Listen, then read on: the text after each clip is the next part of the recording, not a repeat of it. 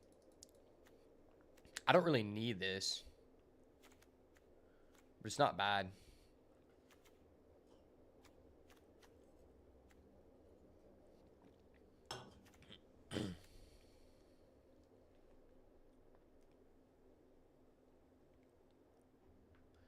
So we're paying 7 to deal 3 damage to any target. I don't even know if that's worth it.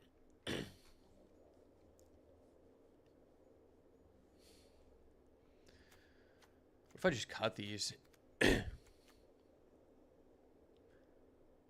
But, okay, never mind. Okay, we are getting, like, we're ramping really quickly. So maybe that is, like, actually better. 15, 16, 17, 18.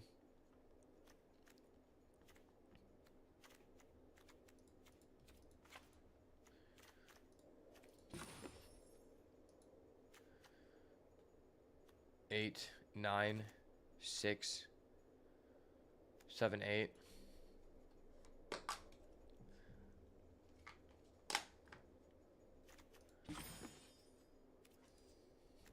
Have to cut 2 cards here.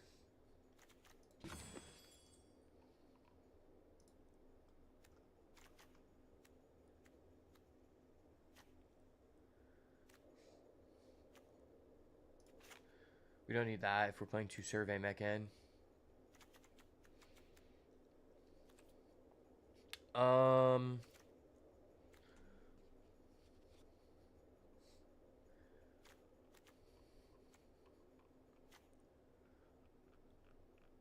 Maybe it's just this.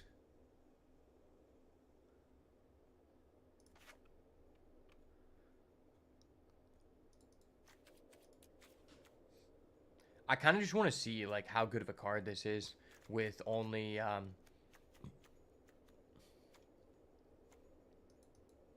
1, 2, 3, 4, 5 different types of lands. I think it could be pretty decent, but we'll see. All right, let's try it out. A little bit light on green removal, but I think that's fine. I think it's more important just to be on board in this format than it is to, like, have removal. And if we can use social engineering to, like, just get enough tokens on the board, I doubt that it really matters. That really fucking sucks. Okay. I mean, we literally can't even play this command bridge. Okay. I mean, I guess I can play this Sammy's.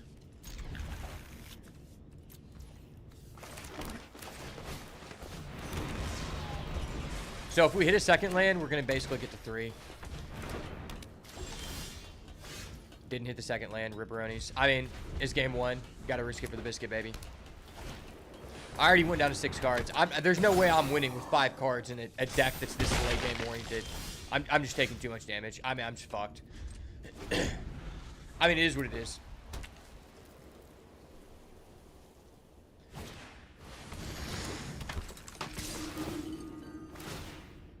Ow. He's playing aggro, has a bomb-ass rare, curves out. I mean, we're just dead. GG's. Game 2. Rip. Yeah, I think even if I went down to 5 cards, there's just no way I'm, like... There's just no way I'm surviving. That guy just curved out way too fucking nice. His curve was just crazy. It didn't even really matter what we had.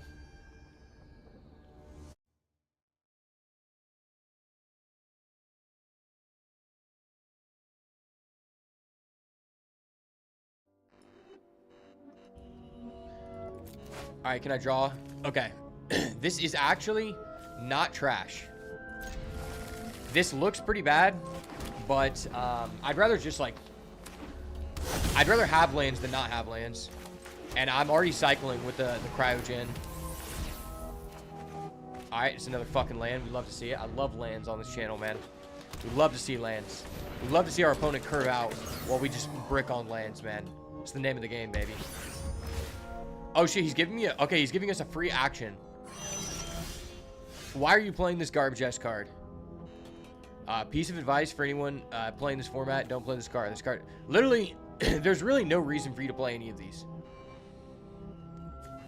I think the black one is the best one, but you shouldn't even play the black one unless your deck has like 10 black sources and you're, or maybe 9, but like I think having a top lane in this format actually like kind of inhibits you. More so than others, because getting on board early just affects the game so much. But these just have too high of a cost. The black one lets you, I think, it lets you to draw cards equal to the power of a creature you sacrificed, which isn't bad. But you need to be getting it like 9th or 10th pick. Oh, great! He just drew the same bomb that he. He drew the same bomb on curve 2 games in a row. This guy's cool. I love this guy. I love this guy, man. He's such a cool guy.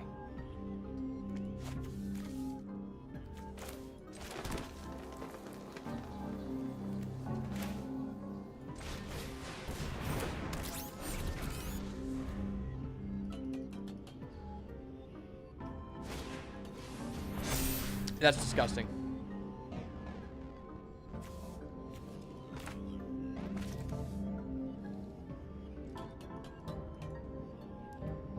This guy is a disgusting individual.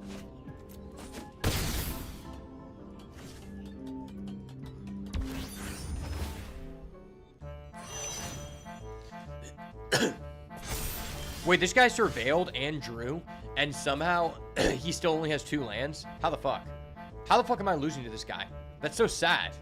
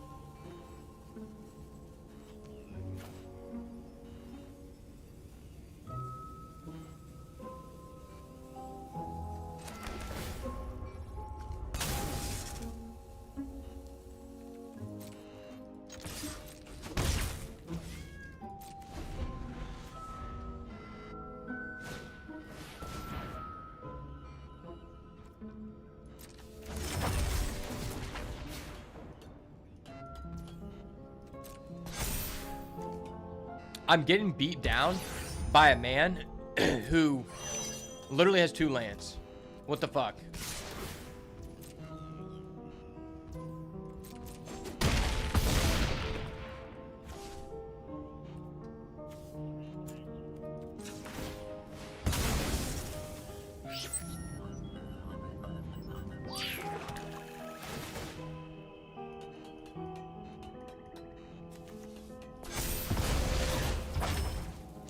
Fuck this card. This card is just too busted.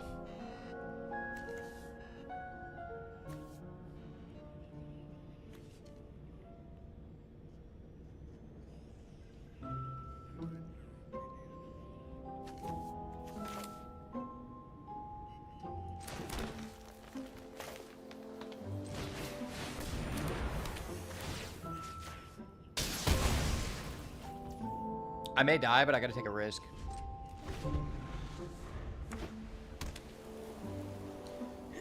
I have to survive long enough to actually like use the sliver. This card wins games. Bro has 3 mana, I have 7. Oh shit, that was insane for him.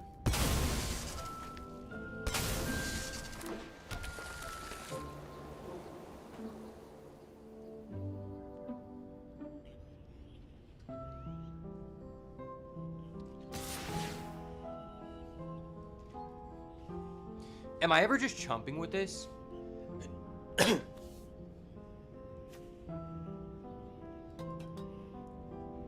feel like it's too valuable, right? Because I need a material to sack.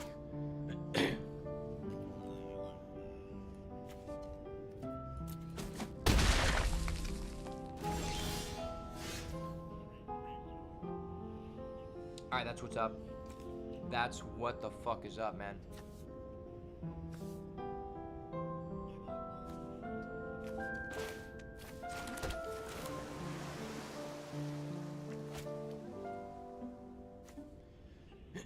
So I can use this ability for 6.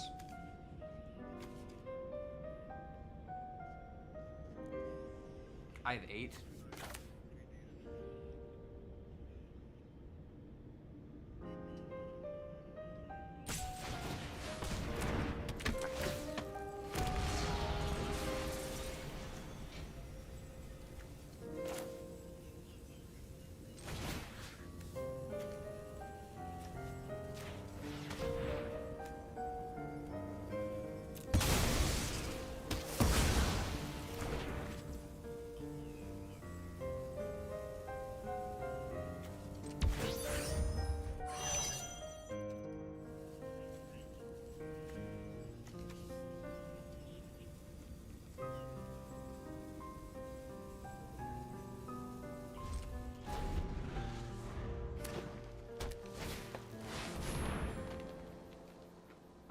Wow, this guy's a dirty fucking high roller.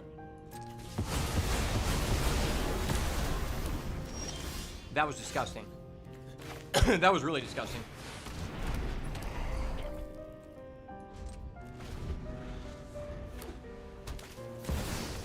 What the fuck? What the fuck?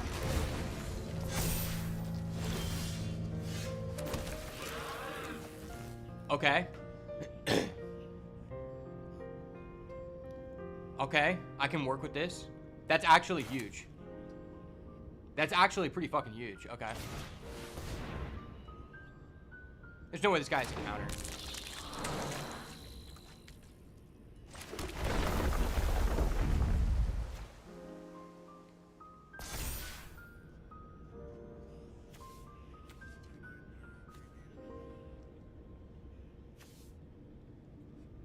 What 2-mana spell can he use to stop this? I mean, I kind of just need to take a risk. That card's just crazy busted.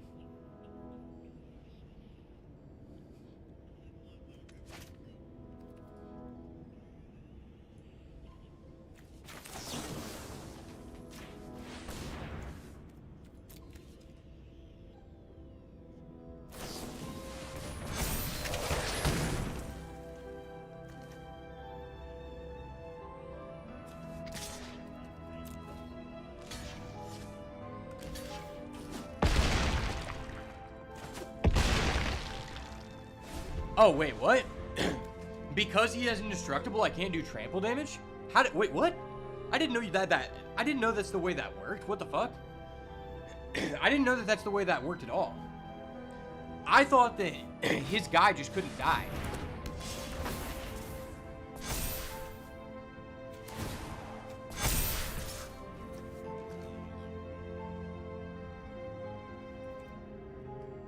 That's really frustrating. Wow. I mean, that's just actually absurd. No, I did not have fun. I did not have fun that one, buddy. I did not have fun in that one. That guy fucking sacked the shit out of me.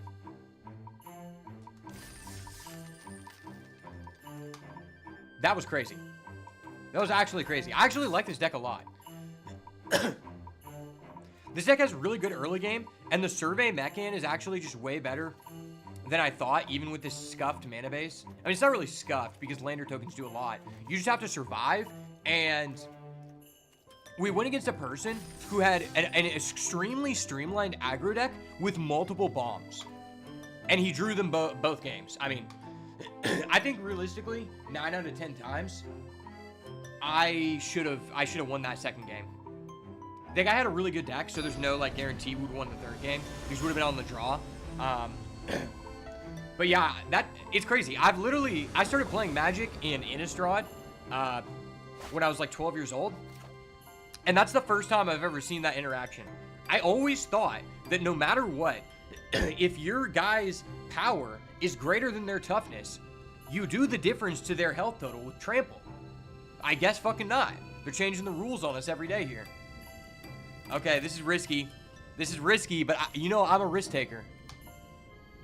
I'm a gambling man. And I have a turn 1 Gene Pollinator. If I draw any land, The cards have to be forgiving to me. I've gotten land fucked too many times in a row. I'm on the draw. Statistically, this is an extremely playable hand. Any land search for online. Let's go. Mazal.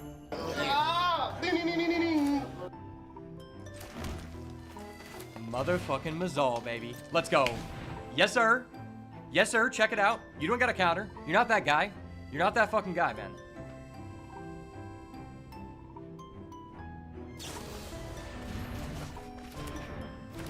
Okay.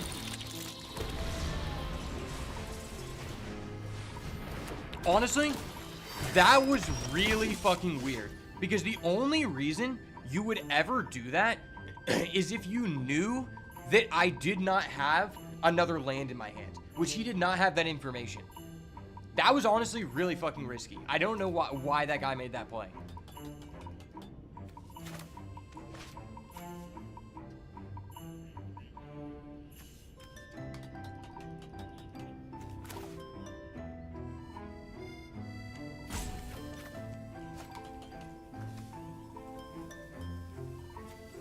Let's go to combat.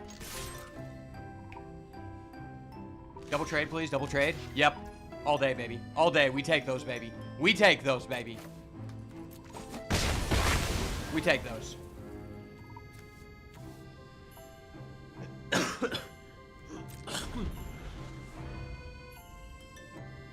I could have played my Gene Pollinator, but the safe thing to do is just a lander token.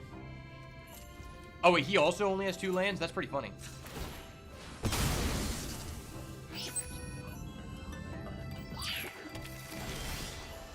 Okay, that's a thing I can do, I guess.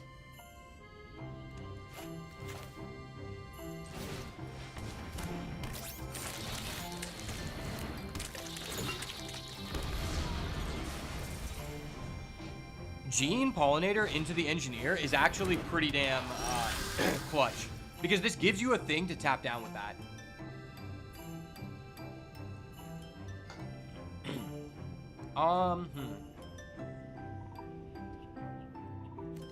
I kind of want to play this guy. I really need to remove this. I mean, that card's just too broken. It's too broken. Bad biscuits make the baker broke, brother. Bad biscuits make the baker broke. We got to do it.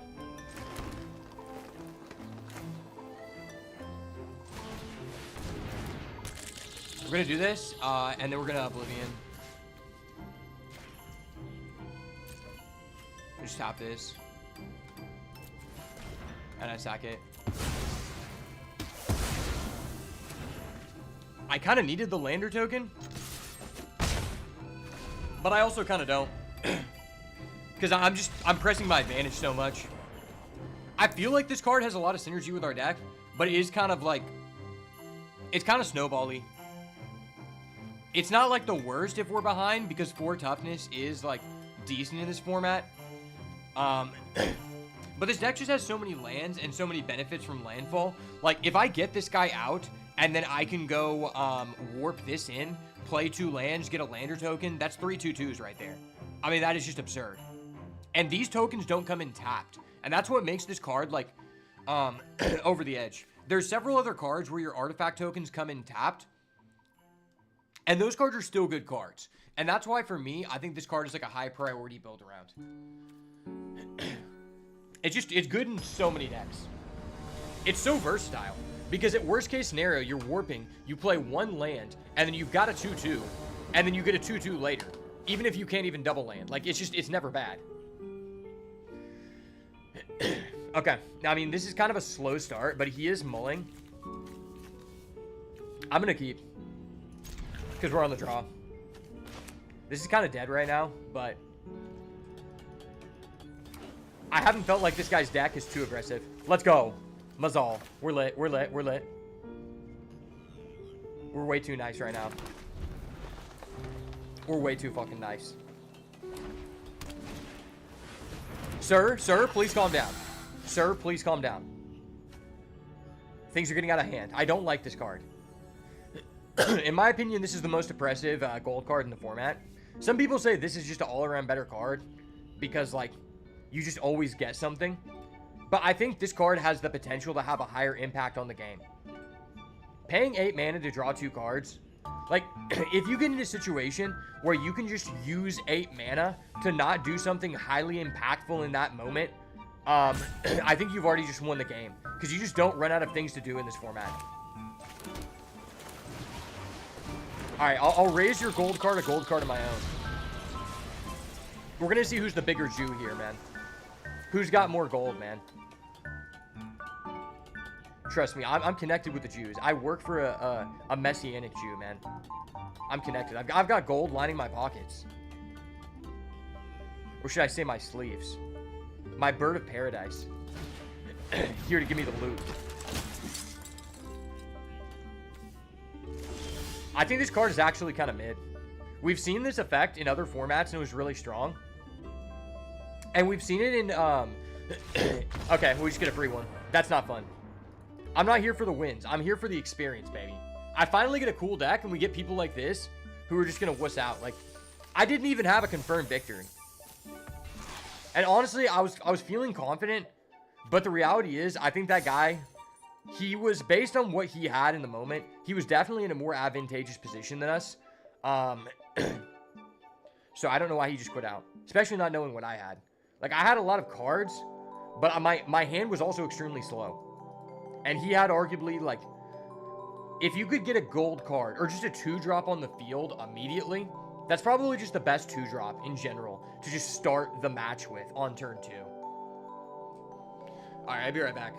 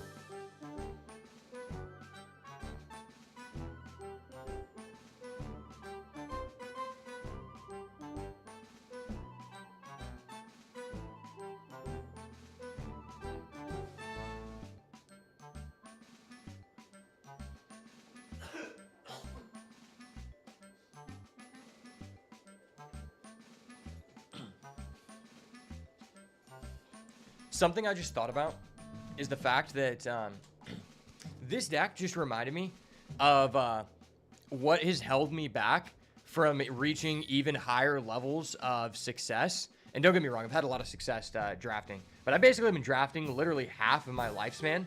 And the only thing that I think like slightly skews my win rate is that green decks are just way too damn fun.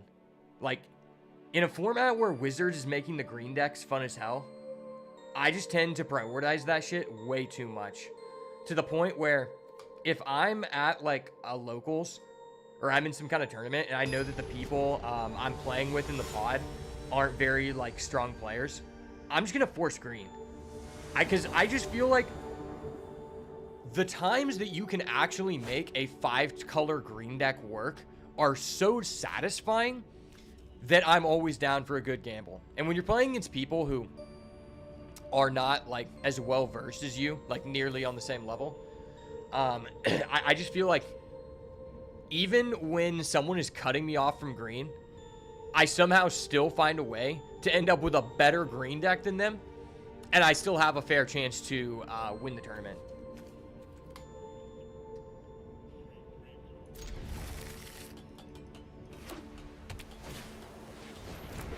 Now I'm trying to think about what is the like the color that I've drafted the least, like overall. I wish I had wrote down all of my my tournament data from before digital Magic was a thing. And I didn't play Magic Online because that shit looks like ass.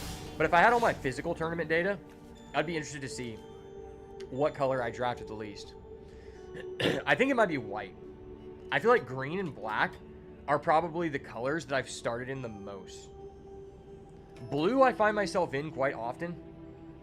But I think that's just because these past like year and a half, maybe 2 years, I feel like blue has just almost never been in the bottom of the pack. I can't think of a format that I've played in where blue was in the bottom 2, to be honest. I mean, well, shit. This is just fucking nice. What can I say?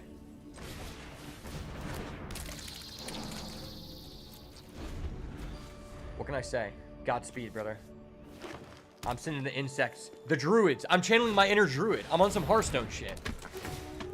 Wait, why does this guy have a Galactic Wayfarer and a Starport Security in his deck?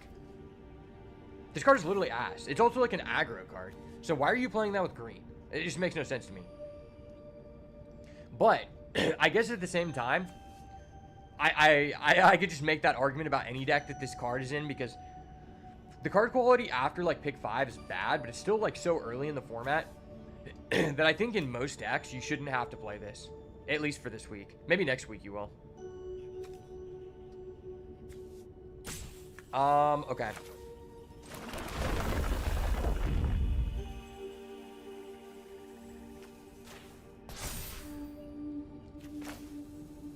I mean, this is just a strict power play.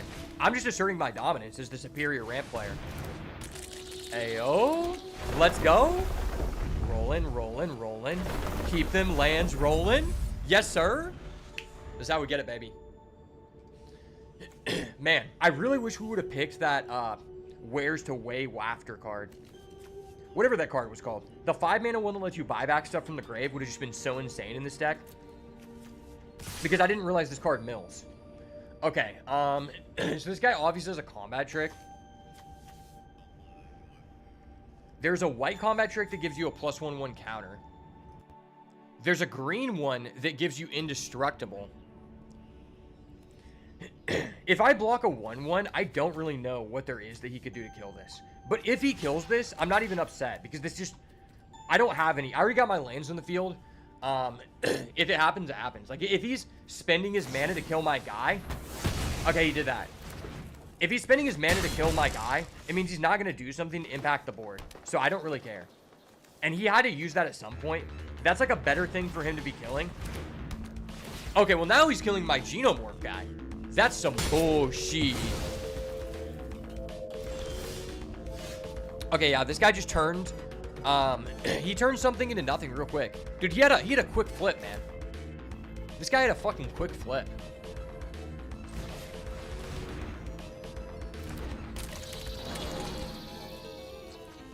Bro, don't try to bait me that you have a counter. Let's be real. The only legal action you have is this Lander token, and that's not doing shit for you because your deck isn't built appropriately for it.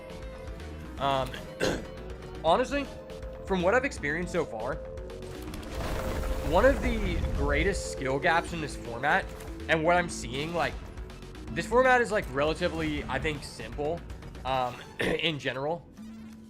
In terms of, like, there's not, like, if you get handed, like, an open lane, a lot of the decks are just very clearly, like, the card does and it should be used the way that it says. But the biggest skill gap is people just keep putting these Lander token strategies in decks that shouldn't have them. Like, I think unless you were playing, there's probably 2 decks. Green decks that are interested in ramping or trying to get as many different named lands into the battlefield as possible, aka like the 4 to 5 color decks. This is an attempt at a 5 color deck, so it's actually pretty good. And then I think that, like, the red-black sacrifice decks can be pretty good at it. The issue is that the black cards that create Lander tokens aren't all that great. Like, you have to do an exponentially higher amount of work to make them great, and I don't like that a lot.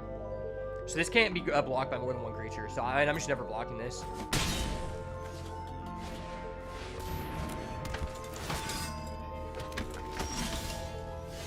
Okay. Okay, I can work with this, baby. Gotcha, bitch. I can work with this, son. I can fucking work with this, my guy. My guy?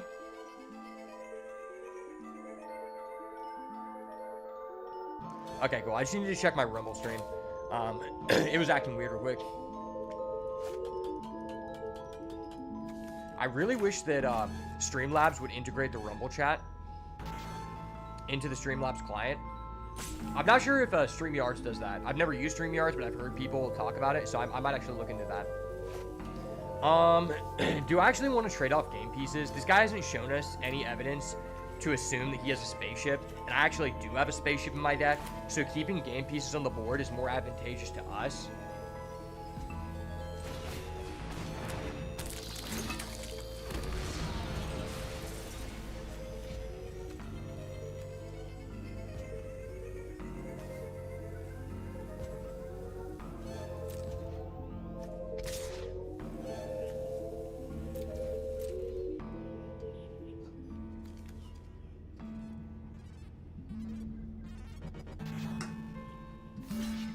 Okay.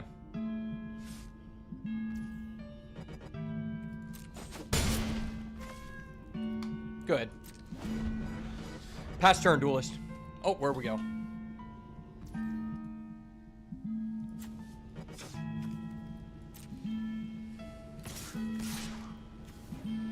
Okay.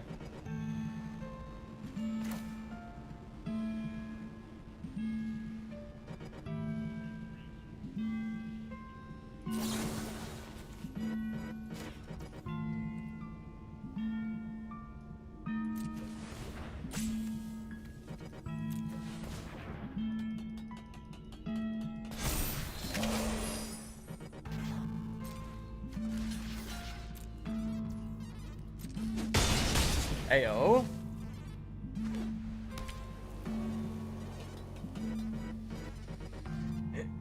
Maybe I should have just like taken more damage so that I could get to 8 lands, so I could activate this. Enters with the number of 1/1 counters. When you attack, you can remove a 1/1 counter from each of 2 creatures you control. But he only has 1 creature with a 1/1. Okay. That card can be good, but you have to be built around it. And he has not given us a reason to demonstrate that he actually, like, can fully utilize it. I actually really would like a land. That is not the land I would like. That is, like, probably the only... Okay, nah, that's not the only, because there's the command... Whatever, command ship, command tower. That ass land.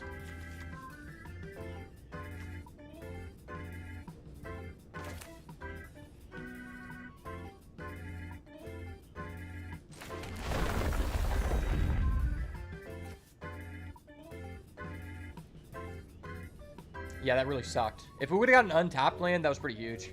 The issue is he can just start tapping down my 4/4. We literally might just die.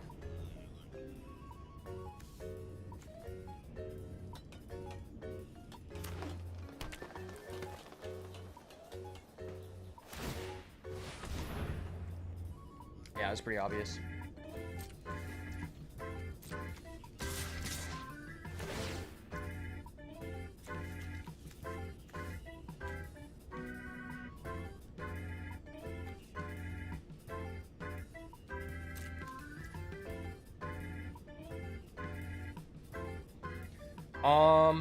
At this time, I think I'm actually just gonna jump. It's just too much damage. This has trample, so I'm just blocking here.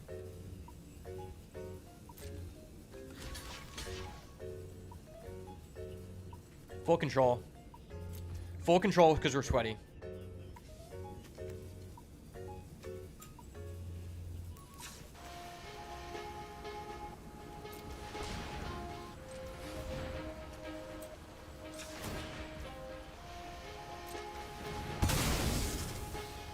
Sha.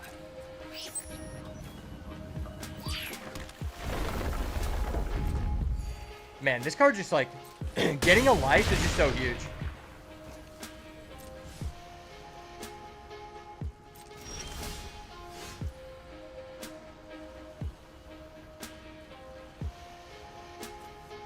Okay, I can survive probably one turn.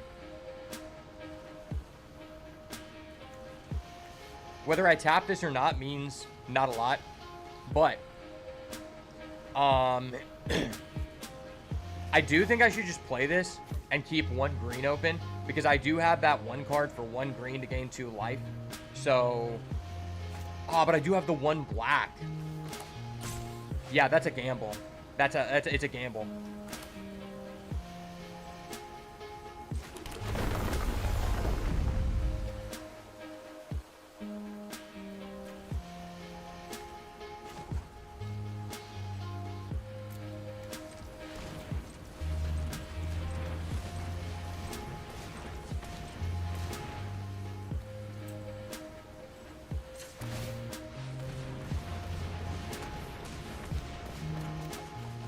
I didn't draw either. Okay.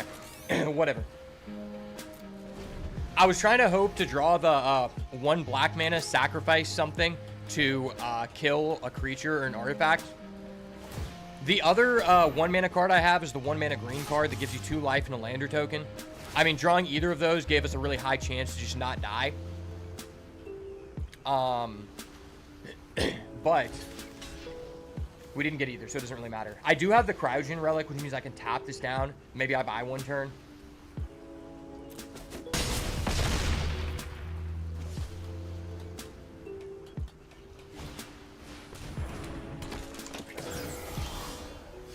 There we go. We were 1 off. Having the 2 life last turn would have been a big difference.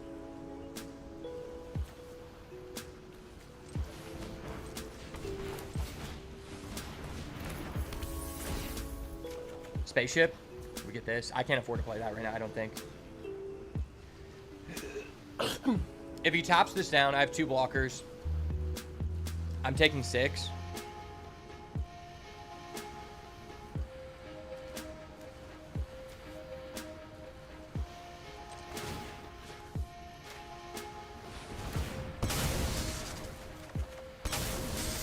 I basically had to do that. There's like no other way I'm living. I'm back to 4. Can I survive by playing this?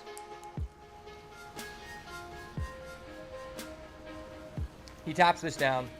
He has 1, 2, 3, 4 attackers. I block 2, I take 2.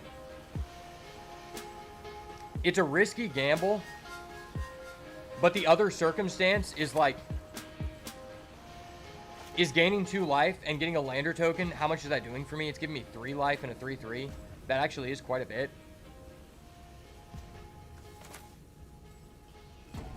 Because I can trade.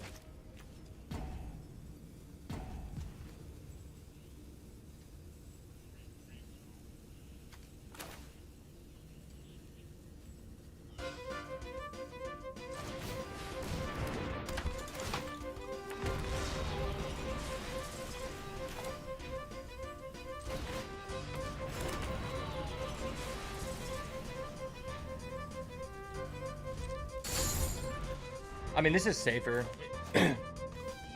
The reality is this isn't going to win me the game, even if I got another turn. What's going to win me the game is if I can survive long enough to see a response to this card, because I just can't beat Trample. Okay.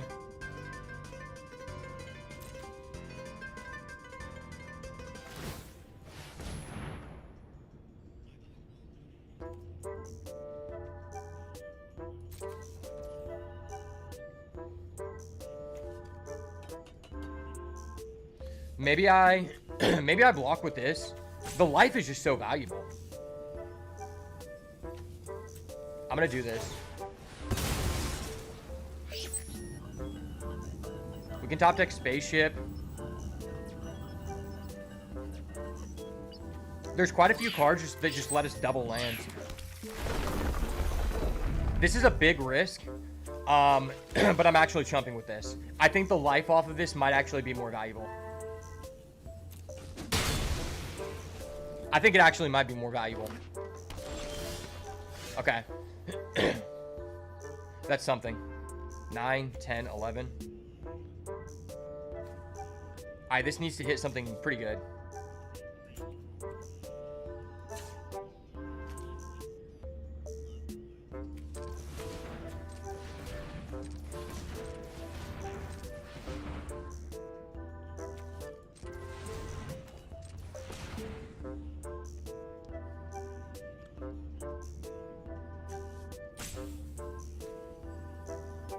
I don't think there's anything double blue.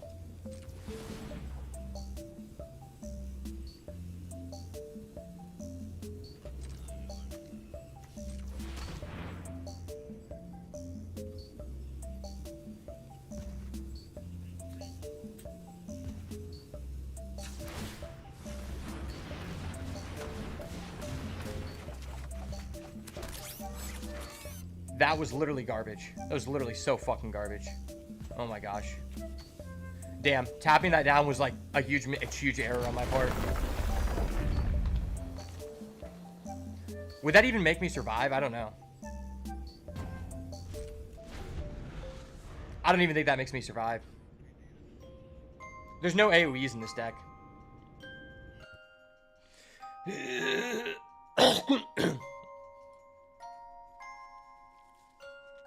If I had the additional 3-2...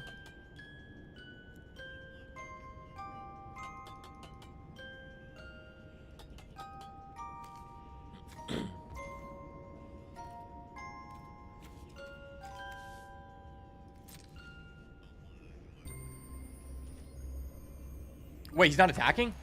Wait, why is he not attacking? What the fuck? Is this guy like, wait, does he have like a disability? Why the fuck he's not attacking?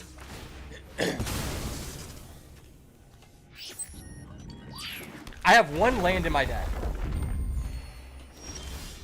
Okay, that's legit. That's what's up. Let's go. Mazal. This ability costs 6. Gaining the 3 life is pretty big. How much mana do I have? 11, 12, 13, 14. This would cost 10. I have 4 to play, but I draw 3 cards. That's pretty legit.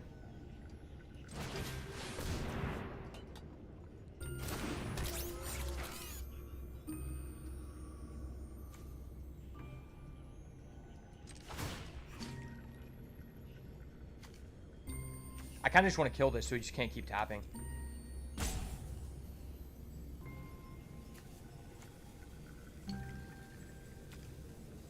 He's going to tap down anyway. Maybe I just do this.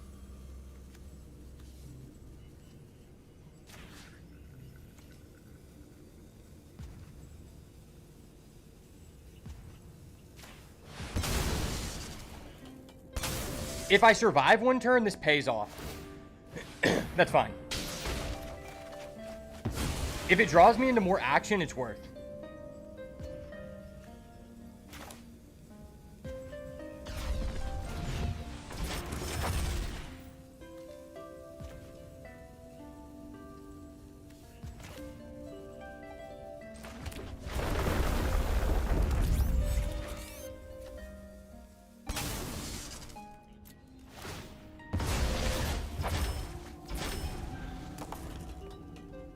I mean, that definitely solved the issue. At this point, I believe we have 3 outs in the deck to that guy. Okay. I'll take 3. I don't think there's any way he can kill through this. That's fine. I don't know why he didn't attack with his Trampler last turn. If he did. If he attacked with everybody, I'm honestly not sure if he attacked with everyone. Wait, we have 15 minutes left? What the fuck? How? I kind of need to draw cards.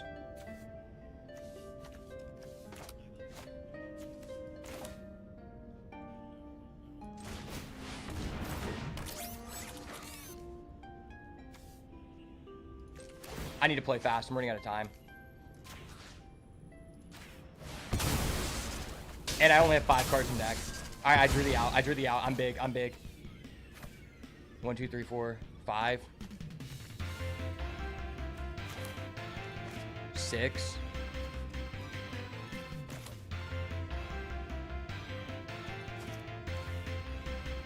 I'd have to play this first.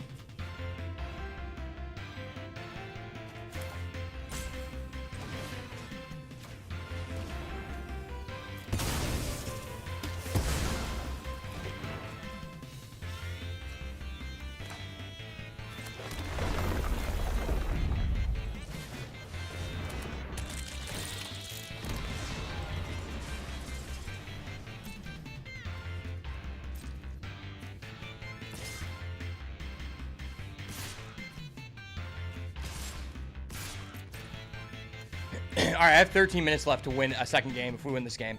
I have to risk it.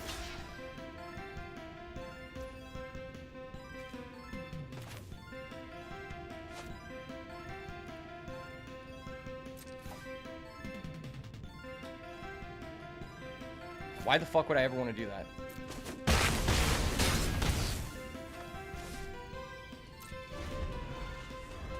Why the fuck did it even give me an option to do that? Okay.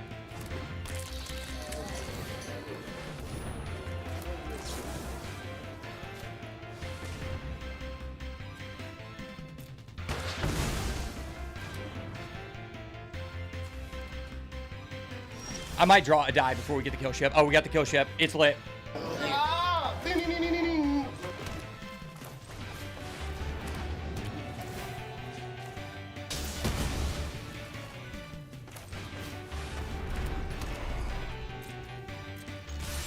Full send.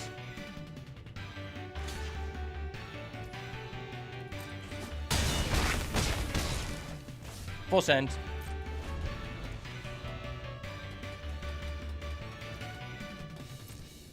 I have no time. I only have 12 minutes on the match.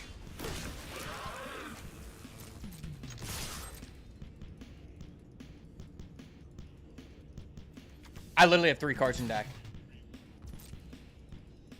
I think this guy's just stalling because he knows I have a low timer.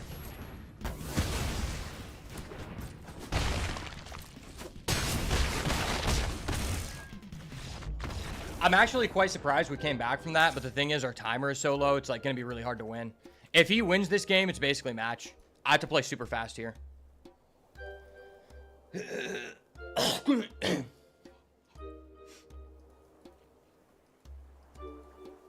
There's nothing I saw in this guy's deck that's like unbeatable. But he just put up a wall, and our deck has like 5 removal cards, and we didn't draw them. They were in the bottom 10 cards of our deck. I gotta lock in here, baby. Lock in. Let's go.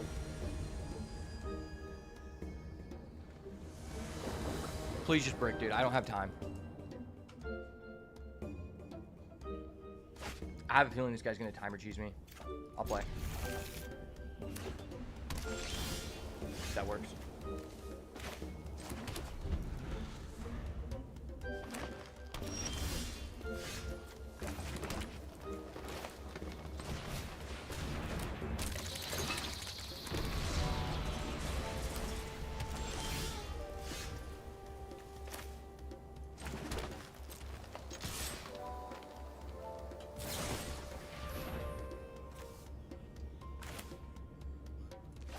Sure.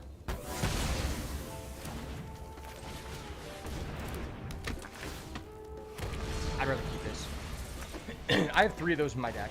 That's less meaningful. Oh, that card's actually good.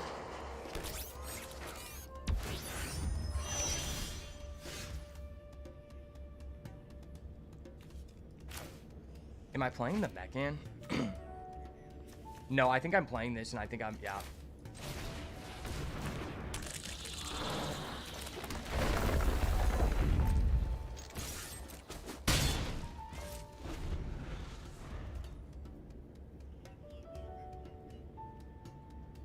If he has a kill skill, I can use this. If he doesn't, I can lander token.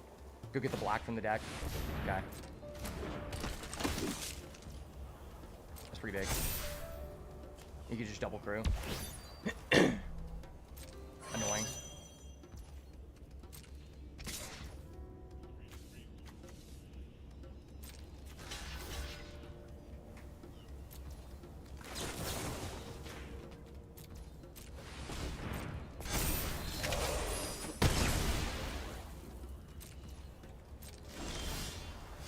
Okay.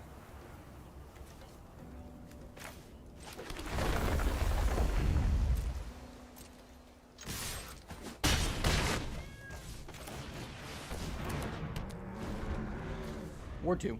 Hello. Ward 2. Hello, sir. Hello. I'm actually getting pretty close to... I actually like that we held the survey mech in here, because if I didn't put this in the field, he might know not to, like, go too low. Because if he goes too low, I could potentially just burst him out with this. This isn't a card that you can really, like, even though you know I have it, there's not a lot you can do because it has Hexproof. Hexproof is really strong in this format. There's not really an edict.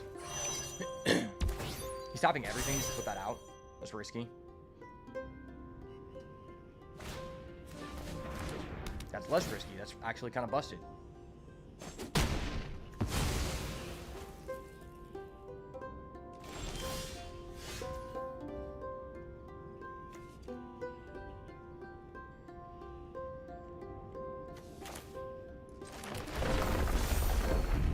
I mean, honestly, unblockable is pretty huge.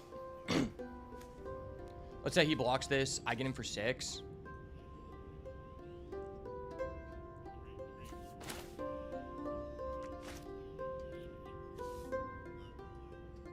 I don't have a black, though, so I need to do this.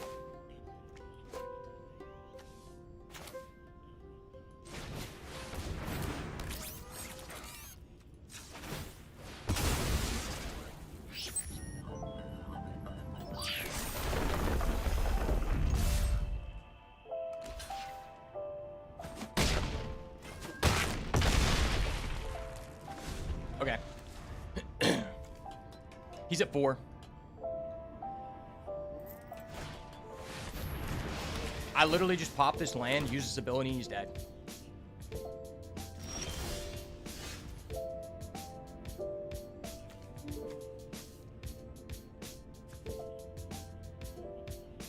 Eight. I don't have enough to do it. Yeah, I don't have enough. I gotta do this.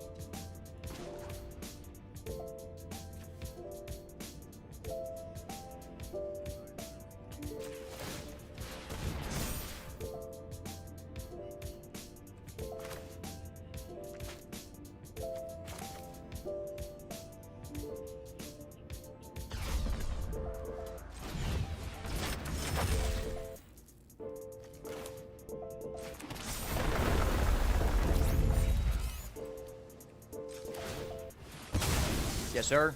We rolling, baby.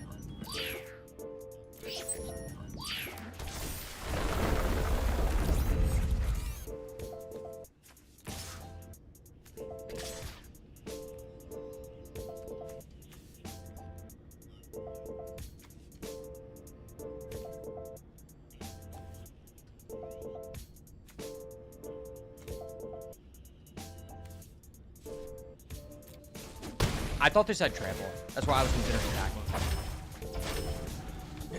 Okay, so I have 2 ways to deal 3 damage to him. I mean, there's just no way you can win. Muzzle. Let's go, baby. Yes, sir. Yes, sir. Gotcha, bitch.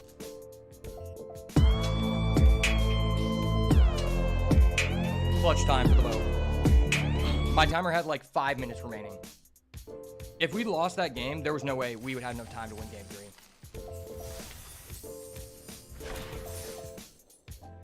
Wow. That was a really good run. I feel like I played very well. But that first game, our opponent, I mean, he just curved out really well. And we bricked on lands. This is the kind of deck where if you survive past turn 5, it's GG's. It's just, there's too many ways to win. I think I'm actually higher on Survey Mechan now than I was before. I thought that realistically our deck needs 1 additional land type to make this like good enough. But I think just like from the sheer fact there's not a lot of ways to burn the other player, it's just a good card. If you can consistently pay 6 for this ability, it's really strong. And lander tokens just kind of enable that. And this run is just a surefire example of the fact that you really don't need that much removal. We had like 4 pieces of interaction that weren't the 7-mana spaceship, man. That's what's up. That's what's up. Our 3 wins is inbound. Next draft, I guarantee it. Oh yeah, this is the one land that I said was decent. If you get this like pick 7 and there's nothing in the pack, it's respectable. And you're playing black, but other than that, it's just not really worth it.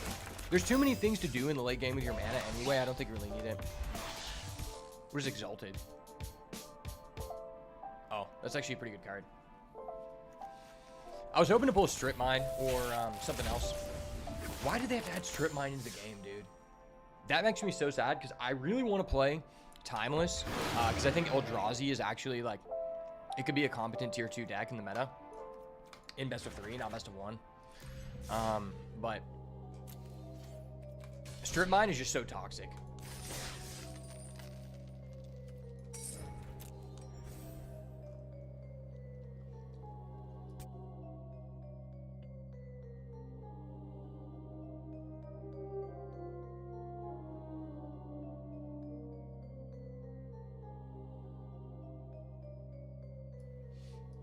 The thing about Eldrazi that I hate is it's one of those things where it's like the most busted cards for the deck, like Ancient Tomb, like all the mana cheaters, without All Is Dust just giving us like a clear, good, like insight to playing a control game, or the Emicrul that takes control of the other player. Pretty much all the other support cards that they can add for the deck that like get you the mana you need to play your big cards also benefit other people. Also, just Strip Mine just shouldn't be in the format. It's just not a fun card. Strip Mine is a band-aid solution to solving busted cards by countering a busted card with an even more degen card. Holy shit, this is a whopper of a pack. Rare is the red, blue, gold card. When you cast an artifact spell, you get a 1/1 with flying. It can only block flyers, but that's pretty relevant in this format. With a warp cost of 1, that's strong. Red, blue isn't the greatest, though. Also of note, there is a Station Monitor, which I think is just a good card.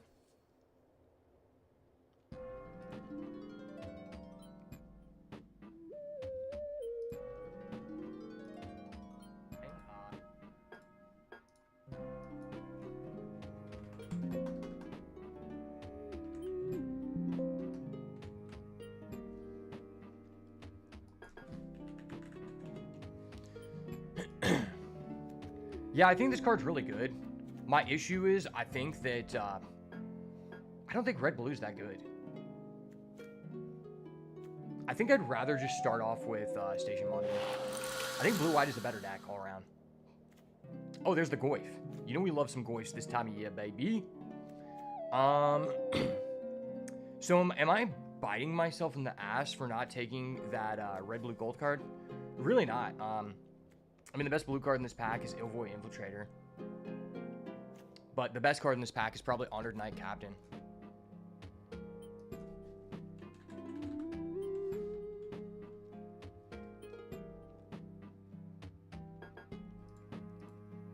Yeah, I think Honored Knight Captain is just the best card in this pack by a landslide. So actually, taking the Station Monitor was a pretty big bonus to us. Okay. There's Faller's Faithful, which I think is actually a really nice value card. There's Lashwhip Predator, which I like, but probably not in this deck. Weftblade Enhancer is a good card, but it's not like a premium card.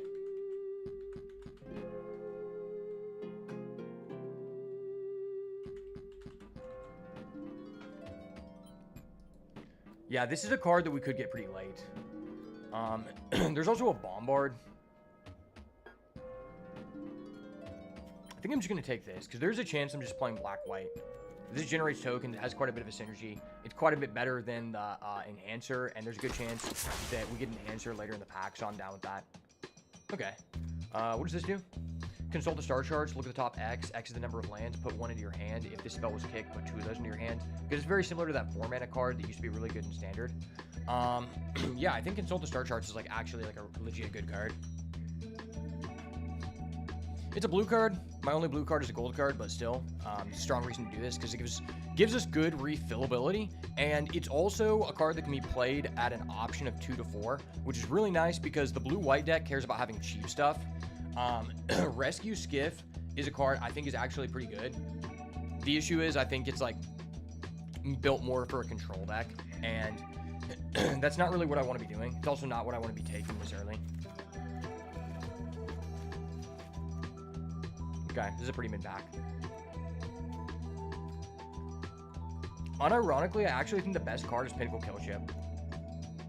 The issue is this card doesn't work in any deck that's really not green. There's a few controlling black decks. You could argue that it's still fine to play it without green. I would say this is not a good time to do that. Maybe I'm taking the Exosuit Savior. Or I'm taking the Focus Fire.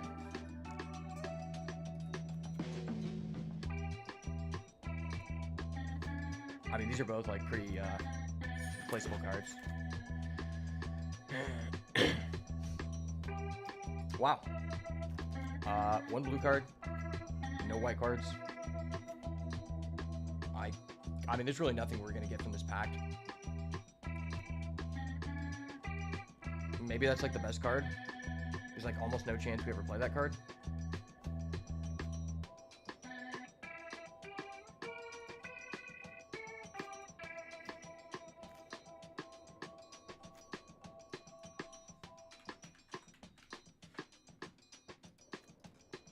I'll just take the blue card to cut it. I don't really want to put any of those cards in my deck. Ooh, wow. The black is like kind of fueling now.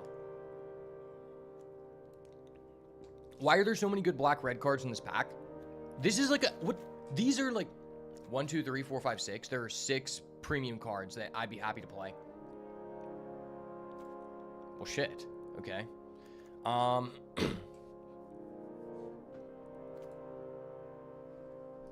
Maybe I'm just taking Virus Beetle.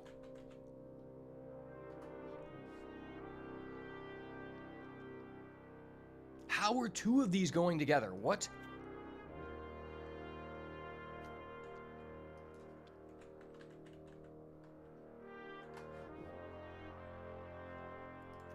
There's probably no way I can pivot into this, but pretty much most of these cards are just like straight up useless to us. I have 3 like pretty premium damn black cards. I don't want to take them. They're kind of forcing me into a situation where I feel like I'm being pushed into that.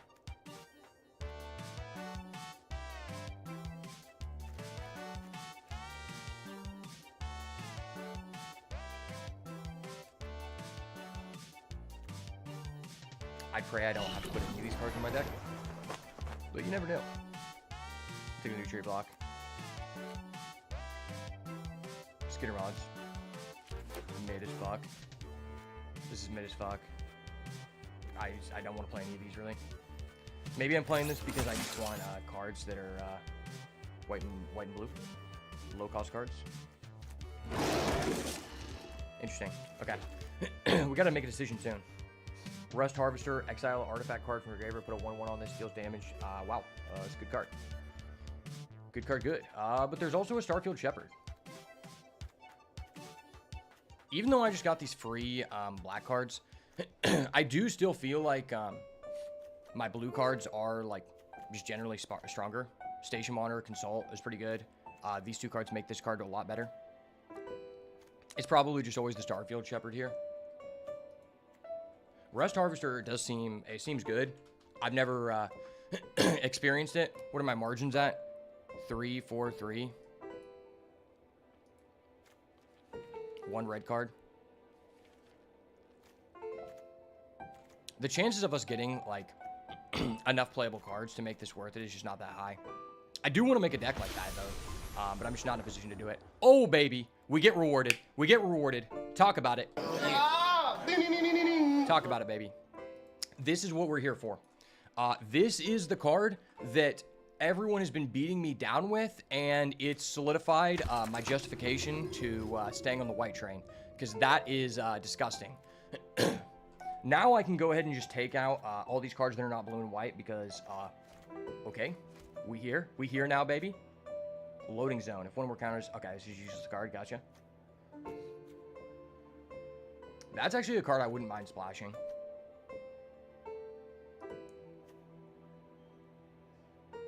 I'm probably willing to put this card in the deck.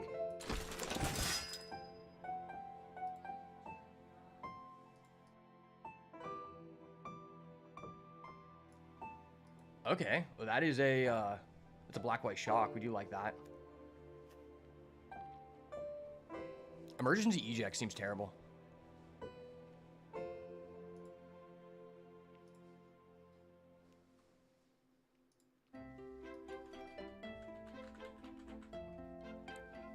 Yeah, emergency eject is terrible.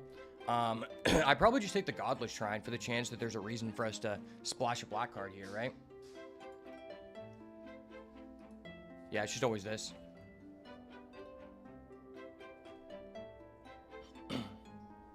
Off to the races.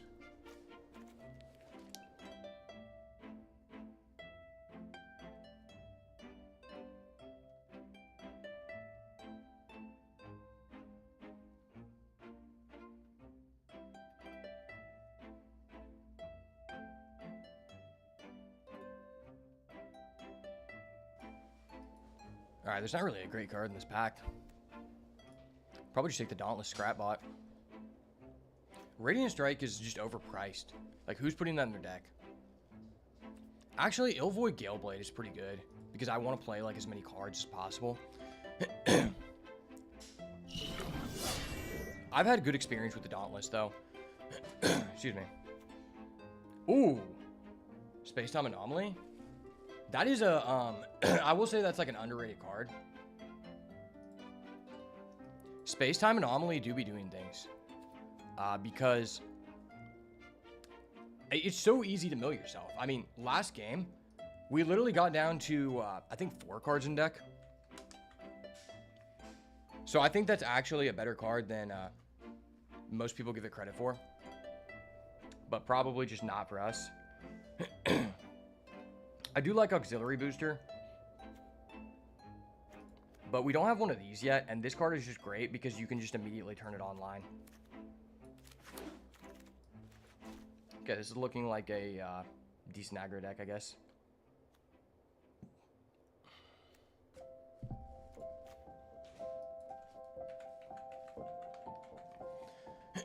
I guess we can play another Breacher.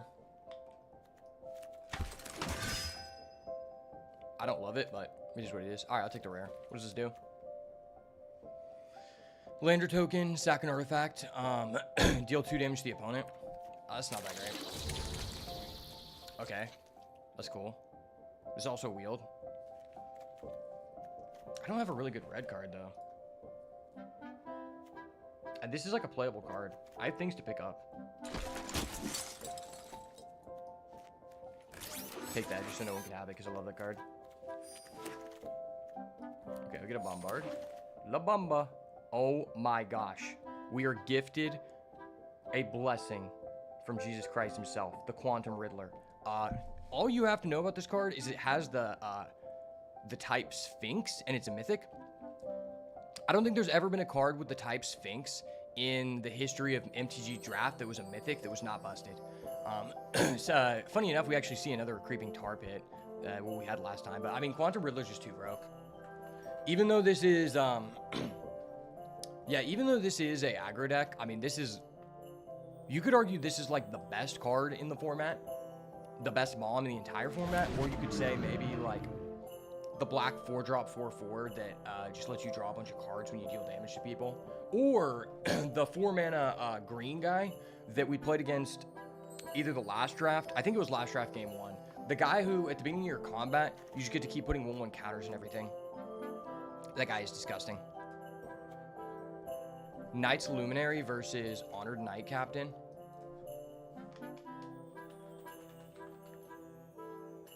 That's actually pretty tough.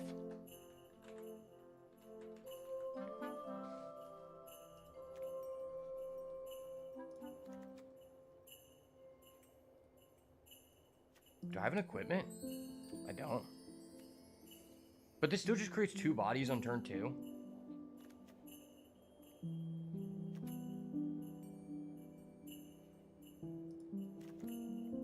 I kind of just want this instead. Getting out as many bodies as possible early just seems more advantageous to our strategy.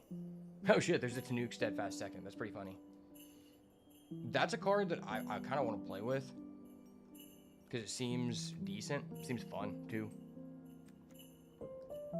Dockworker Drone is pretty good. Flight Deck is good.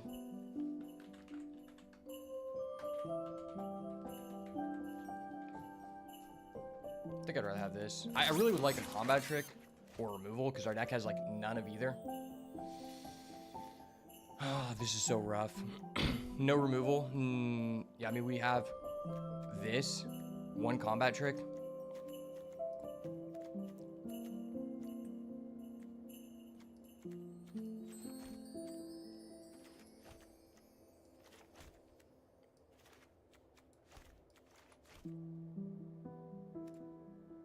Damn, I don't want to play any of these cards. How many artifacts do I have? I have 2. It's not. I'm never putting that in my deck.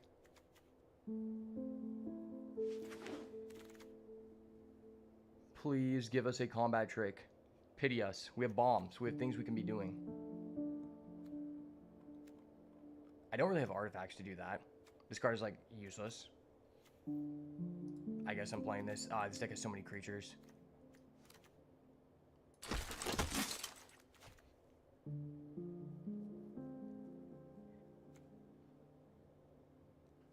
Squire's Lightbait actually isn't terrible. Specifically because we have 2 Honored Knight Captain. Oh, wait, no, this is an equipment. We can just do it with that. Yeah, screw that. I'm taking the Earthos Scan ship. That's just a decent card. Man, this is not looking good. We're, like, super low on playables.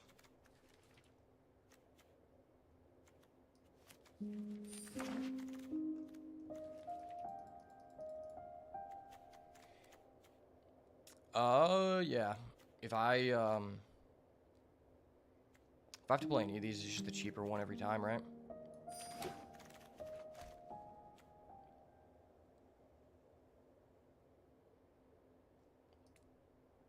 It's just always this. I need 2 cards here. Bless the boy. No, I don't want to put the spaceship in my deck. No, why? Okay, I'll play the stupid spaceship. We're not going to survive till that long. And this deck basically has no interaction, but it's whatever.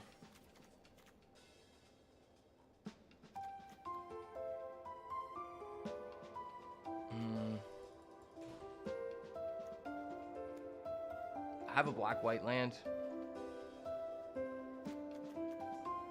I don't have any really mana fixing, but I have card draw. I think it's just negative, like, impact on our deck to do that. Yeah. So what we'll do is we'll take out the spaceship, and then we'll just play like this, because my deck can make 1/1 counters.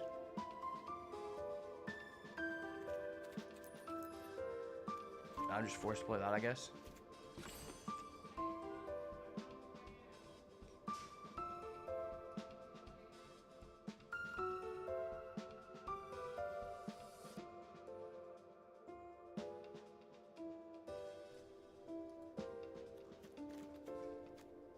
Yeah, I mean, this is basically the best we can do. Our deck is just all monsters, but what I will say is getting on the board first just means so much that there's, like, a good chance we could still, like, take out some cheeky victories. Especially sheerly by the amount of flyers we have. Flyers are just really, really good in this format. If you're the person, it seems like, okay, both people are going to have flyers because every spaceship has flying. But the reality is, only one player ends up having spaceships. Whoever gets to activate, like, their spaceship first wins the game more often than not. And because the other person just can't afford to ever, like, tap down their stuff because they're blocking.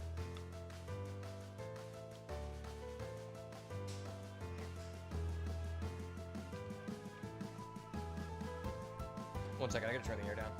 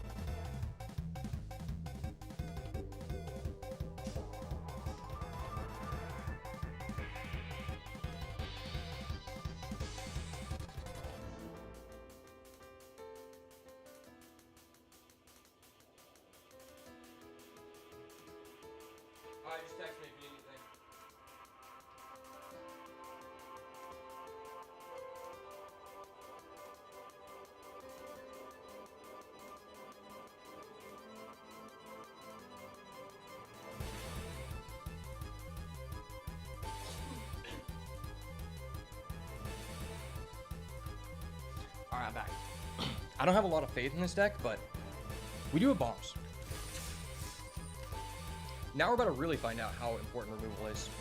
I might be quiet for the first little bit because I'm eating, but that won't last too long because, man, I'm hungry.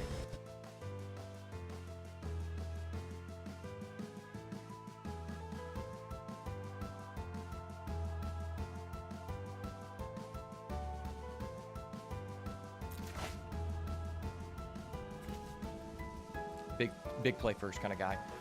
Mazal, it's a keep.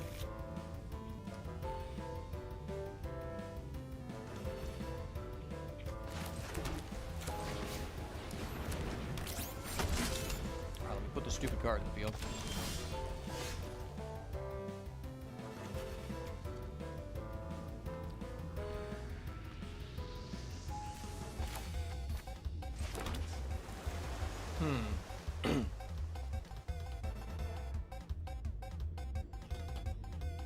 Do I have another creature that's one? I do.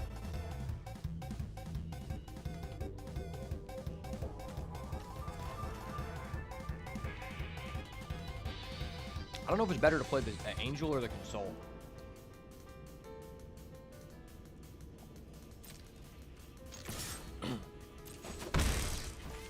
I guess the Console just gets better the later the game goes. I should look at the deck. The only reason I was thinking about doing the Consult the Charge Charge is because it could get us to a 3-drop. Missing a 2-drop in a deck with like 10 plus 2-drops, it hurts when you have no removal.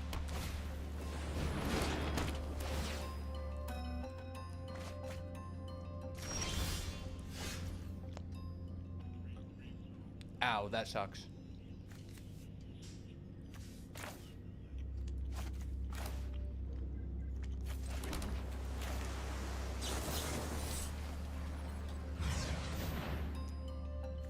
Oof.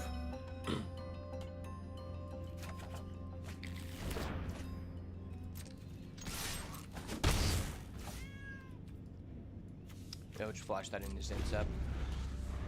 Just because that's like the creature I prefer to keep if he has a removal.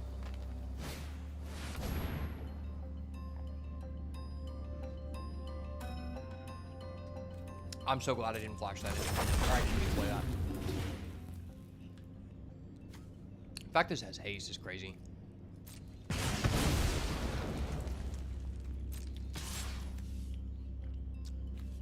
I played with this card. It's the real deal.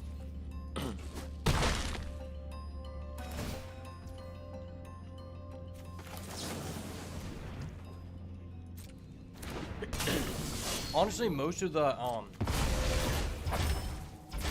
cards that actually have 1 toughness in this format are more often than not cards you don't want to put in your deck. Nevertheless, that's still just a very good card.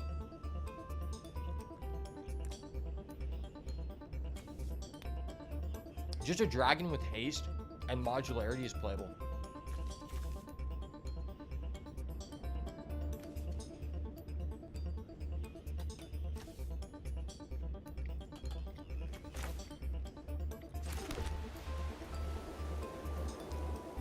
This is so bad.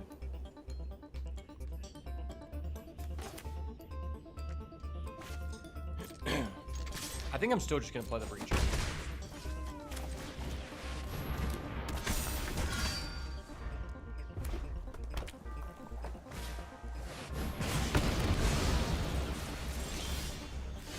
Ooh. That's what's up.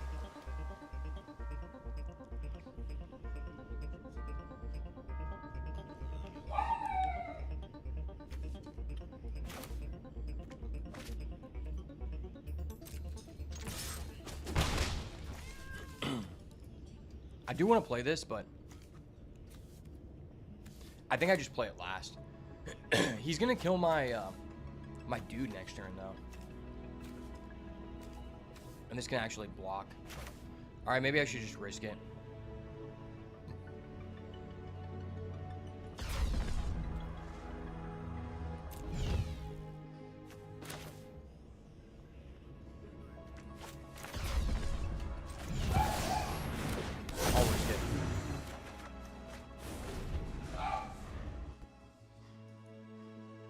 Sorry, my dog's getting crazy.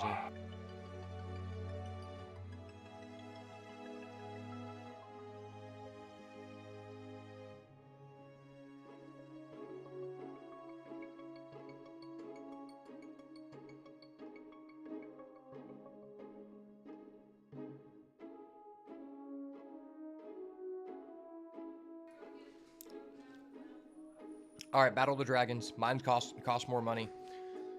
More money, better player.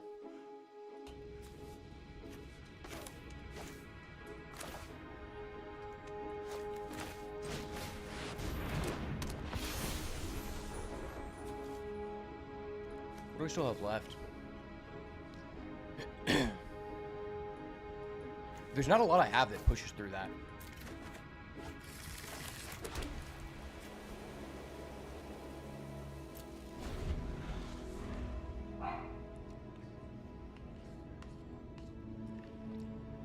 I think maybe it was correct to attack.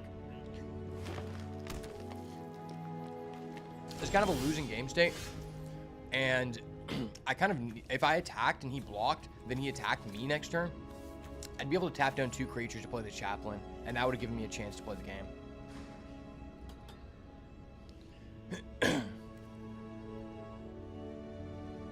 I gotta take a risk.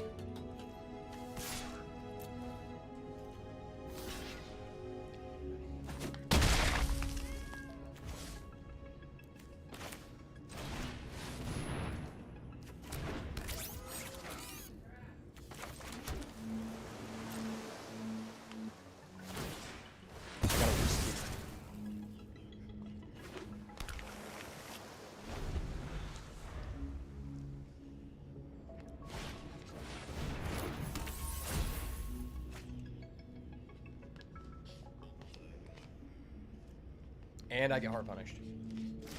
Oh, wait, he didn't even attack? What the hell?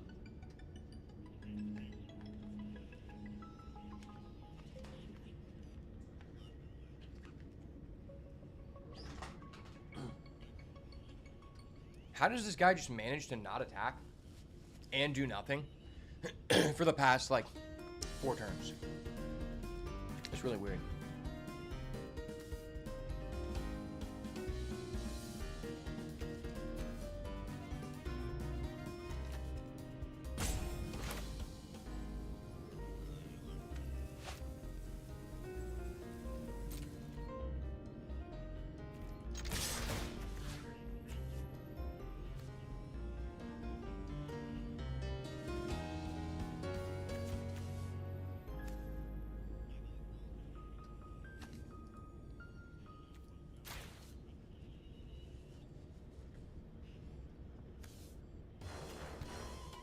This guy's like, what the fuck?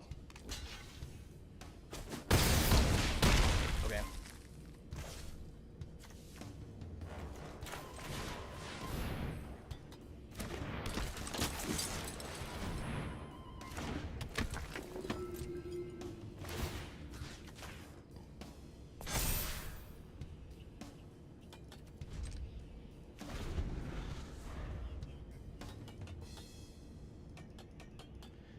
Does this guy have an AoE?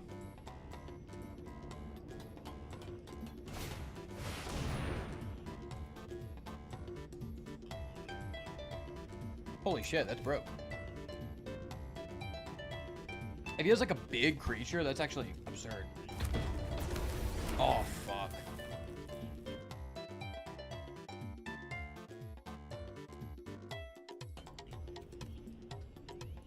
Fucking hell, dude.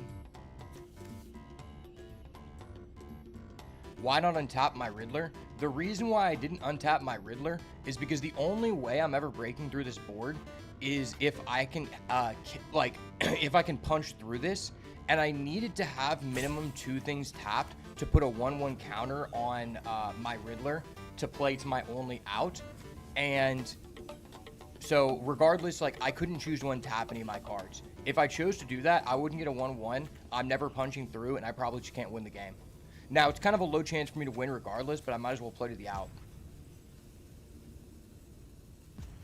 Oh, so this is dealing 7. I thought it was dealing equal to his power. That kind of sucks.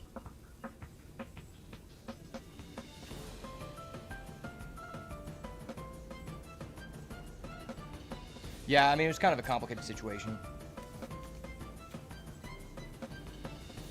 It's every creature, so literally my entire board blows up.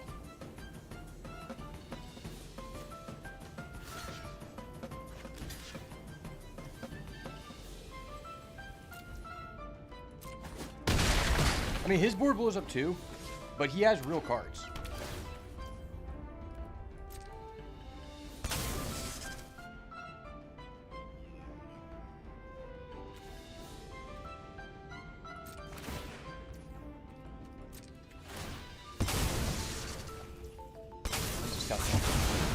That's disgusting.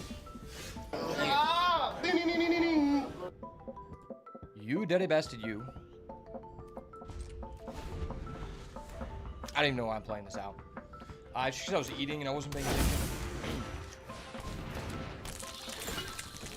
Oh, top deck.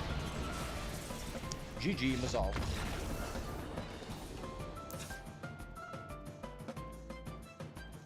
Wait a sec. That guy's a Grove of the Burn Willow. It's badass. I haven't gotten that one yet. Funny enough, we actually didn't have the gain lands, at least for these color pairings. It's actually pretty relevant and timeless. Because if you don't know, the lands where your opponent gains a life are actually better in a lot of decks than the ones where you lose a life. I think in most decks. Especially in a format where you have access to fetches and you're taking a lot of damage. The gain ones are quite a bit better. So I will say, it's sad to say this, but the best thing about this this set is that it introduced 40 different lands that are powerful enough to be played in Modern that we can now use in Timeless. That's literally the best thing. And it's kind of sad because I really wanted to like this set because this is a set that I just got back into the game after not playing in 2025 at all. And it's kind of mid. Like, so far the draft experience has been unique enough for the first couple days to keep me entertained. But it hasn't provided anything that's made me want to play standard.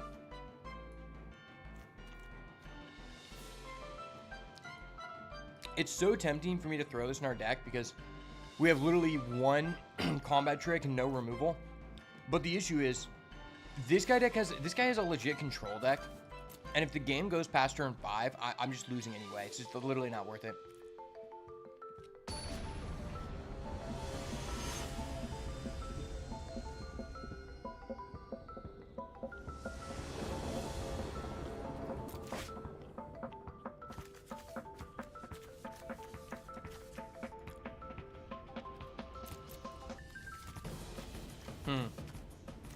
I don't think this is worth it. I mean, if we draw blue, it is, but I have to get lucky to beat this guy because our deck is ass.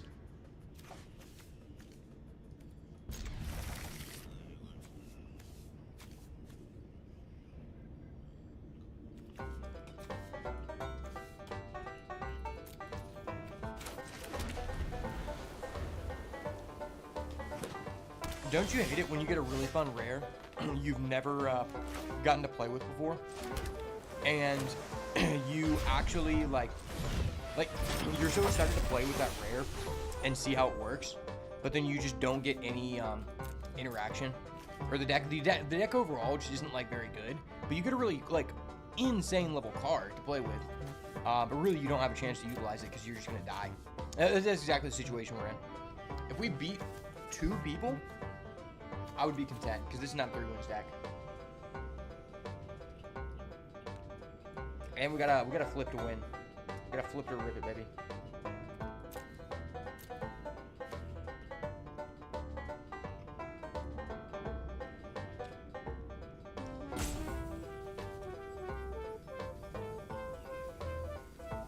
I might take this. I mean, this is a better card.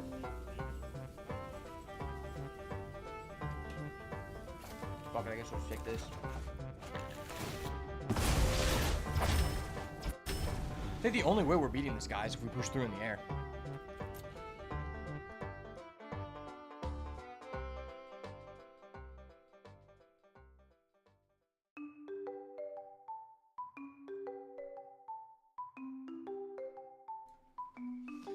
It's crazy we're like not able to do anything versus a guy who game 1 and game 2, he's pretty much past priority with no board presence the first couple turns of the game.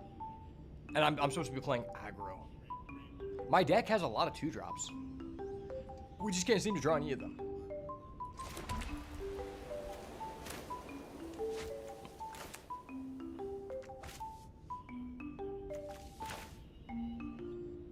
This is a nice little interaction though.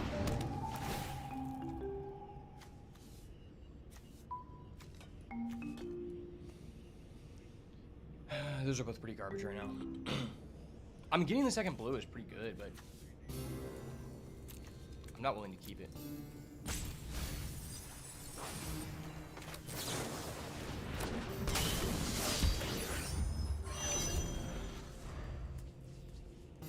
This is pretty nice. Ow. Why? Why does this guy just have this every game? Bro, my deck is already on one leg. This guy literally just came up to a one-legged blind man with a cane and he just chopped the fuck out of my leg. Muay Thai style. That's what happened. He just chopped the fuck out of my leg. And now I'm on the ground crying.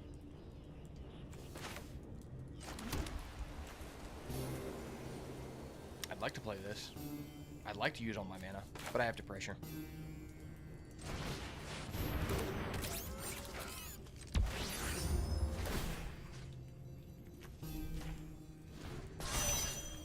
Ayo. Bucket we ball, baby. This is actually a nice little interaction.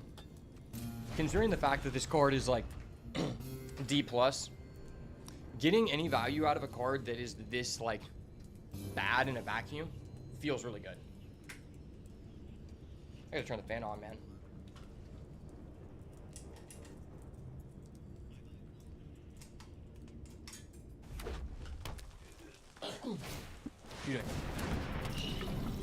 The heat index is actually just so high right now where I live that even though I have it at 72 on the thermostat, I mean the heat index is still like 106, dude.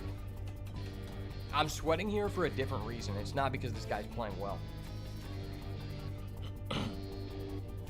So I could just actually play the Shepherd here.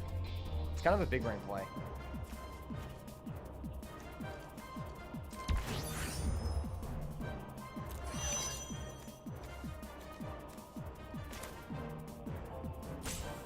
No, wait, I can actually turn this online immediately. That's actually pretty big.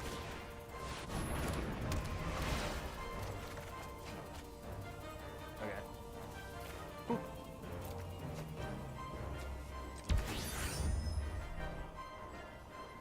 Alright, this is what we're gonna do.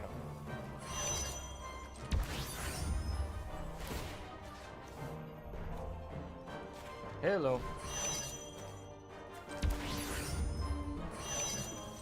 This is how we do it. Yes, sir. Well, I got a spaceship online. It's kind of weird this guy's playing this in his deck.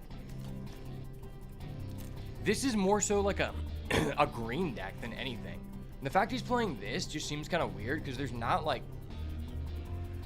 You need to be building around this card for it to be valuable. And he's like really not doing that in any way. I don't think there's a lot of advantage to playing this, but... He's not playing black, so he can't like discard my last card. Go ahead. Let's see it. Players 2 can super big dragon. Kick me in the balls while I'm on the ground.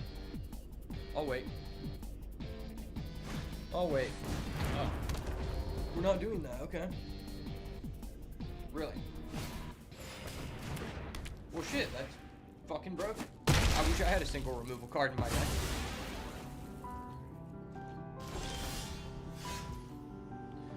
This is such a tough pill to swallow because the draft started off so well. And the, like, gosh, just like the cards that we were offered early gave such a huge payoff to build around them. And white was like very open. We got some very premium white cards. But for some reason, there was like no white removal and one combat trick offered, which is really weird because there's actually like quite a few combat tricks in white.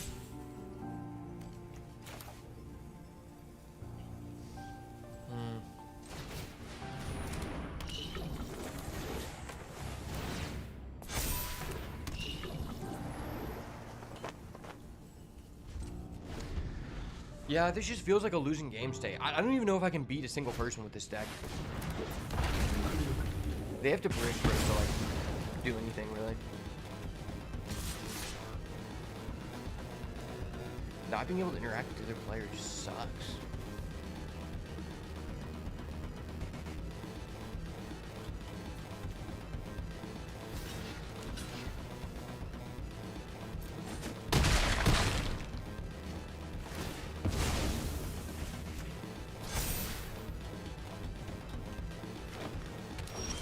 Holy shit, this guy has so many paid lands. These lands only show up every 8 packs. And you're not guaranteed to get, there's 40 of them.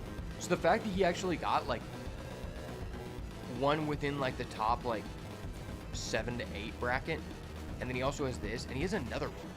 Like he's gotten a lot. Because I think he played a different one last game.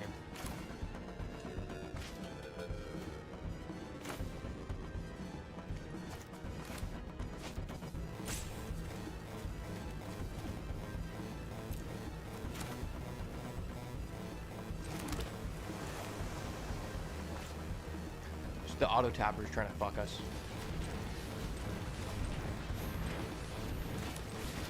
The auto tapper actually tried to fuck us so bad.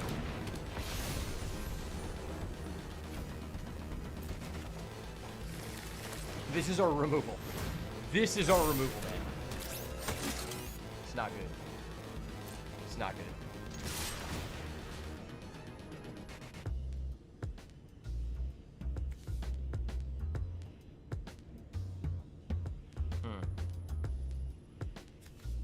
I don't want to take this, but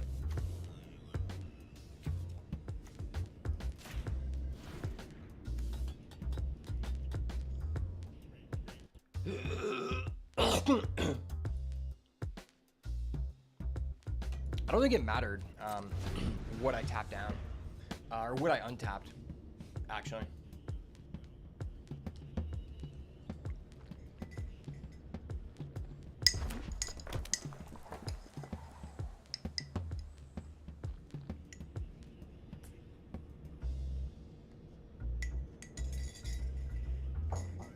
Because ultimately, the only thing I can afford to block is this. Holy shit, he got the rare one and the gold and the gold uncommon. That's disgusting. That's really disgusting.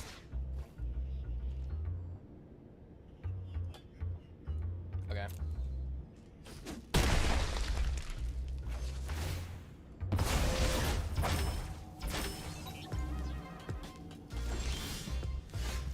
What are we doing?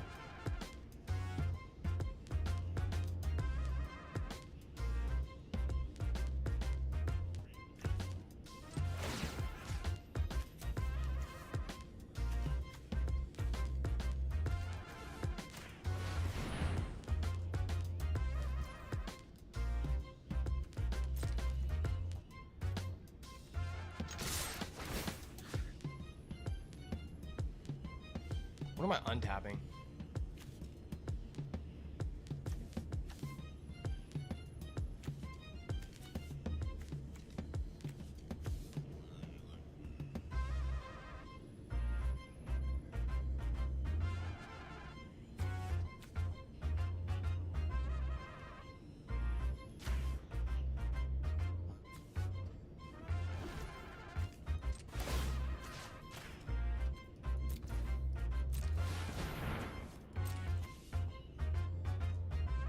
Does this guy have removal? Please don't have removal. Brother! Brother! Eat a fucking dick. Dude, that's so toxic.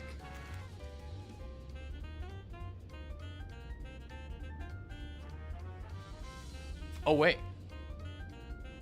It's tapped. It's tapped. Oh my gosh. Oh my gosh.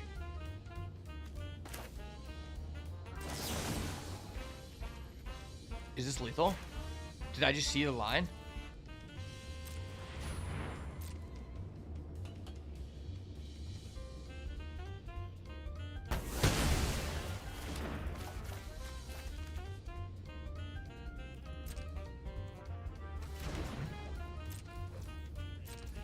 Tap, tap, tap, a root. 9 damage coming to you, baby. Let's go.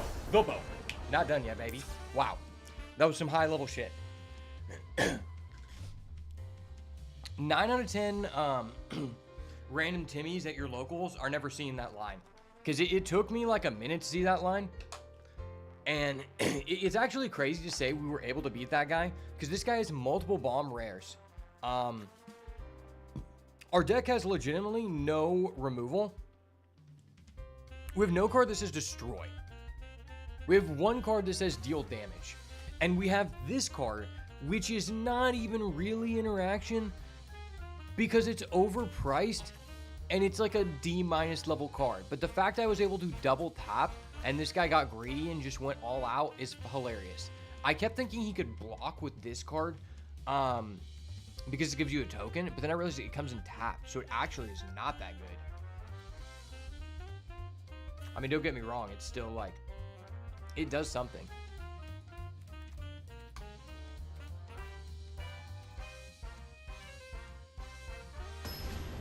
Our deck is so bad, I thought about splashing a black card in an aggro deck.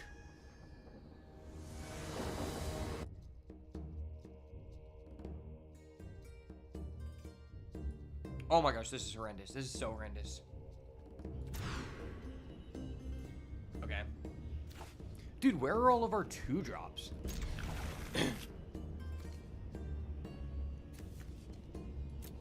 I feel like we've seen like barely any of our 2-drops.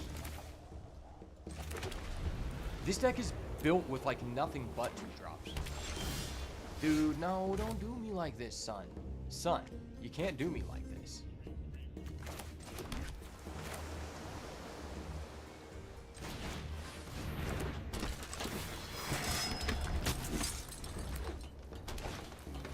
Okay. Can I get the guy who, no, I'm just gonna fucking land in my aggro deck. Never mind.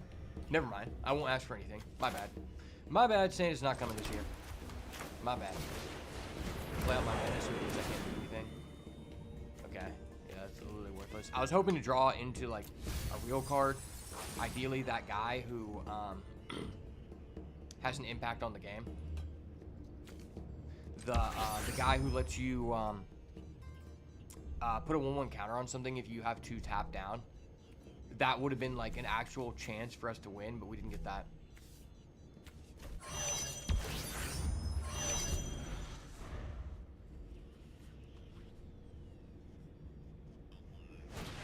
Okay. He's not attacking. Wow. This guy's ballsy.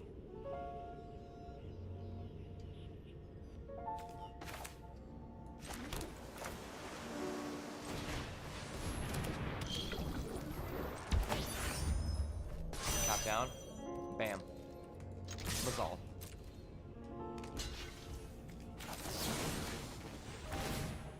Ayo. There goes my 1 removal for the game. I'm done. I'm tapped out. Alright, go ahead and play your Mythic Dragon for the 3rd time this match. I'm waiting. I'm waiting on your Mythic Dragon to come down for the 3rd time this match. Oh, you didn't. Oh, fuck me. Fuck me. Why? Why is this happening? And this guy can just lock down my guy instantly. It's just so toxic.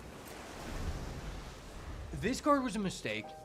This card is just another card that Pauper did not need. I don't even play Pauper, but I know that I've literally never played Pauper. But I understand how objectively unfair this card is in a format defined around how busted artifacts are. If you play Pauper and you play artifacts, you basically are just saying you like to play Yu-Gi-Oh!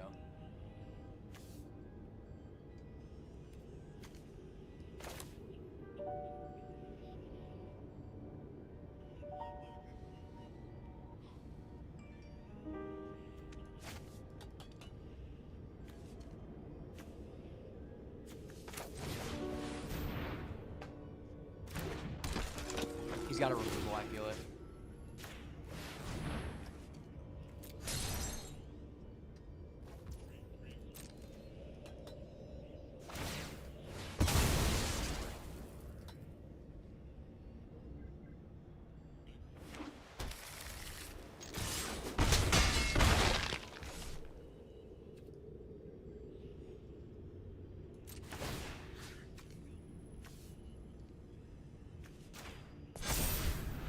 It's risky because that guy already has a target on his head, but regardless, I'm kind of cooked. Yeah, of course. Oh, he's not playing my flyer? Okay, that just tells me his hand's I've literally never gotten to play with this card one time. Fuck, dude, why do you have so much fucking removal?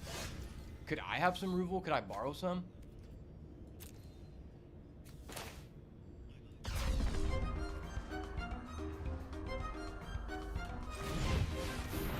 That's funny. If I would have played a land last turn, I could have warped and done the the normal version in the same turn, theoretically, but you can only do it once per turn, so it's not a big deal. Alright, let's get it. Is there any sense to doing this? He takes 2, goes to 9, then just changes things to a 3-turn clock. It doesn't really matter.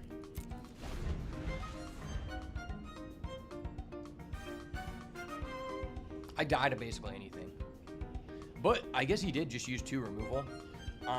If he throws down that dragon, it's pretty much GG. He's drawn the dragon every game thus far. Oh, he does have another. He has another fucking shock land. This guy is so crazy. Okay, he has the AoE. He's got the motherfucking AoE. I can already tell you.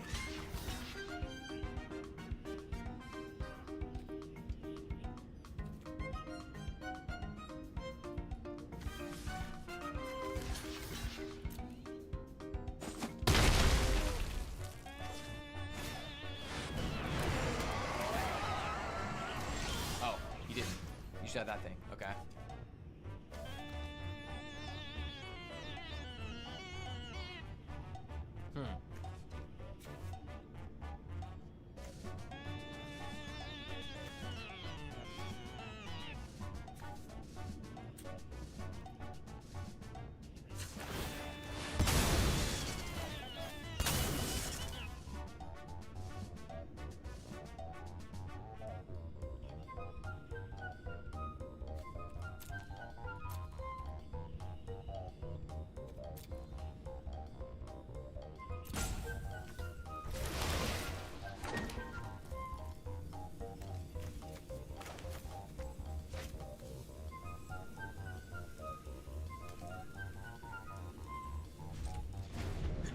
Well, now I really wish I didn't block. I thought he had an AoE. Fuck me, dude. This guy is just such a dirty high roller.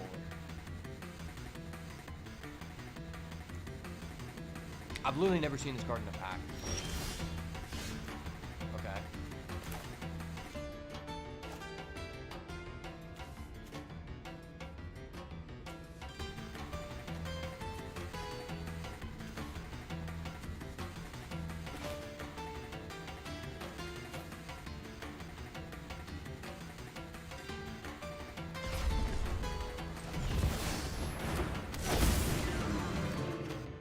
Mazal.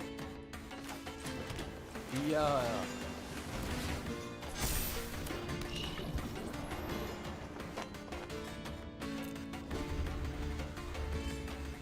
Damn, the 1 damage might be a difference.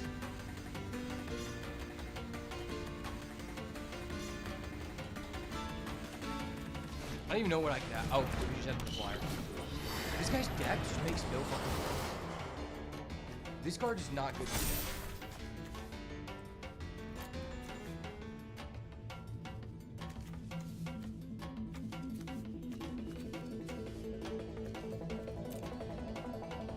The fact that this guy is drafted 4 shocks and is able to facilitate a legitimately 5-color deck with good bombs actually frustrates me, because I don't understand how the fuck this guy already has 1 loss.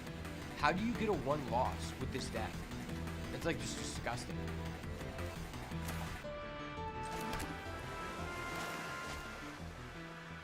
And of course, I draw 2 cards, and they're both useless. They're both 2 lands. If I drew a real card, I could maybe potentially like overwhelm him. I'm representing 5 damage.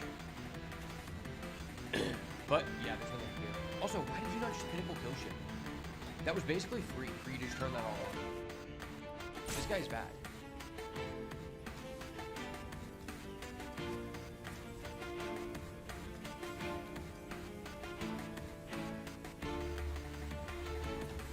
make this 5-8, but that is nothing.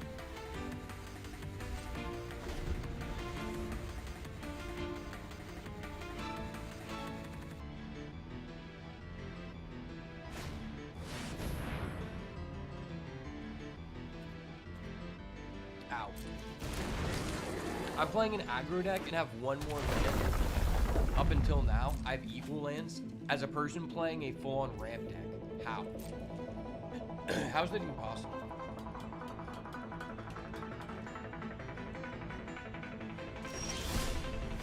What the fuck, dude?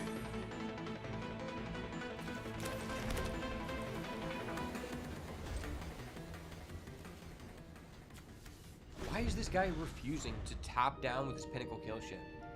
I wouldn't even be able to kill him.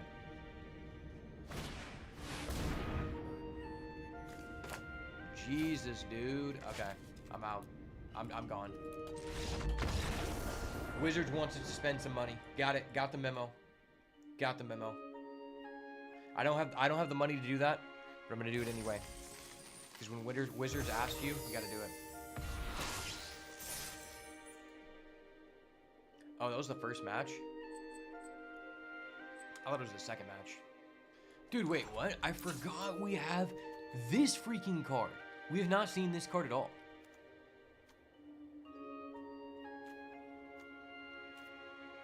That's ridiculous.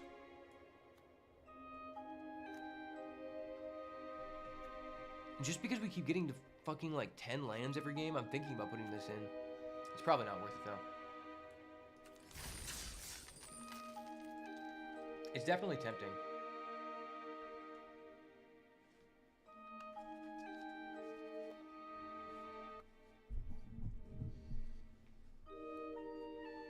I feel like we haven't had a good curve out.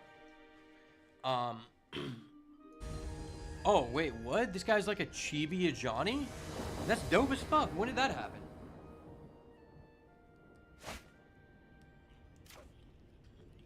And we're on the draw. Never lucky. On the draw with the counterspell in my aggro deck.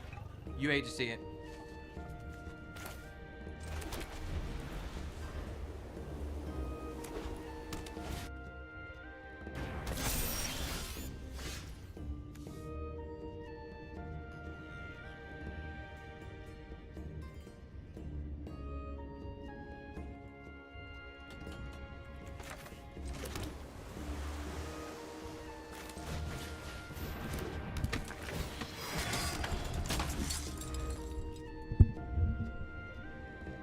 I personally haven't played green-white, but I have a feeling it's not very good.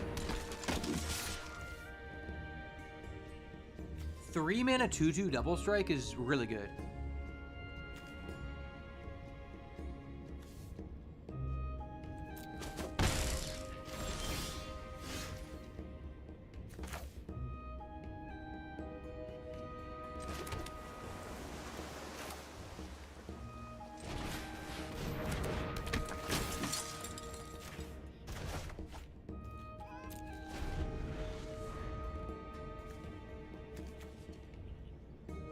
This card seems crazy. Oh, it's fucking crazy. It's fucking crazy, boys.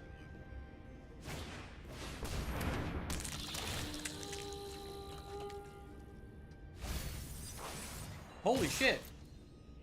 This guy's curving the fuck out. I thought I was playing aggro. I thought I was playing the aggro deck. It turns out I'm playing the Scoop Go Next Dragon.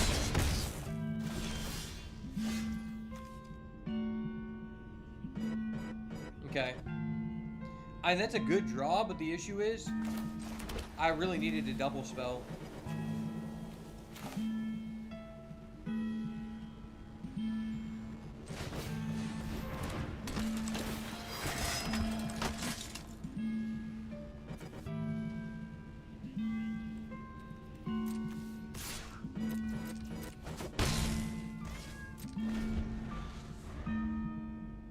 I'm at 10 on turn 4.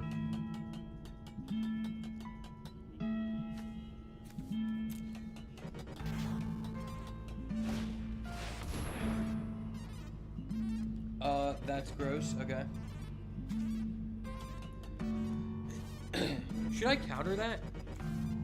If I counter that now, I guess I could do this next turn.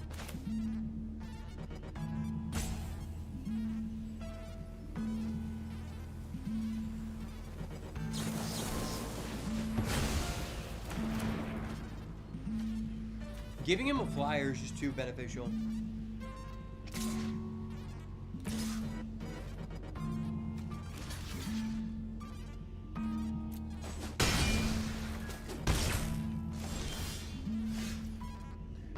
Jeez, that sucks. Okay.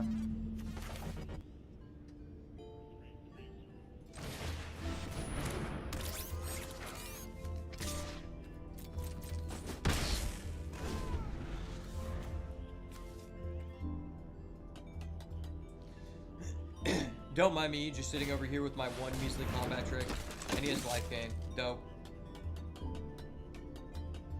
Dope, brother.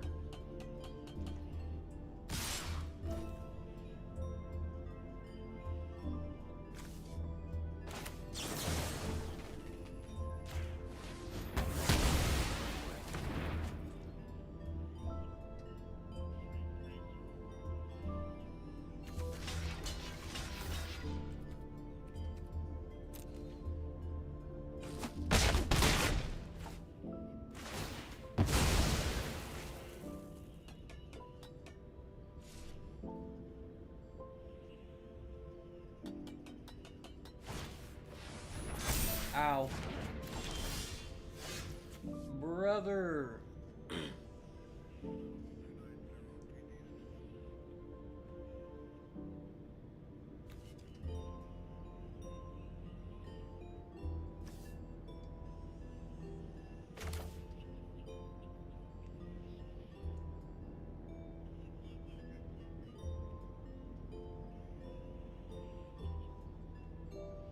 Oh, this costs 2 to equip? I thought you got to equip this immediately. Wow. This card's even fucking worse than I thought.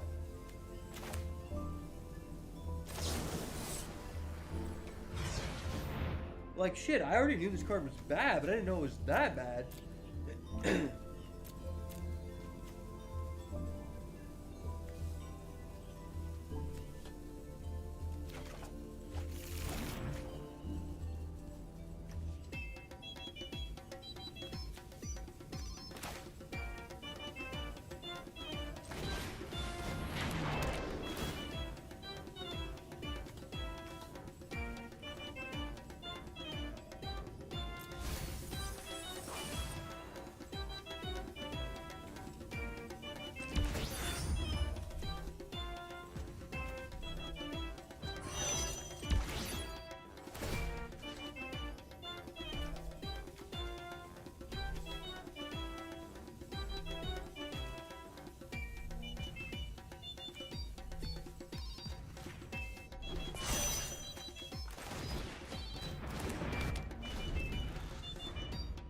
This sucks. If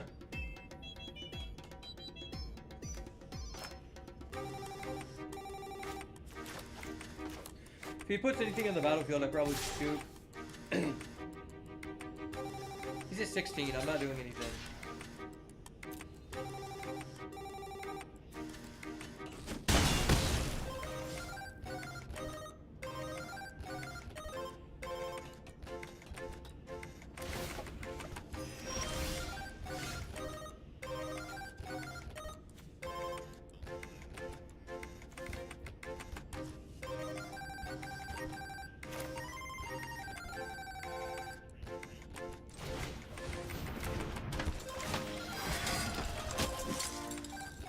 Why does this cost 2 to equip? You should get a free equip when it enters play, or it should be equip 1. Because this card is not good at all. I misunderstood what this did. At first I was like, wait, is this like a source, an instant? It's like, no, it's just, it's an equipment in his ass.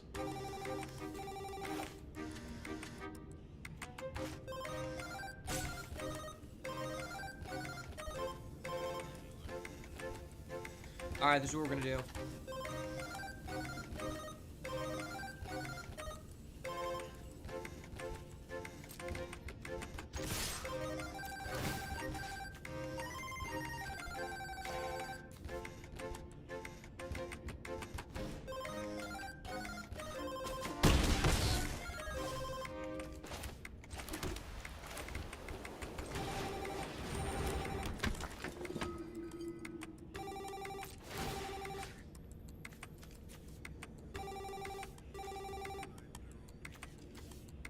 Like it even matters. It doesn't matter.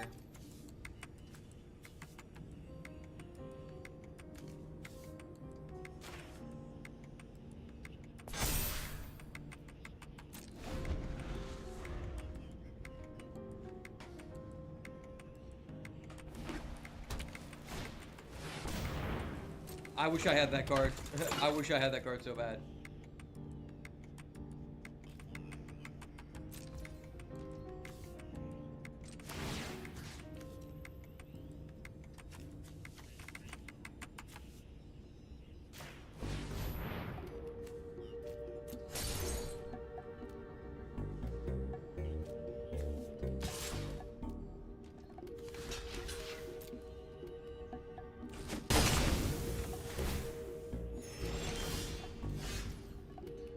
Dope. I love drawing lands in my aggro deck, man.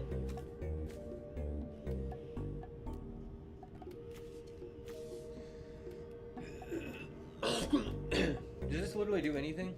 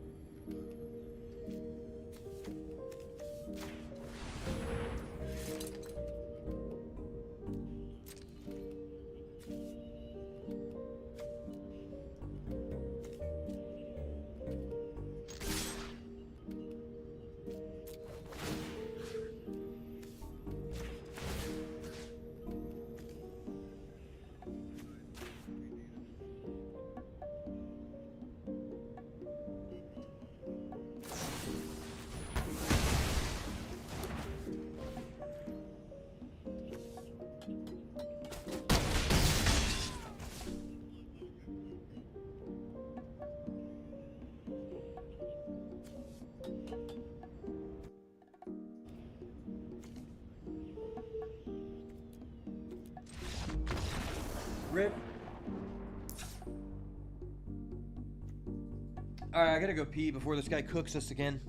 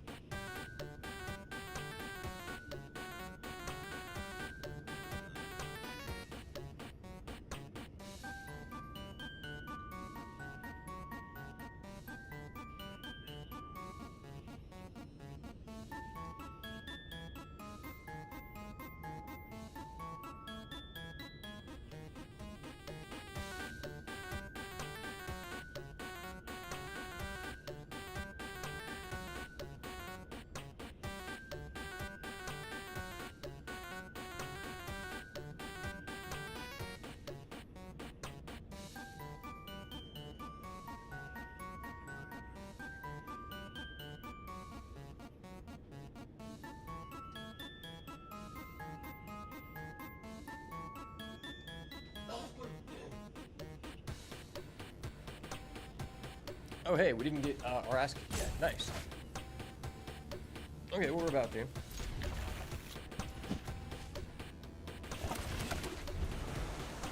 I'm surprised I even have 20 minutes left. I thought it was already out.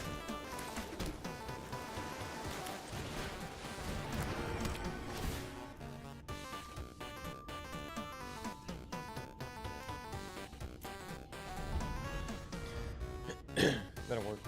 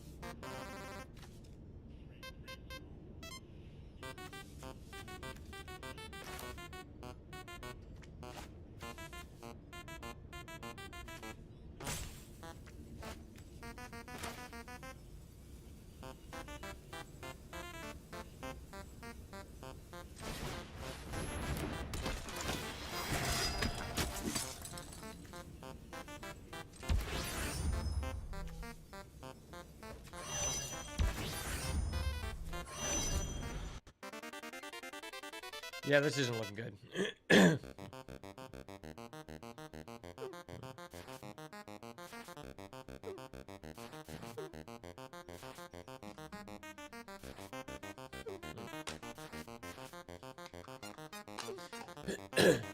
Damn, this guy just seems like he has all the good white cards that I didn't get.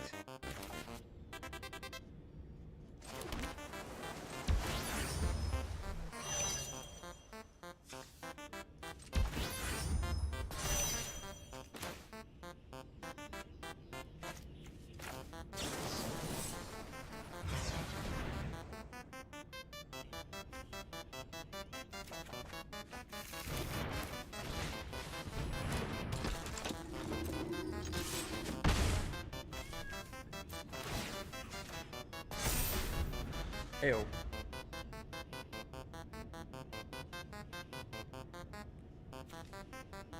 I like how we only have one piece of interaction, but we draw it every game.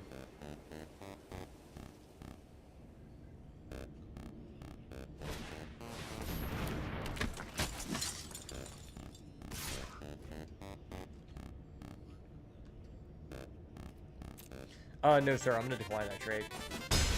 I'm not about trades like that, man. I'm not here to give out freebies, man. This isn't a non-profit. This is actually a for-profit industry. I'm here to make some doubloons to support my gambling habits.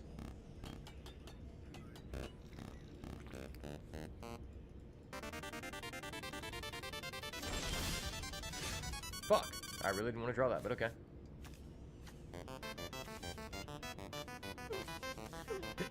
If this was a white mana, this would just be so much better, because then I could finally fucking kill this thing.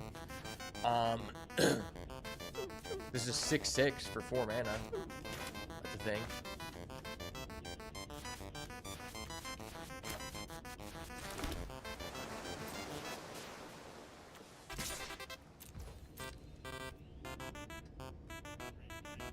He's got a focus fire. Great.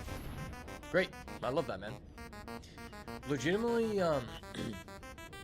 the only way I even had a chance to play the game, and this guy just robs me of it. You diddy bastard, you. You diddy bastard, you. I hate to do this, but I gotta do it. Red alert. Red alert. Red alert. It's a gay guy. Gay guy alert. Gay guy alert. Red alert. Gay guy alert. Gay guy alert. Red alert. Warning. Warning. You are the gay guy. This is the gay guy right here. Warning. Warning. Warning, this is the gay guy right here. I've identified the perpetrator. He is in fact gay as fuck, and his name is Wanted Mercenary. Remember that name. If you ever come across this guy in the street, do not shake his hand. You do not know where it's been. You have been warned by the official gay guy alert.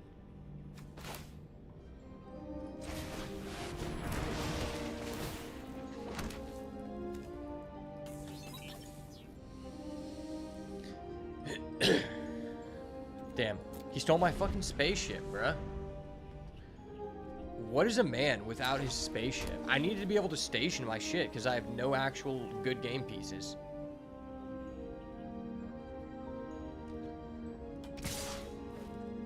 What the hell? Does this guy have a pump? Dude, does he have a motherfucking pump? We're not playing Fortnite. There's no reason for you to double pump.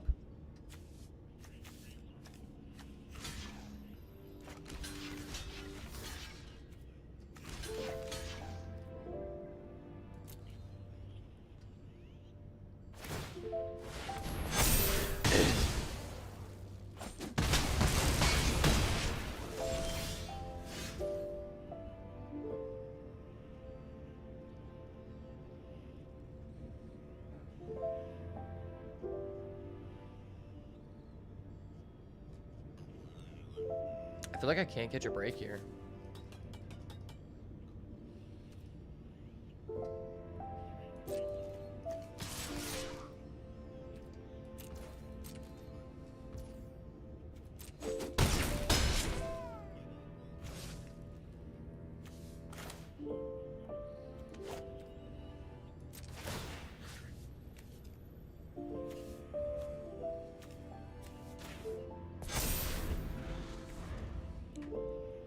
Maybe I just pay the mana to tap his shit.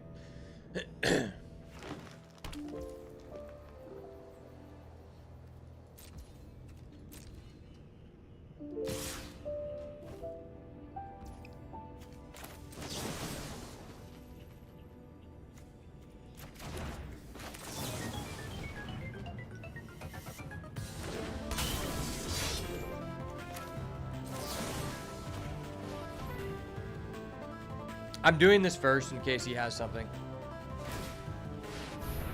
Okay.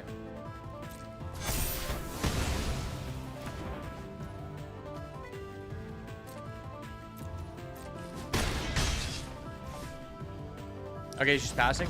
I actually got a game on this guy? How? How did we even get a game on this guy? I don't even know.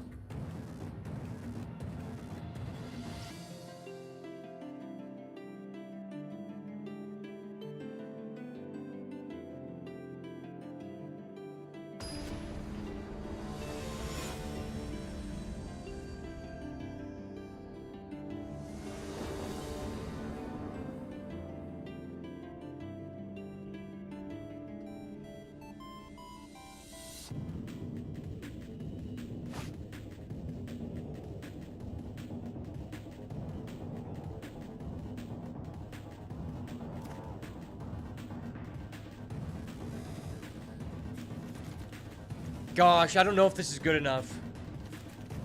I don't know if this is good enough. It's not. It's not. Okay, we finally drew the station monitor. We finally drew the station monitor. I don't think I'm ever going to get to cast a second spell, but... Ayo.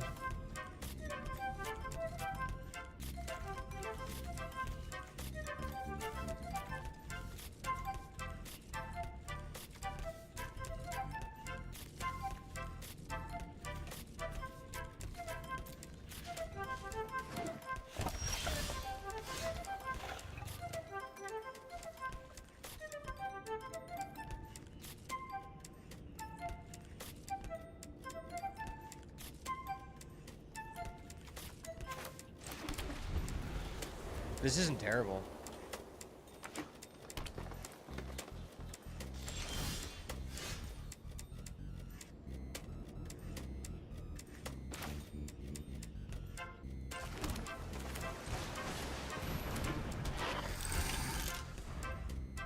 If this guy doesn't die, I at least get to float a flyer.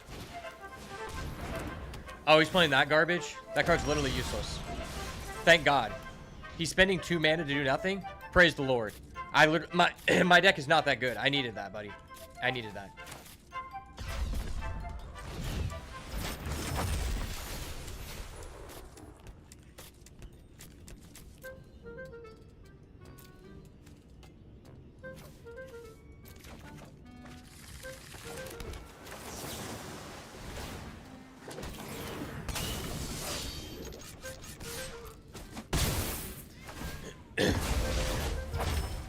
Well, I spent 3 mana to create 2 1/1 flyers. That's like decent. And he's drawing that guy every game. Dope. I love that for you, buddy. I love that for you, buddy. Okay, I actually have the nuts. Without having removal, this is legitimately like one of the best sequences I could even have. Which is hilarious when you really think about it.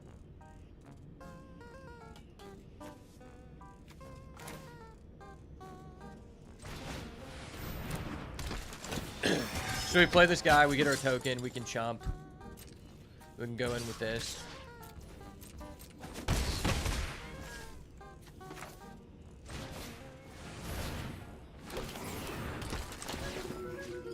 Get ourselves another flyer. And we get a 1/1 counter. I mean, that was insane. Turn 4, I have 1, 2, 3, 4, 5, 6, 7 minions in the board. Okay. This is legitimately like the best possible scenario for us. Oh, he has 2 of those? That's crazy. This guy's actually just insane.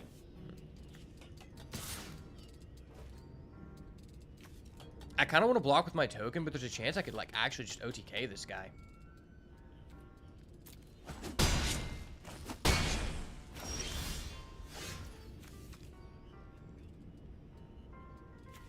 Oh shit, that's huge. Next turn I could just double Chaplain and just kill him.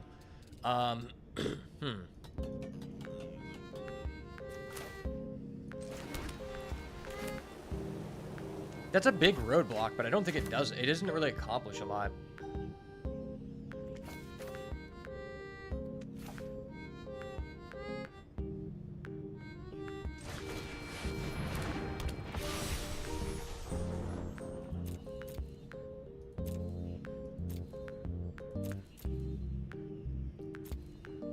I can already tap things down, but this is like a backup plan.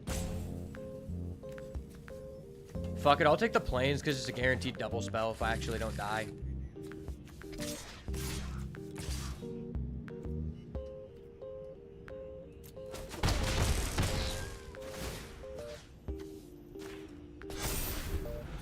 If I'm doing math correctly, this should be game. Unless he has an AoE.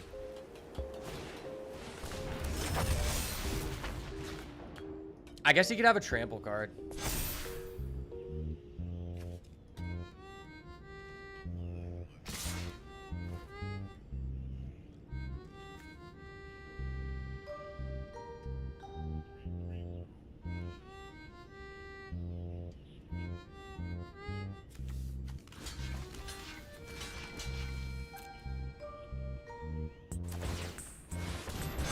Oh, wait, his guys already all get trample. I didn't know that. I didn't understand how that worked. I didn't realize this guy gave people trample. That's disgusting. Fuck. That was literally the one card he could have sacked us with, and he sacked the shit out of us. Okay. Damn. I honestly don't even know if I want to go blue-white again. People were saying this is the best deck, but it's just so damn hard to play aggro. There's so many ways to just stabilize the board. I literally had the best possible start you could have. My opponent wasted his turn putting nothing on the board for 3 turns, and I still lost. Wow.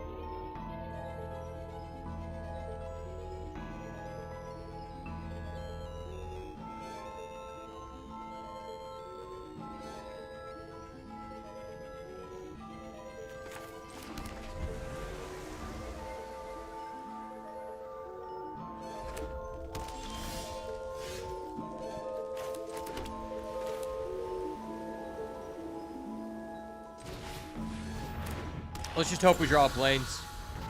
Honestly, if we draw an island, it's fine too.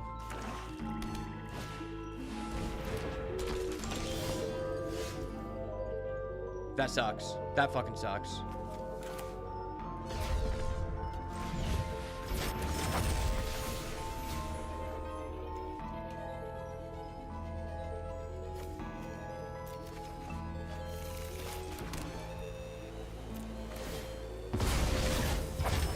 That was the 1 out of 2 1-drops that I could not draw in that situation.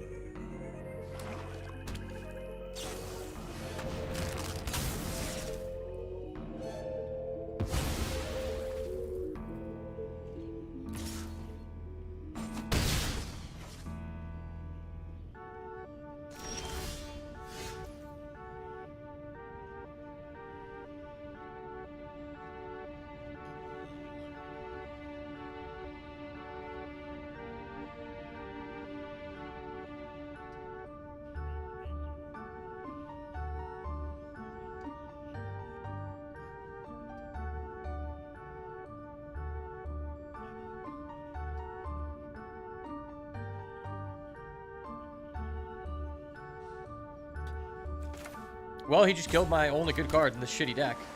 Fuck me.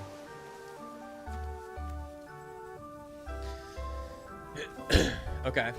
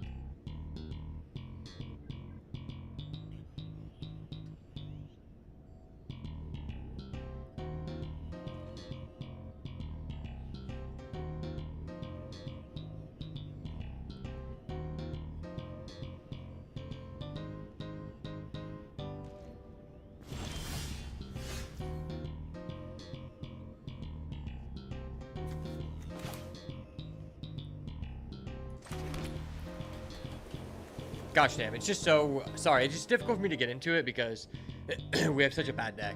And, like, I feel like there's, like, nothing I can do to beat anyone. But maybe we can cheese a win out here.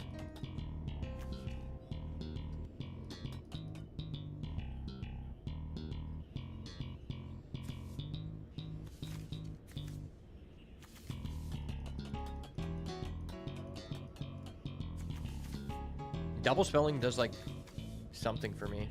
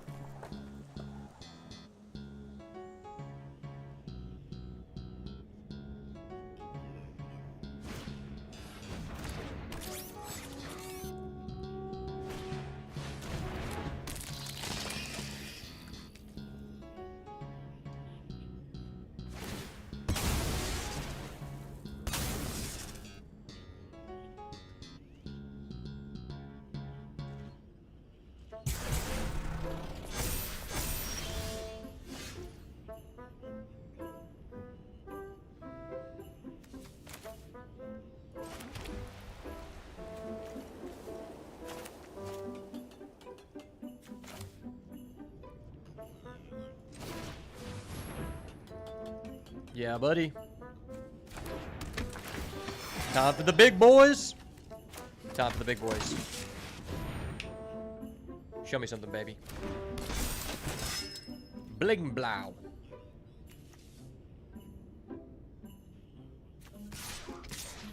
Let's trade. Let's trade 3/3s. I'm down. I'm down. You want to trade? I'm down. I got nothing else. Please, let's trade. You have an Umbral Cult Zealot. You would love to trade. No, bro. Work with me here, man. We have to have some kind of agreement. I have a 7/7. The least you can do is trade with my 3/2. no. Fuck you. Fuck you.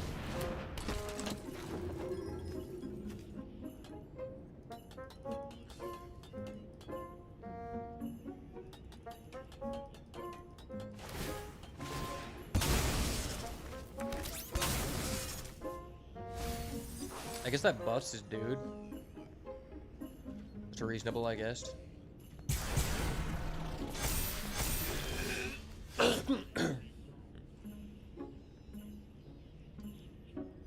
I could just sack this, get my equipment.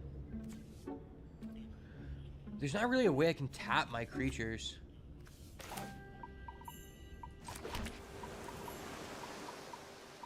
I have 7 mana. If I had 8, I could bounce. Like this, go get my tapper.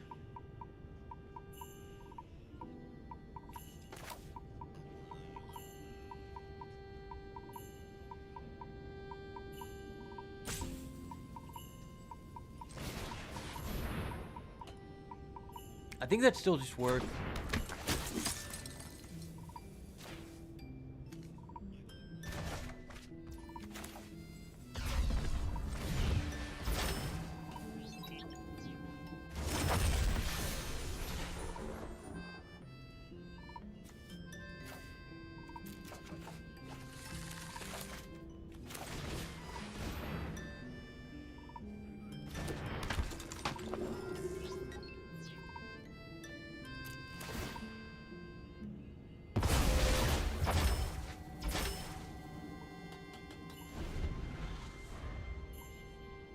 I'll be able to eventually just start tapping his flyer if he does nothing.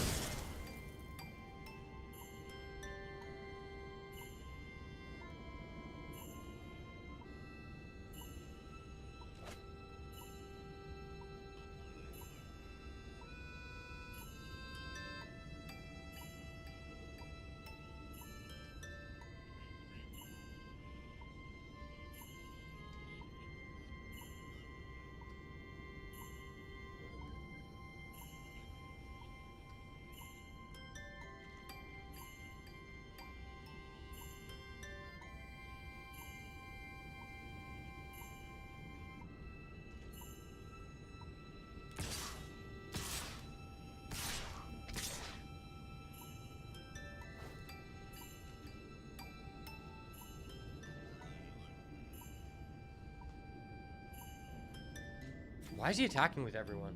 I don't think there's an AoE thing.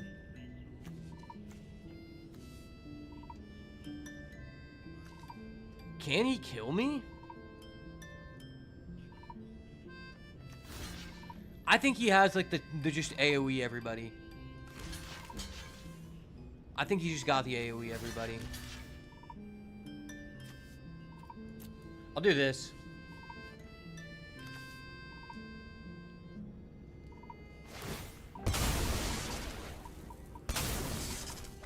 I think he has the pay 6 life shit.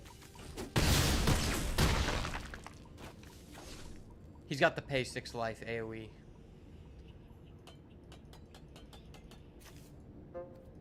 This is a weird sleeve. I've never seen this, and I don't really want it. Yeah, what the fuck is that? Yeah, he had it. He literally had the 0-point ballot, bro. He literally had it. Oh, wait, that doesn't do shit? Are you kidding me? Gotcha, bitch! Are you kidding me? That's so funny. Brother. Nice. What the fuck was that, bro? What the fuck was that? I actually just thought that he cooked, but he reverse cooked. The fact we got a W over this is just so funny. Sorry, I'm reading this old letter that my brother sent me from when he was in the army. He just sent me this hilarious letter of this girl to send him a message in the army from rehab. Back in the olden times when you could just disappear and go to Afghanistan.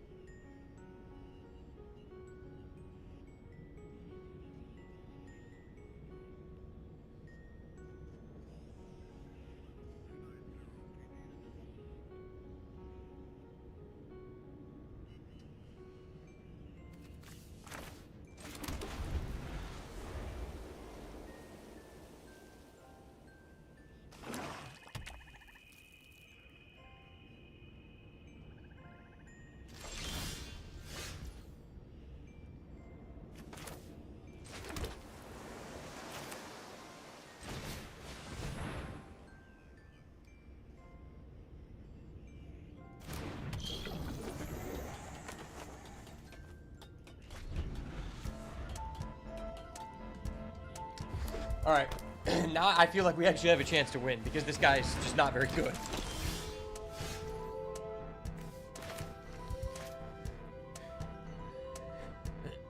Okay. I don't really want to trade with you. But that's really annoying.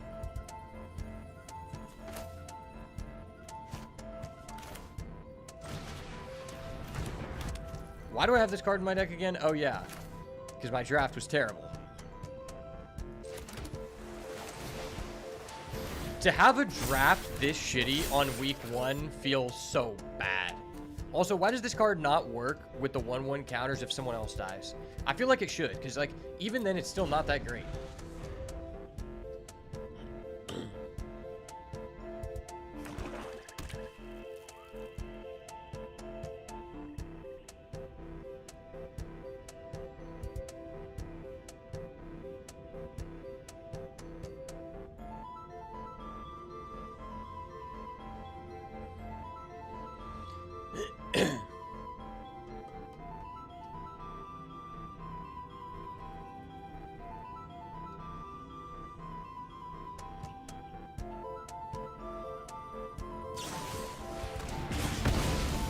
Alright, I mean, that card is not even that good. If you're using your removal on that, I feel really good. That? No. Okay, wait, this guy's just double removaling me. Okay. That actually does kind of fuck me up, but, like...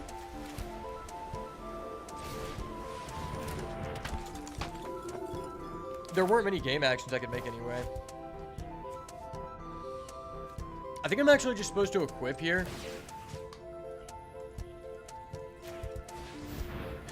Because the thing is, next turn I can go Breacher and Security Guard anyway. Ow, bro. Bro. Can you please calm the fuck down, my guy? My guy. Thought we had a good thing going here, man. I was about to say Mazal, but I take that back. I take that fucking back. No Mazal for you.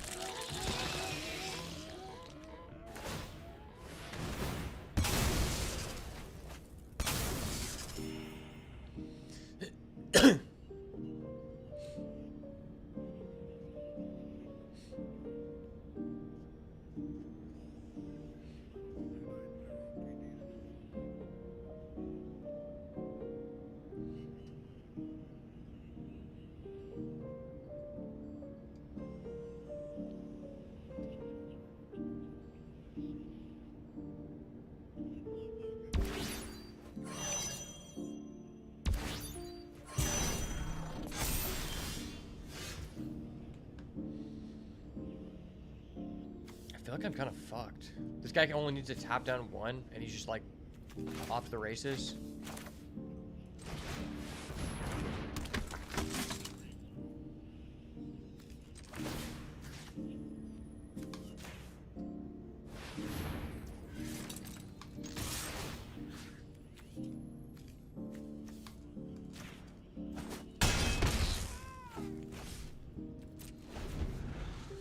I feel like I should have put this on this guy. Brother, chill the fuck out, man.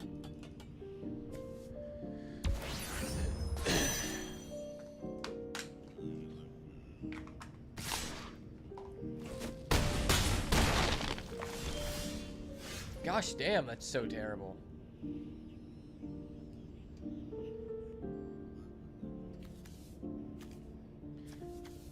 He's hitting me for 6 no matter what. I have to double block this, which is terrible. I guess I can...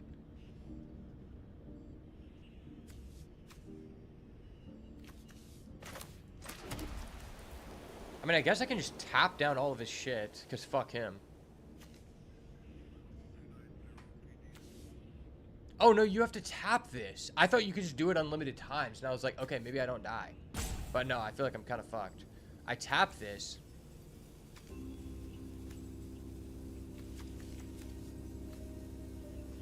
And I'm just taking 2.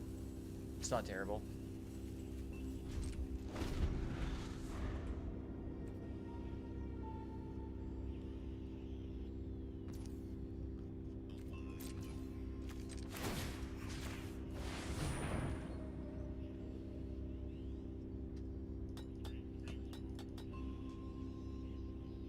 He hits me for 3. He has a 3-turn clock.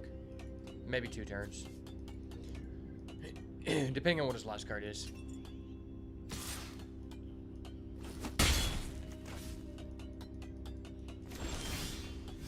Okay. Okay, I'm that guy.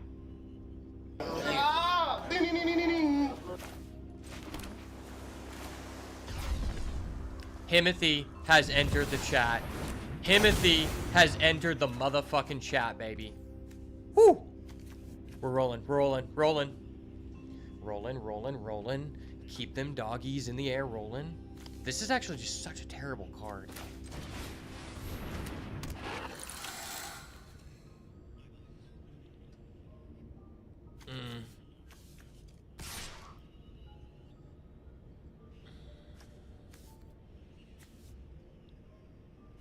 I need to get rid of this eventually.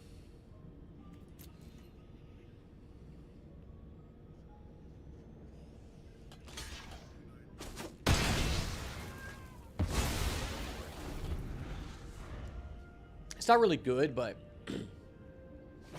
it was the worst creature on my board. Next turn I get to draw 2 cards again. If he doesn't kill my Riddler. The Riddler. I'm too spicy for you, baby. Sir, calm down. Fuck, I don't want to die here, man. There's a +3/+0 first strike red card. He also does have, we know he has this. I'm risking it, because if he has the +3/0 first strike and this dies, I think I die anyway.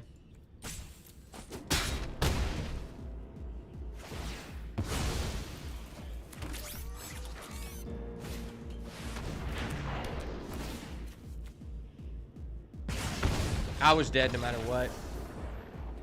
He kills this, and then I'm just in a bad position. Maybe not. Maybe I should have blocked his 4/3. I don't know. I block it, he kills my Riddler, and then he just has a flyer uncontested again, and I can't do shit. And I'm already so low. And just because my deck has no interaction. That's the only reason I say I'm out. From what we've seen from this guy, he has a lot of interaction.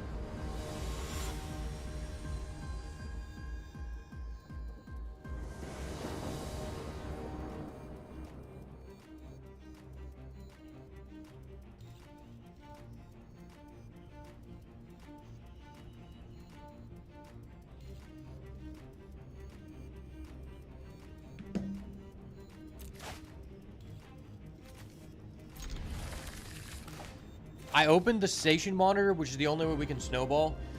I'm keeping this shit. Did this guy go to 5? If we went to 5, we might have a legit chance here.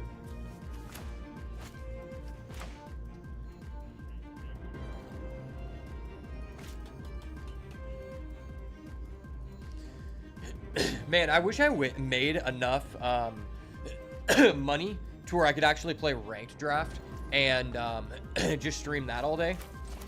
It's just so damn expensive for plebeians like us. If I moved to Texas, maybe I could do it.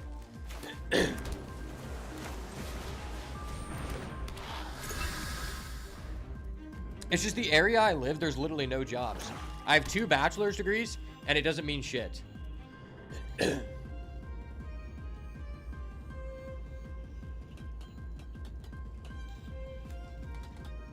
But I might end up having to, I might just sell my house and just move to Texas. There's a lot of negatives to doing that because I have like medical issues and I wouldn't be near anybody if like something happened to me. But at a certain point, like I won't be able to afford my house payment anymore if something doesn't change. And I won't be able to afford a draft anymore. It's the most important thing.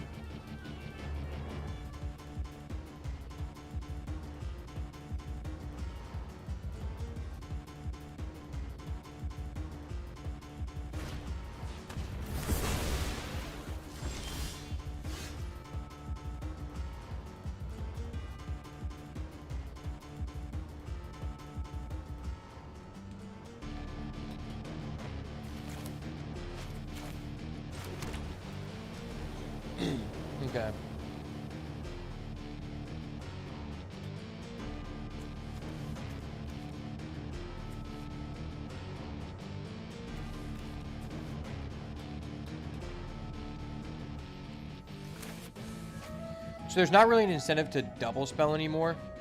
The thing is, this actually might be good for, like, pressing advantage.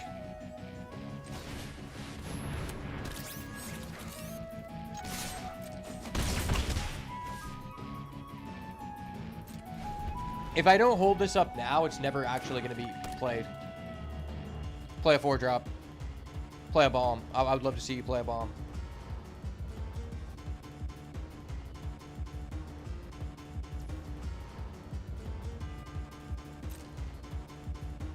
What the fuck? Okay.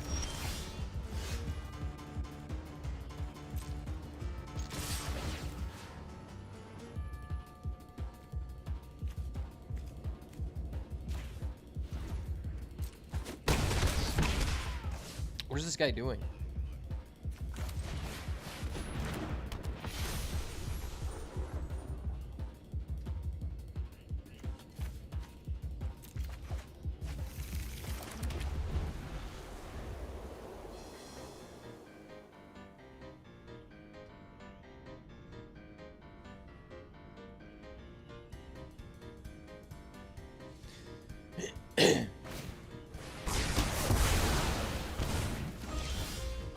Oh, that's a dirty top deck. That's a dirty top deck.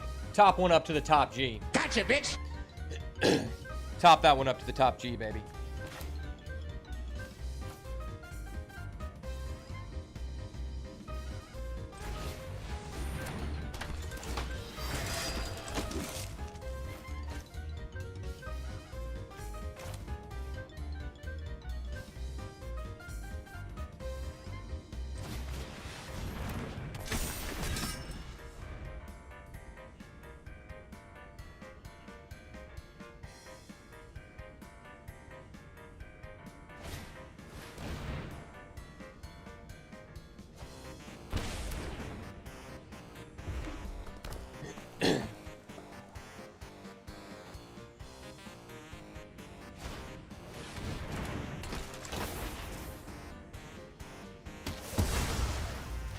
Oh, you're just giving me 2 cards? Cool.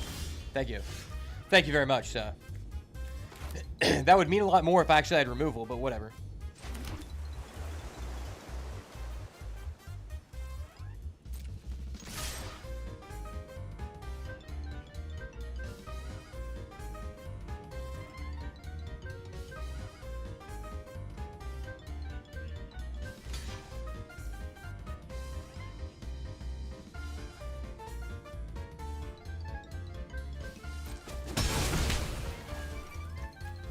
He just used an AoE, so I kind of feel safe doing this.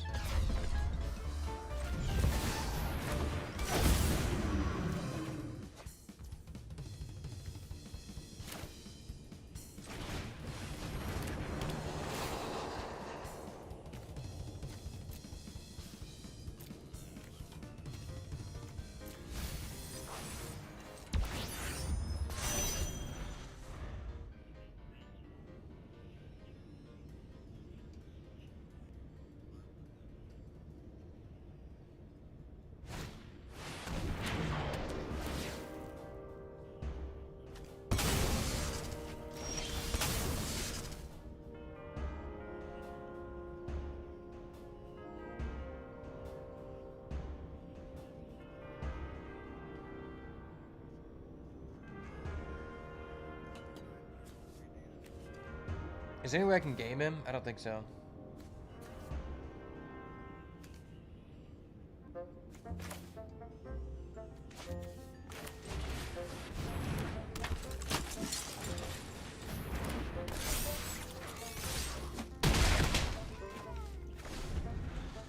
I think he's dead, but if he lives, and I divert Disaster, even if it doesn't cancel his spell, we're drawing 2.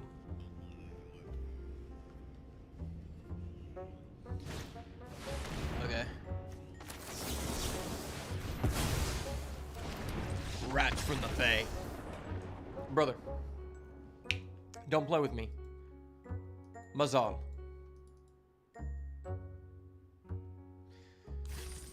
Don't play with me, brother.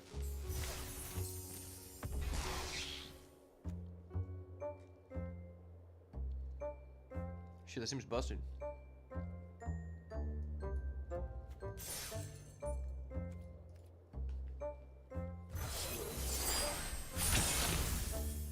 is that? Limitless limit. Complete 10 limited events. Okay.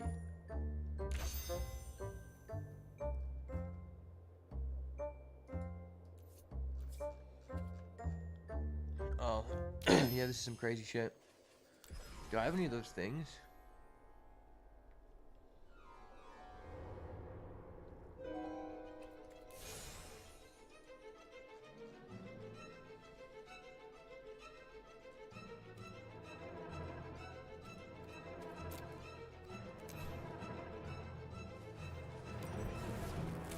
Yeah, there's really no cool titles. This card's so crazy. Alright, what are the prices on overpriced packs? Oh, this is gonna hurt my wallet. This is gonna hurt my wallet, boys. But I have nothing else to live for, so I might as well do it.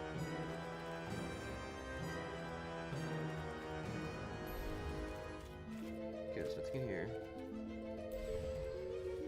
Is there any reason to buy the battle pass? Would that do anything for me?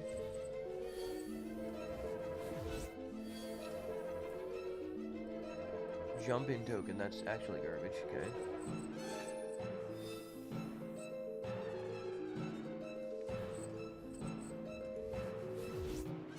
Seems to me like Magic has one of the worst battle pass systems out of any game. And I feel like, at the same time, they don't give you enough time to complete it. Like, unless you buy the paid pass, it's incredibly difficult to complete, and even then, I think it's still I think it's still pretty difficult to complete. Like, what do you get in total?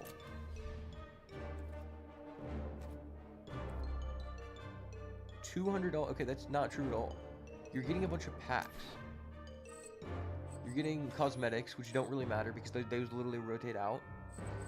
I haven't looked at this in a while, so I wasn't sure. Honestly, the Final Fantasy one, they might have got me on if I was still playing. But they didn't, because I wasn't playing. The other thing is, why are they giving you packs that aren't from this expansion? It's stupid.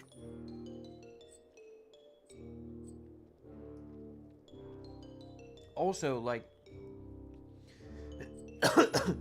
I don't know why they don't do this, but I feel like they should just make it to where the amount of gems and gold you get from completing the premium pass will add up to where you can pay for the next pass. Because the thing is, like, they're like, yeah, we might lose money, but very few people buy this anyway. And the thing is, if they did it like that, even the people who paid for it, most of them are not going to even get to that point if they make it to where you literally have to get to the end of the pass before you can pay for the next pass, because you're like so capped on experience from the amount of like quests you can do per week. So in total you get sorry, I just want to check this out because I haven't checked this out in like 4 years. So you get 400 gems, 800, 12, 1 draft token, so like 27. Yeah, so like you literally get 1/3 of your money back. That's just so bad. And the pass is so expensive. It's 3,500 gems, which, like, dude, you can't even spend $20 and get the pass. That's so ass, dude. You can't even spend $20 to get the pass. That means the pass costs you minimum $25. Why is it $3,400? They did that on purpose. They did that shit on purpose.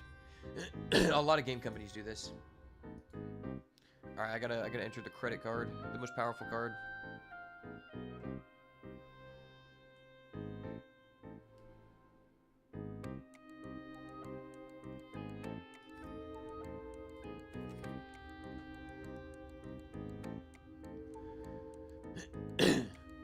Wait, they added a new option where you can spend $200 on gems for 40,000 gems, or $200 for 40,000 gems?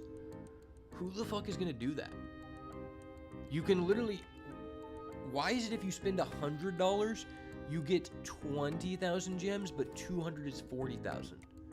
So by spending double the money of the highest purchase package, you literally get no bonus benefits. The fuck is this even an option? And it has they have the audacity to have the words "great deal" on top of it. That's bullshit. Alright, we're spending $50. Fuck my credit card. Alright, well, I guess I just won't be eating for the next 15 fortnights. Fuck it.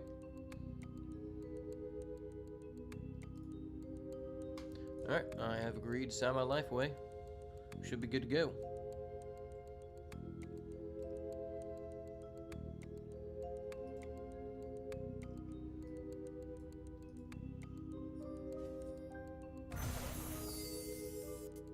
Sweet. I'm now in debt to Wizards for the next 4 years of my life.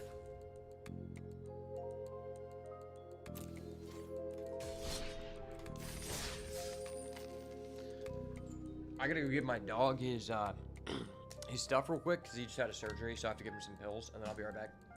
We'll run it.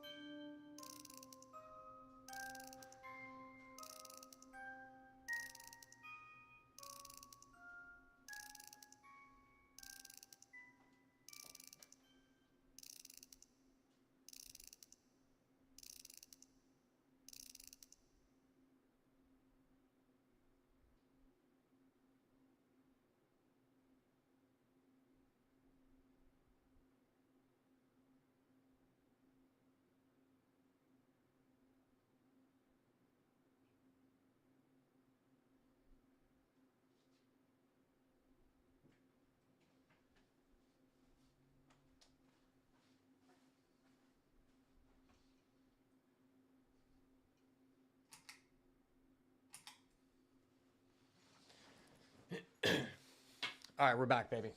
Sorry, my dog, like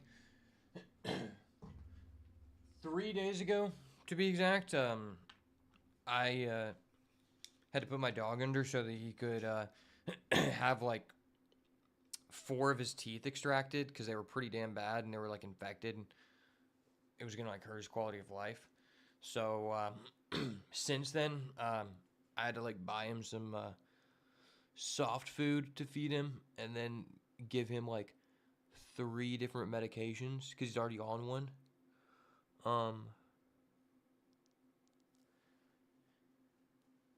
For the pain and like an antibiotic, you know, for the surgery, and that just it takes some time, so I had to go do that, but we're good. Just let me put my contacts in real quick. If I'm putting my contacts in, that's how you know we're locked in, baby.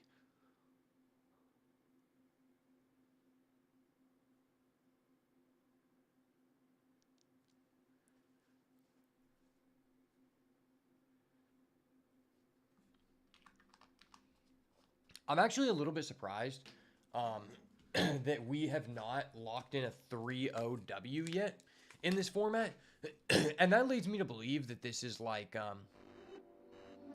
possibly not a format I enjoy very much because I love winning. But I think the reason why we haven't won yet, and it's not like you could argue some of it is because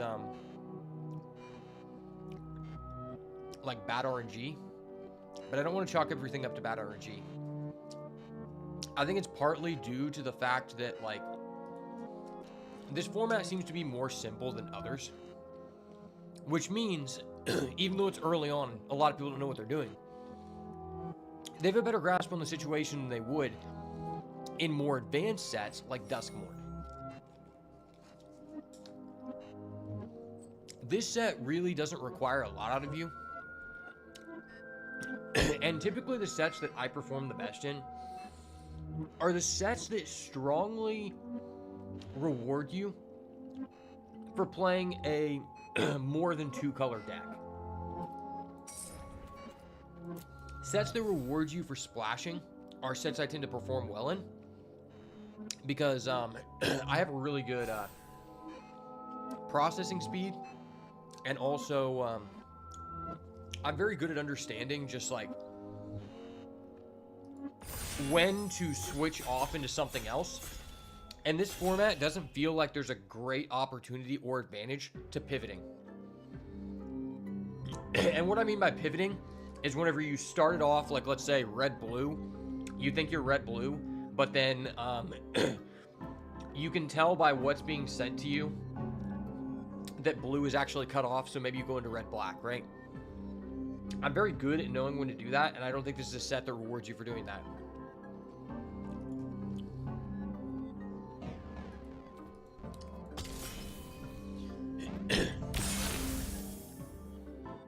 Alright, welcome to an Edge of Eternities draft on the channel. This format, I've enjoyed this format a decent amount thus far. There's still a lot of things I haven't gotten to do yet, but I have a pretty good gist of how to use the spaceship mechanic effectively, and it's been pretty fun trying things out. So this pack has a Consult the Star Charts, really good blue rare. It's essentially a 2-mana cycle effect, but you have the option to pay 4 mana and look at more cards, which is just overall very good because I think blue is one of the better colors in the format, one of the colors I feel more comfortable with. And I think blue is really interested in having cheap things, because the blue-white deck gives you advantages for playing more than 1 spell per turn. This pack, a lot less interesting.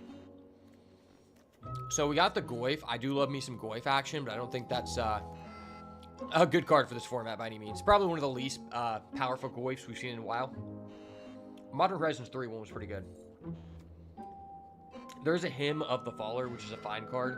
Probably not an early pick. Specimen Freighter is decent, and All Fate Stalker. The real question is Specimen Freighter way worse than the Stalker, to the point where I'm willing to go into a second color. I think considering this is a late game card, it doesn't fit into every deck, I'll take the Stalker, because this is just a generally speaking good card, and blue-white is a good color pair. And this is a card I think that's like completely terrible. There's a lot of good removal in this format, a lot, and this is not one of them. Best card in this pack, hands down, Monoist Circuit Feeder.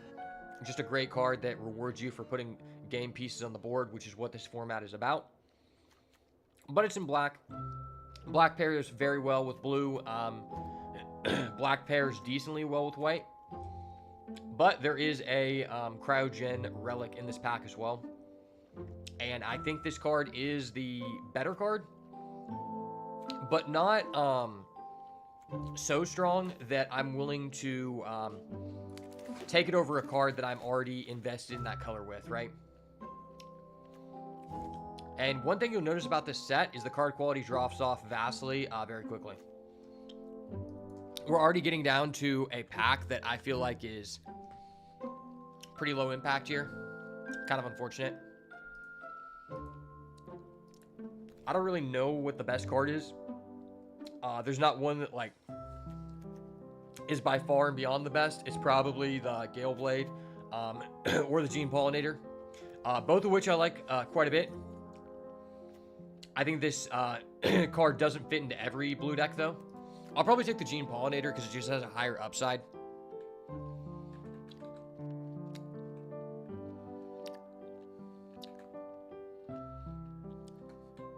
And I just like playing green in this format. Green is just a fun color to play. Ooh, there's a Pulsar Squadron Ace. When this enters, you can look at the top 5 cards, reveal a spacecraft, put it in your hand, put the rest on the bottom. If you didn't, you get a 1/1. So it's either a 2/3 or you get a spaceship. That's legit for sure. I mean, probably by far just the best card in this pack.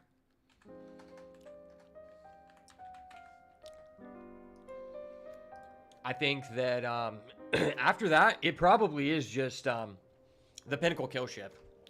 This works really well in any green deck, but you can get these very late because it only works in green decks. And I don't think that just having a Gene Pollinator is a good enough reason to assume that we're going to try to be playing a 5-color green deck. Even though I do think that is one of the best decks and one of the most fun. But we do get offered a Giga Storm Titan. I'm always down for some Giga action, baby. More often than not, this is a 2-mana 4/4. And it also benefits you because the blue-white decks are strongly enhanced by being able to play 2 cheap cards in 1 turn. This is one of the first cards that I just knew this card is pushed right from the get-go. All right, well, we've actually still got some decent cards in this pack. I actually don't think this is a very good card. It sounds like it could be good because it is an AoE.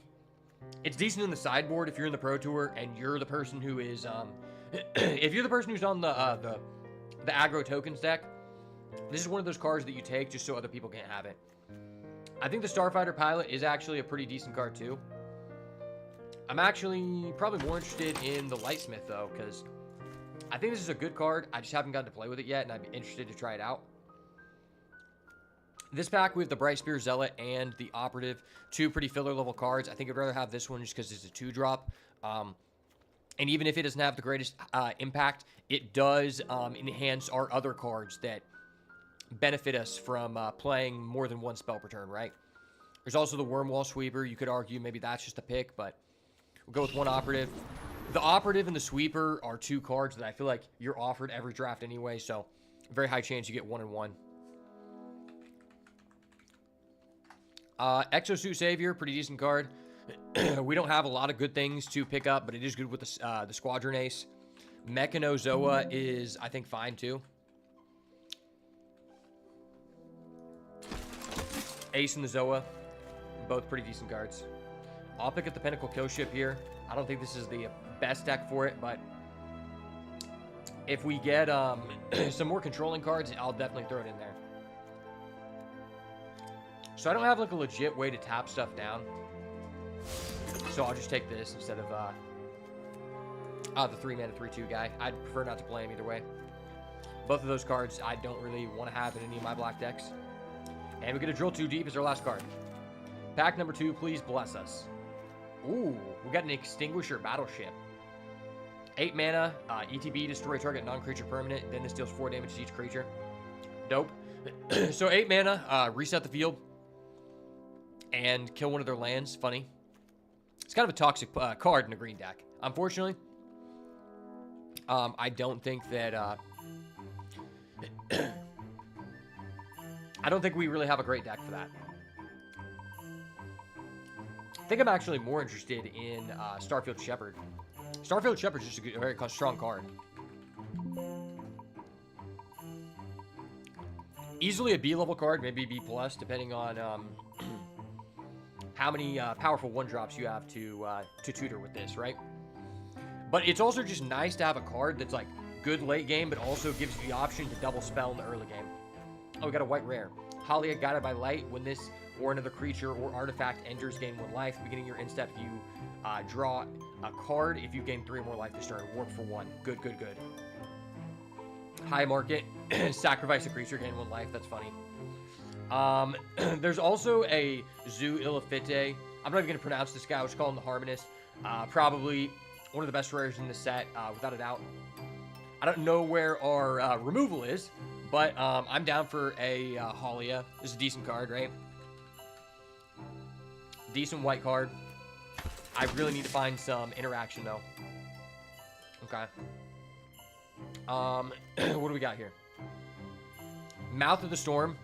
Guy played this against me. It's actually pretty impactful if you're in blue-green, I think.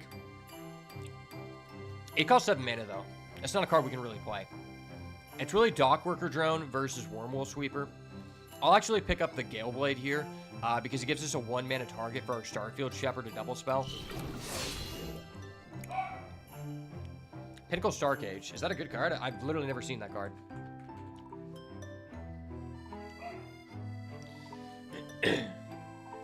Exile all artifacts and creatures mana value 2 or less. Okay, it's just a constructed card. Gotcha, gotcha. Well, our deck has no removal yet, so we'll take the Vanishing Light, number 1. Pretty decent card. Not the greatest in this format, but there isn't too many ways to interact with enchantments, so it does have that going for it. Second Cryogen Relic, don't mind that at all.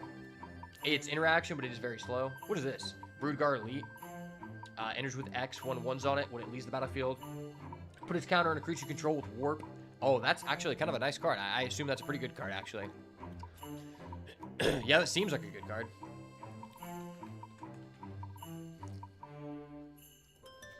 Just green has a lot of big guys that are flexible, so it's not really, like, amazing. Okay, Scouts for Survivors actually might not be terrible in this deck. It's creature cards.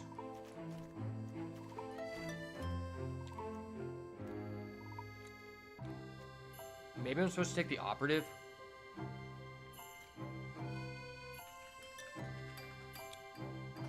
But I think this could be a high payoff, so I'll take it. How many artifacts do we have? We have 3 right now. And that's including this card, which is just a Garbo card. Okay. The fact that you only get first strike until the end of the turn is really mid. I don't want to play either of these, but if I have to, I have to. Okay. There's a Mechan, Self-Craft Mechan. Cool. Really good synergy with the Cryogen Relic. And we'll pick up another Galeblade. Can we please get an interaction, please? So this next pack, we're basically just going to prioritize the fuck out of removal. It doesn't even really matter how good it is. Unless they give us a Bomb-ass rare, but even then, I do have to be pretty particular about what we're doing here. I'm going to go ahead and take the time to go ahead and sort this. Oh, we get a Starfighter Pilot for free? Fuck yeah. All right, pack number 3. Show us the interaction, please. Please. Please, sir. Have you an interaction. And it looks like this pack is completely garbage for us. Sammy, Wildcat Captain, 6 mana, 4/4, double strike vigilance. It's just good. Fortunately, not in a position to do that. And this is the other thing about this format. If you're lacking on something, can't really look to splash for it because there's like literally no fixing outside of lander tokens, which are really not great fixing unless you get the shock lands, right? So basically the only card that could reluctantly go into our deck is this card, which is not good in an aggressive deck. Please show us interaction. Okay. Well, there's another Pulsar Squadron Captain, or Squadron Ace, which is like amazing. That's what we really need. But honestly, I have to take this Banishing Light or I'm going to get hard punished. I have one piece of interaction. I don't even think I have a combat trick, so I'll take another Banishing Light. Ooh, okay. Well, now I kind of feel bad about leaving that Squadron on the table because we get offered a Hard Light Containment, which is a great card. I don't have a lot of artifacts, but this card is good enough to where I'm willing to put it in there. Okay, what is this? Target creature gets double strike if it has a 1/1 counter on a draw. Not bad, not bad. Other option is another Gale Blade. Other option is an Unravel. Never playing Unravel. Dual Sun technique isn't terrible. We do have ways to put counters on things. We have a Lightsmith. Operative. Mechan. We have some things. And we have this guy. So it's definitely not out of the question. Mechan Ozoa or Infiltrator. Or just a Sweeper.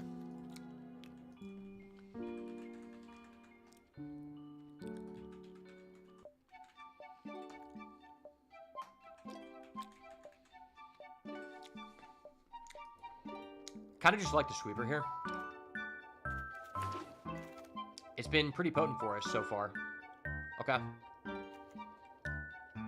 Could take the Mental Modulation.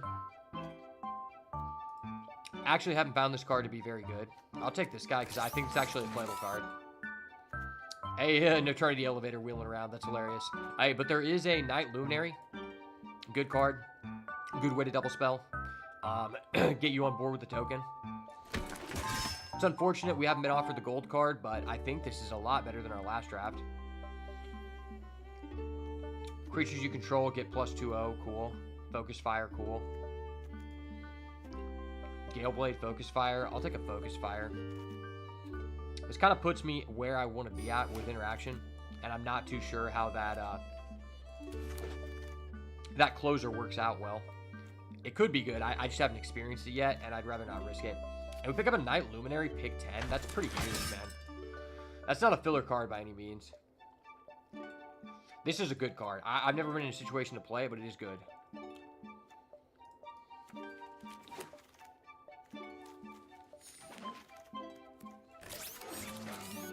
Alright, this is a decent deck.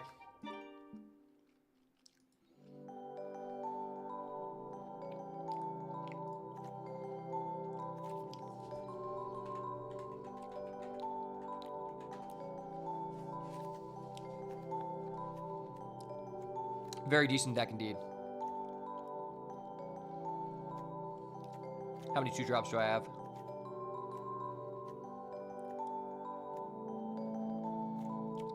Five and 2 1s. That's not, doesn't make this card terrible. I don't want to play that. Kind of don't want to play that card. But it's not terrible. At least I don't think.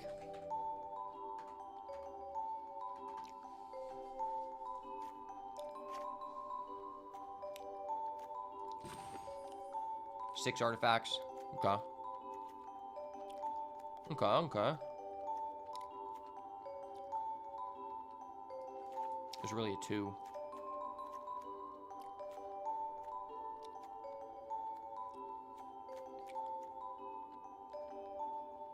I think more often than not that maybe doesn't do anything.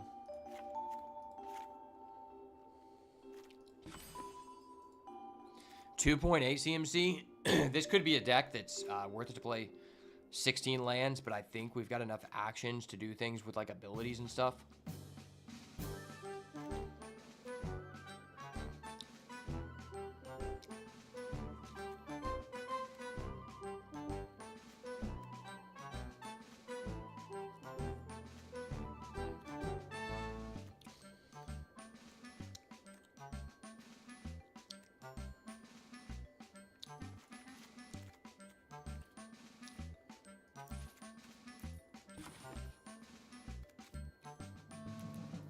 So we have 16 creatures. Okay. I mean, I guess that is a 2-drop.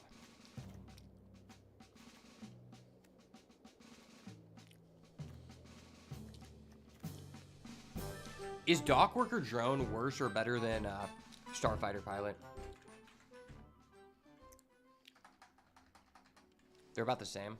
Okay. How much interaction do we have? 1, 2, 3.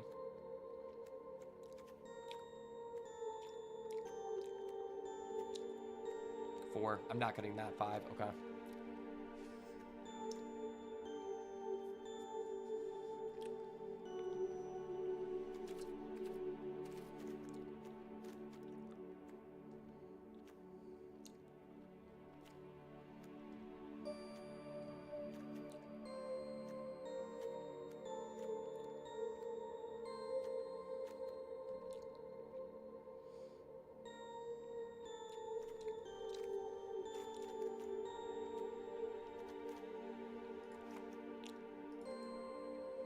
I think this is fine.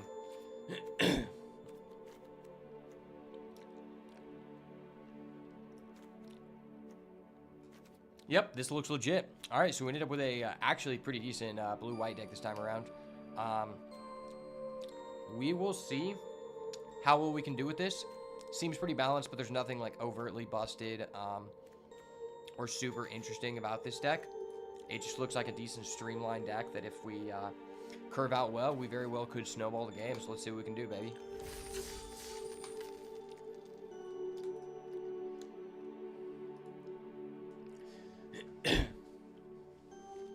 I'm a little bit sad because this just feels like the deck that we just had, but the difference is this deck actually has interaction.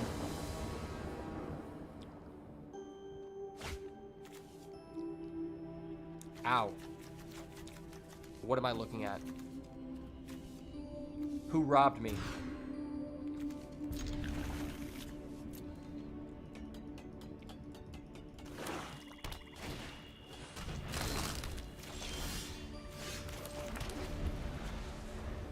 Fuck your nutrient block. Zookeeper. Man, I kind of want to run a red-green deck soon. This card just looks, I drafted it one time and it wasn't the right deck.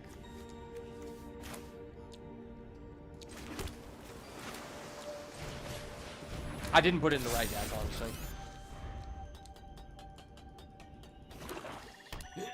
You know what? Maybe Dual Sun Technique is actually a pretty good card in our deck. We do have we might have like 6 or 7 cards that put 1/1 counters and things. I don't know if that's like enough to make it good, because things with 1/1 counters already have a bounty on their head. So putting another condition to keep those alive feels a little mediocre.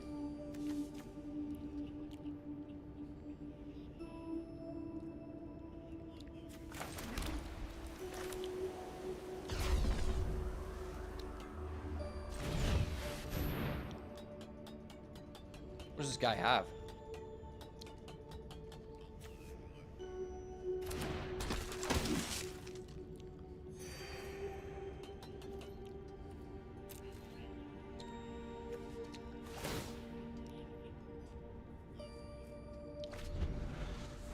Are there any assassins in this set?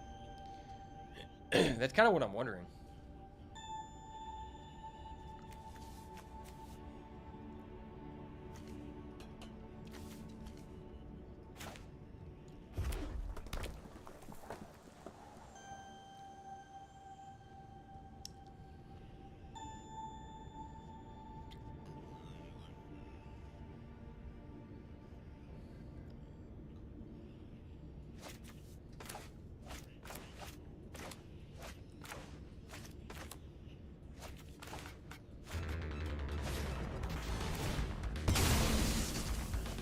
Damn. That sucked.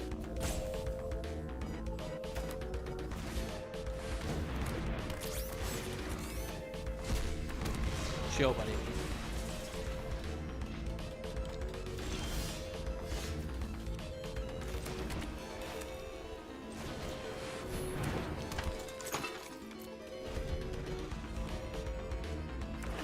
Time to pray he only has one interaction. Oh, no. He's just insane. Fuck you, sir. Fuck you. Bro, what are you even thinking about?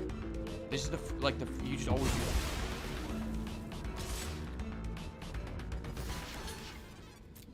that. Okay, I didn't rip a land. I don't even think that, yeah, it's just always banishing land, right?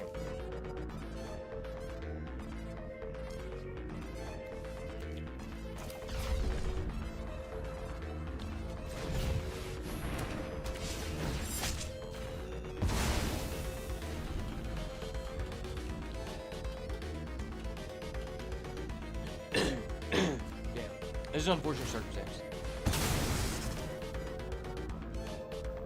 Have yet to see anyone actually use this.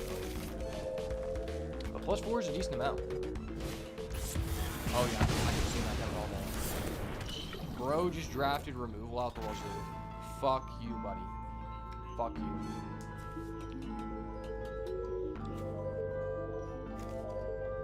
The cool thing is he doesn't get an ETB.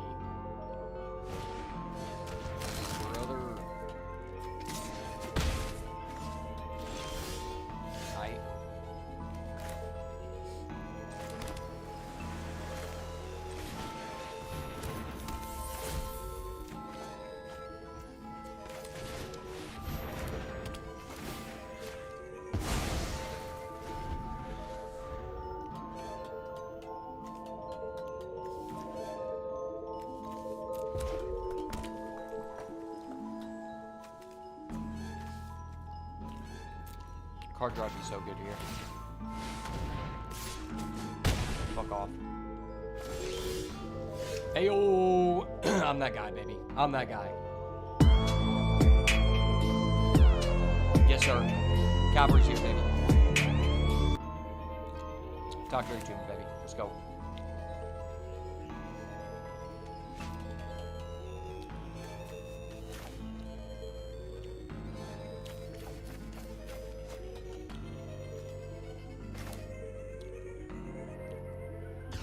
Probably just like try to rip this for as much value as I can.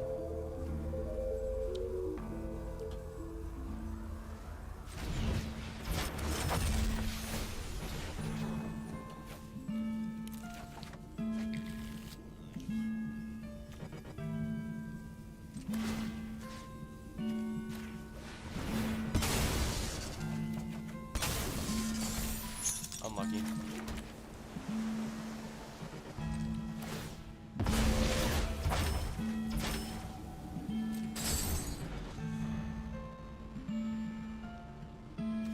Well, getting 2 of these means I can use this twice.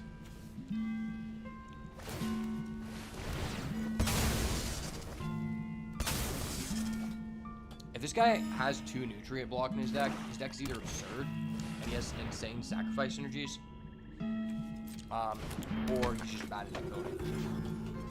I'm starting to think his deck is just insane. Just based on the quality of interaction as a Color Zealot, which is arguably the best sack outlet in the game.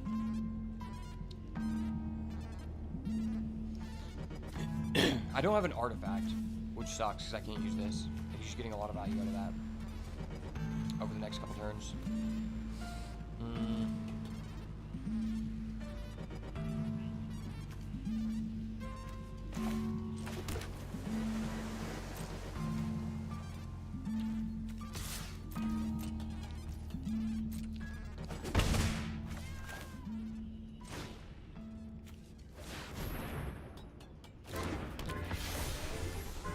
I love cards like this because, as a Yu-Gi-Oh player, searching is all I think about.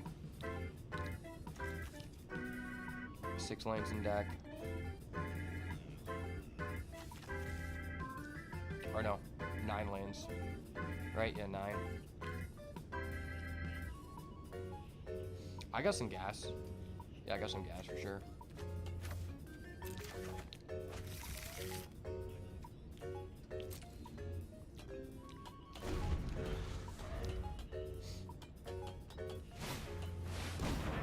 Oof.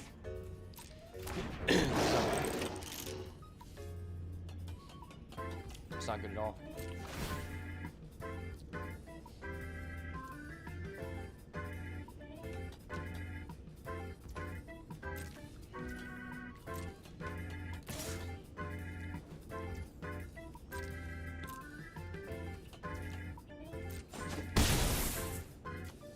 Maybe I'm supposed to draw here. I don't know.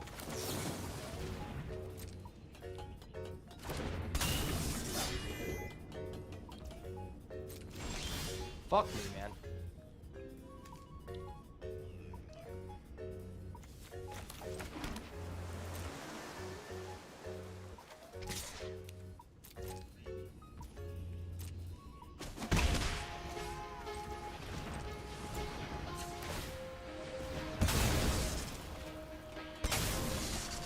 Dude.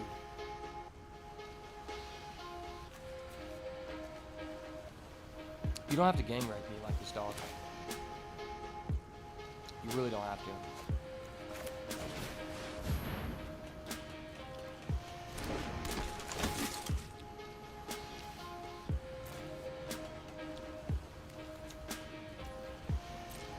How do I have 8 mana on the board in a deck like this?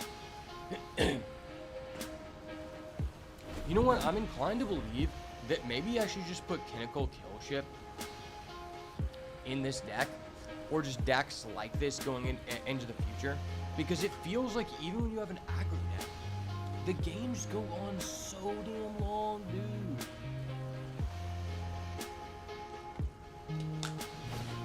And you wouldn't think so. Well, that's annoying.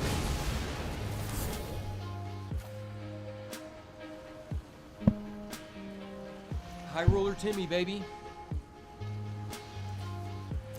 Had to pop in his Inchino for that one. Attack with everybody, please. Please resolve.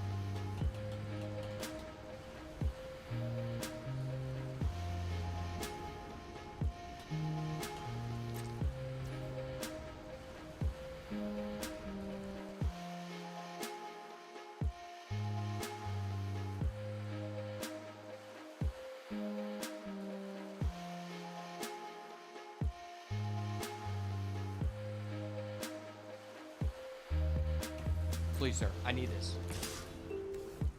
I need this. Mazar.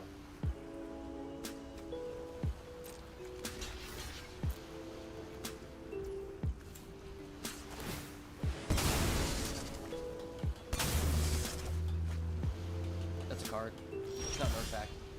It's a Banishing Light.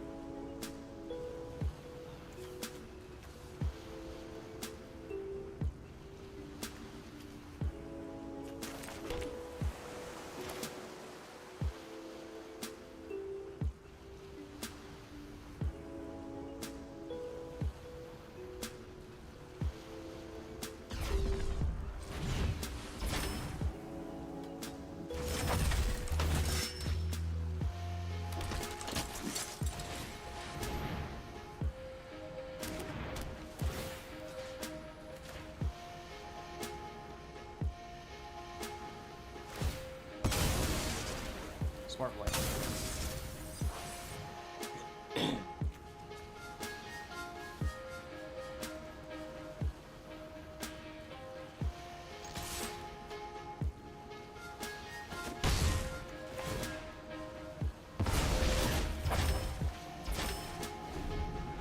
I'm playing for value. Taking this guy to value down.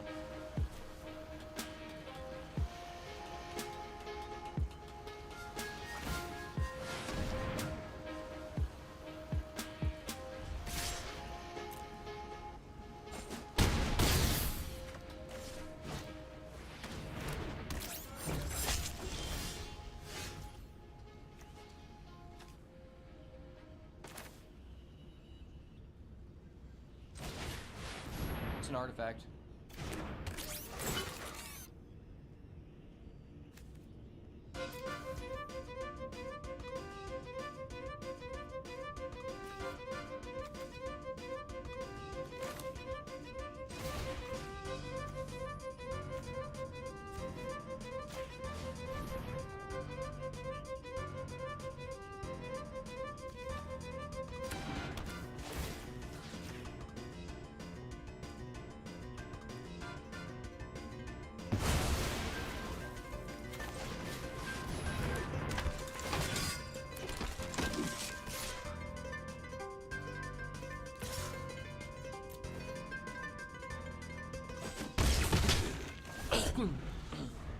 We can race.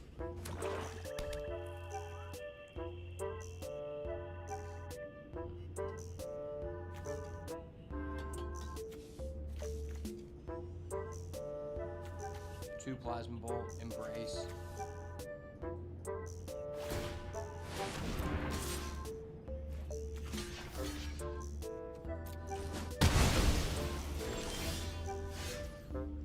Okay.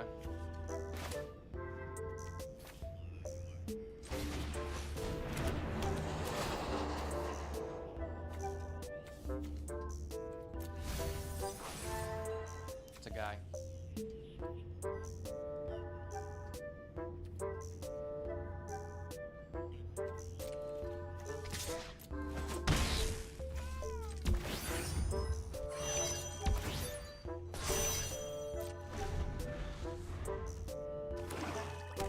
Heyo. Wow, that was a really low chance for him to draw land.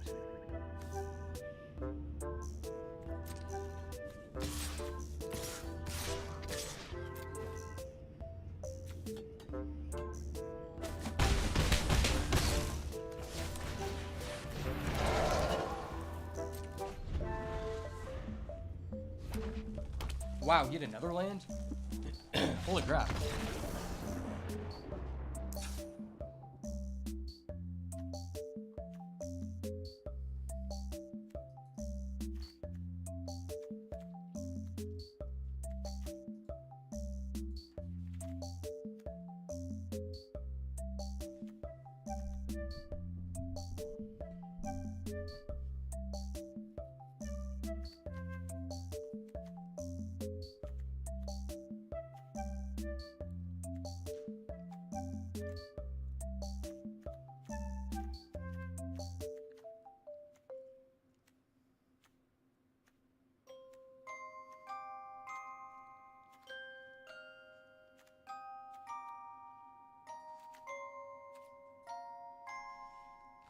I'm throwing in the Pinnacle kill ship.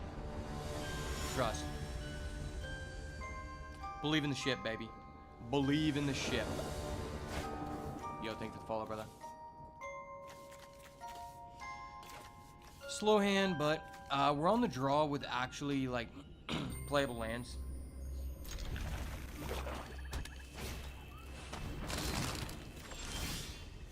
Okay.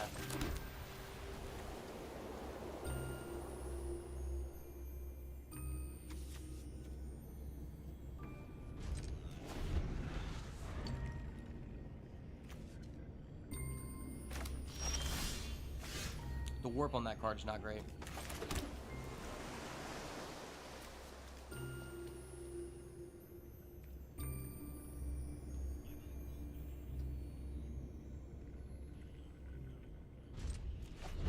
You know what I'm wondering? If you warp in something, then warp this, end phase sack it, this comes back, does this still warp out to exile or do you keep it? If it does, that's actually pretty good.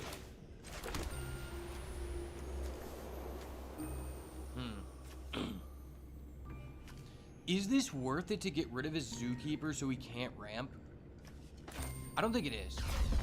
His deck has so much removal.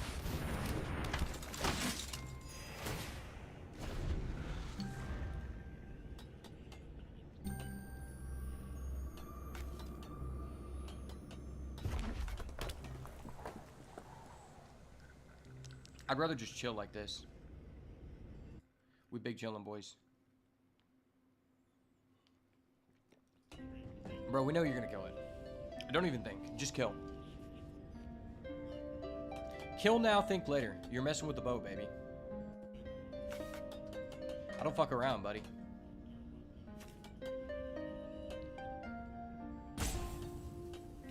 Judge?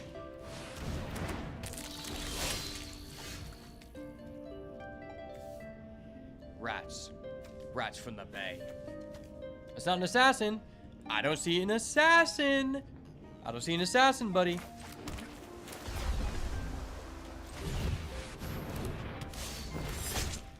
Boop. Gotcha, bitch. Sorry about you. Sorry about you. Don't worry. Mommy and Daddy are talking. Just shut up for now, kid.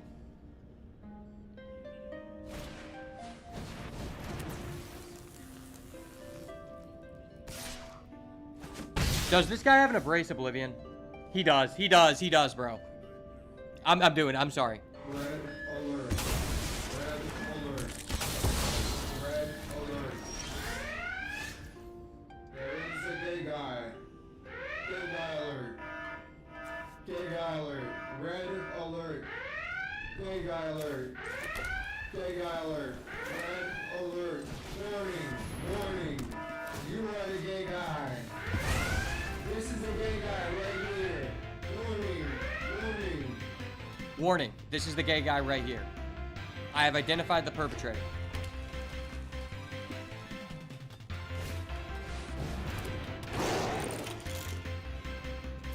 Gosh damn. This guy just has, like, all the aggro cards I would love. Fuck me, then.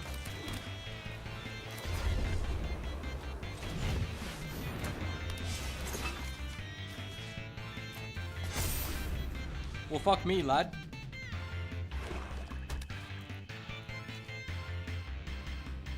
Fuck me, lad. Oh, dude, that card's so broken. When is it my turn to get a bomb? I'm still waiting, like, 10 drafts in to get a bomb that I can actually, like, utilize. That's an artifact. I kind of have to just remove that. This card's just too busted.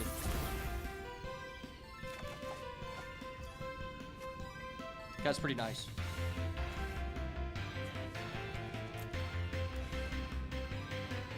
Oh, wait, he doesn't have a creature yet.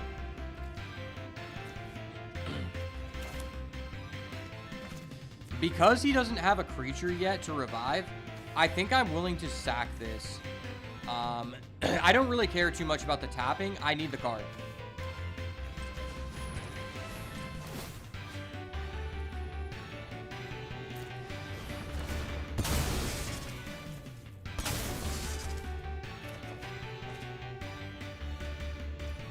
Why am I floating a white?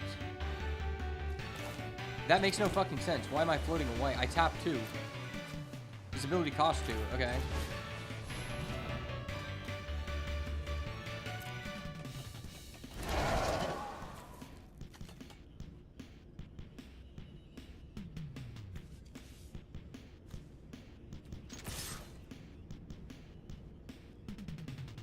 I'm drawing so many lands. I want to go to 16 lands to feel better about myself. Thank God he didn't triple block.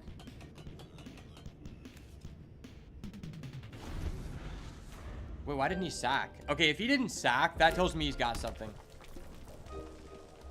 Why would he not triple block?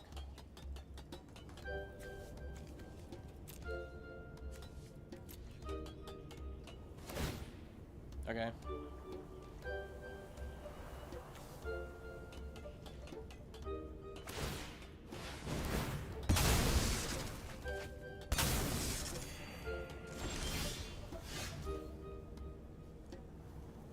Not sure why we went to main phase 2 to do that, but to each their own, I guess.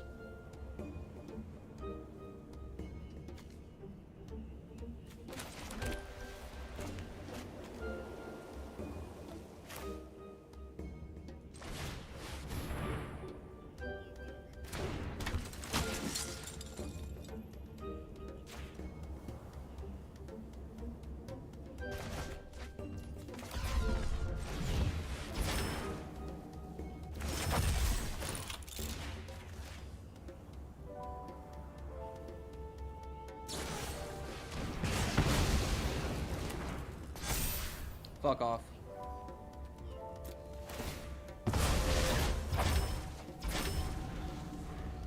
Fuck off, you wanker.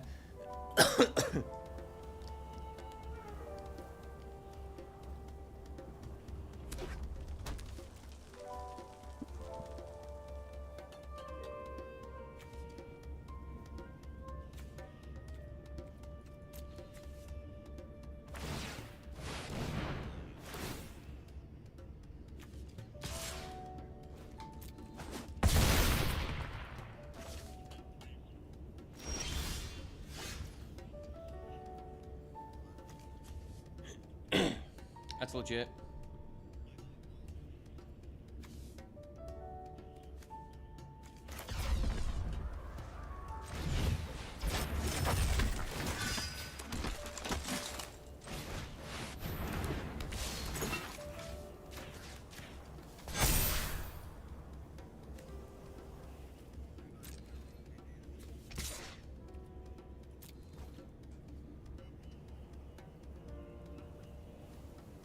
If I rip the Pinnacle kill ship, it's all worth it. The Pinnacle kill ship rip off the top would be so dirty. Especially because I decided to sauce on him. Yeah, I decided to sauce on him with the 41 main deck count, right?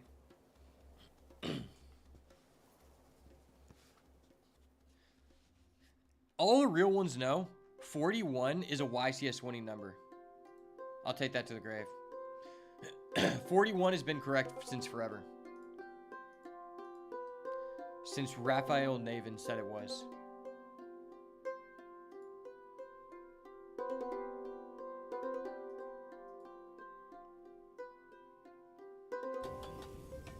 Alright, what are we doing here, buddy? Rats. Rats from the bay. It's so sad you have such a disgusting bomb and can't do anything with it. I feel so bad for you, but you're a horrible person, so I don't.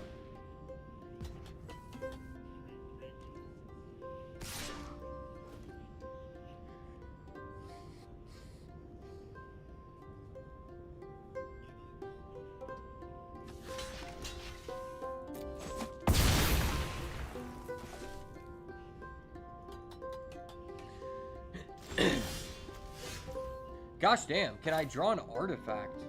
Like, holy crap, dude.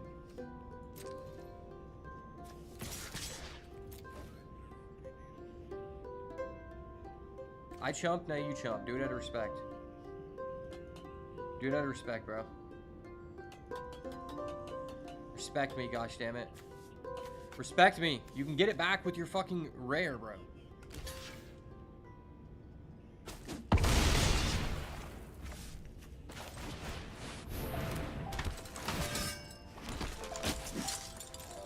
You can literally buy back your card. I don't know why you wouldn't do that.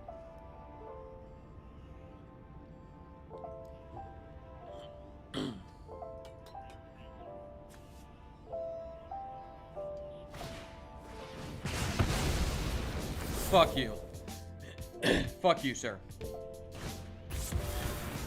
Oh my gosh, dude.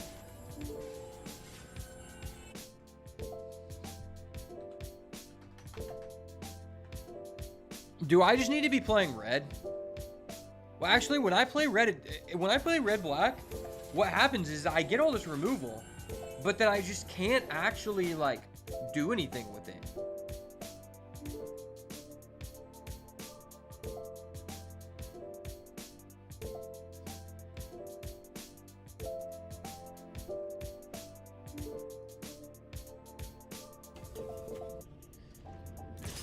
Okay, what is the highest win rate amongst top players?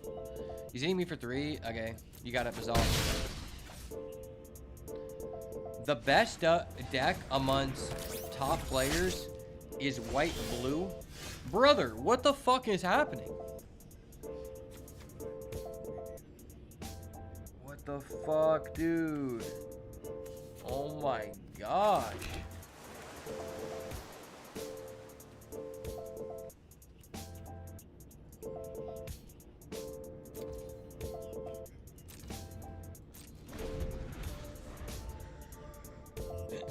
So white blue is apparently the highest. No, no, no. Green blue is the highest win rate.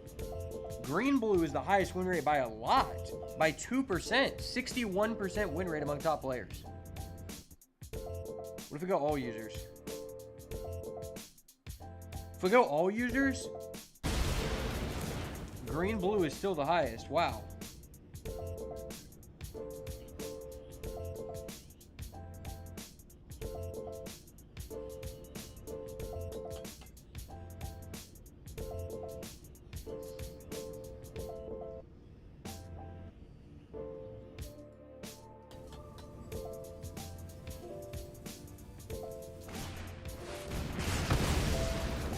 Brother,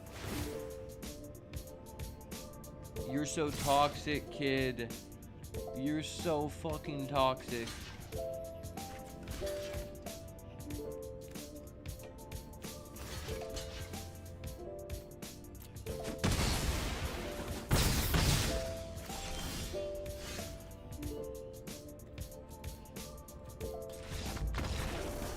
It's just so annoying how slow these people play. To simplified game state, you have removal, throw you down your fucking removal, dude.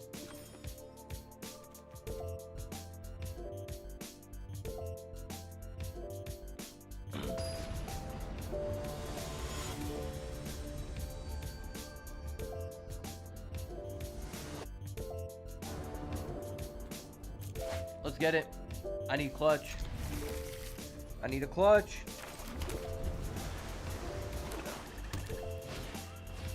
Gosh dang it. He's got the aggro killer. Eat a dick, sir.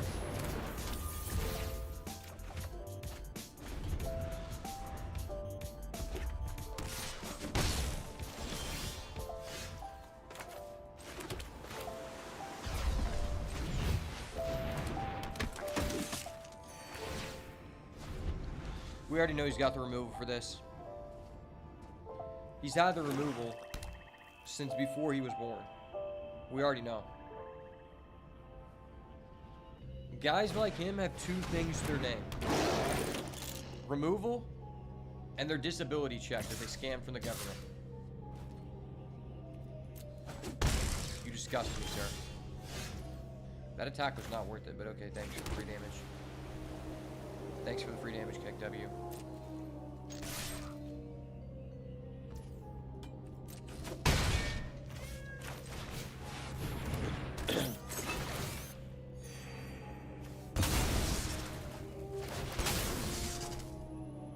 This already has a target on its back. Muzzle.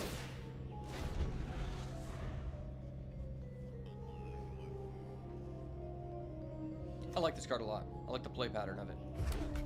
Kind of wish they would add Pauper to Arena. What if they just deleted Alchemy and added Pauper? That shit would go so hard.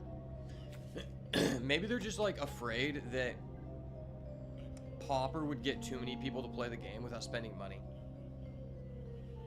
But there's Pauper on MTG Arena, or MTG Online. Yeah, I knew that was coming. If I would have done that, I just played into his Bombard. Holy shit, this guy has 8+ removal. That's high. 8+ removal is a lot, dude.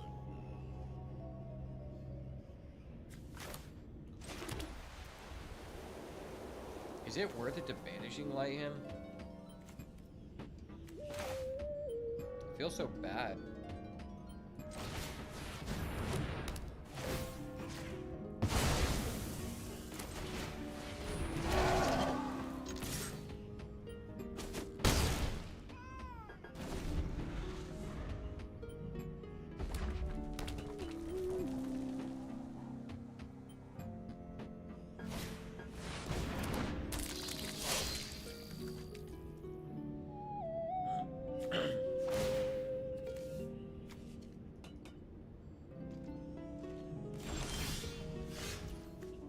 I have.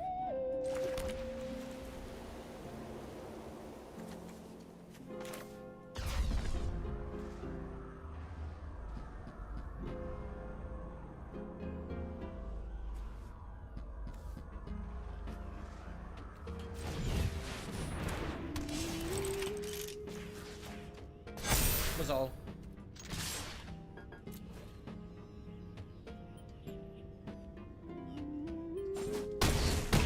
He's going to 3? This guy's ballsy. Why are you going to 3? Gosh, does he have the black card that... No, he couldn't pay life. I don't think there's any AoE he could use. If he has the steal and sack shit, he could blow me out. He doesn't have enough mana to do that now, though.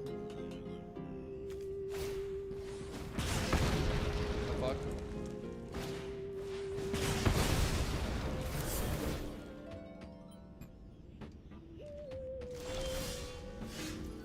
Why would you do that?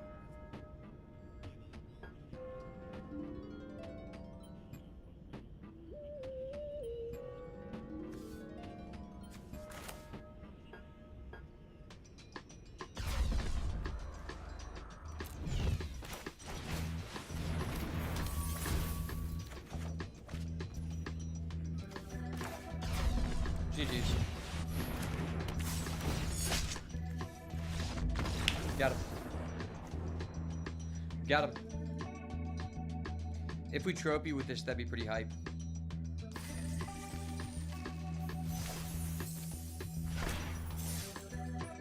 Hey, Agatha's, whatever you call it. I love that set. Wilds of Eldraine go hard, bro. Wilds of Eldraine, all-time draft banger.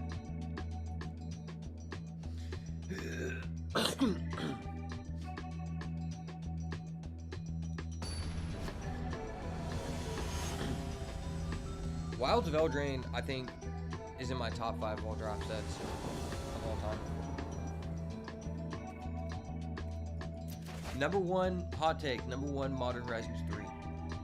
Shit, if I hit 2 mana here, I'm balling. I'm so balling if I hit 2 mana, bro.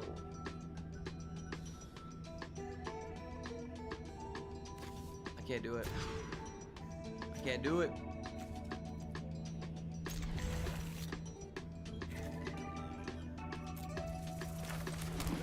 Yeah, number 1, Modern Horizons 3. I'm gonna play this for the one life because I want to play this. Number 2, Wilds of Eldraine? No, number 2, Duskmourn. Number 2, Duskmourn. Number 3, Wild. Okay. Number 2, Duskmourn. Number 3, Original Innistrad. Original Innistrad. There's no debating that. Number 4, Wilds of Eldraine. Number 5, I would say maybe Dominaria United, just because I really liked that domain deck. But no, War of the Spark. War of the Spark for sure. War of the Spark was just so fun because it just like everyone had planeswalkers, and I thought that was an interesting mechanic. I loved War of the Spark. That was the set that got me back in. Is it Cryogen or is it Operative? I think it's just Operative. This card gets worse the longer you hold on to it. This card gets better.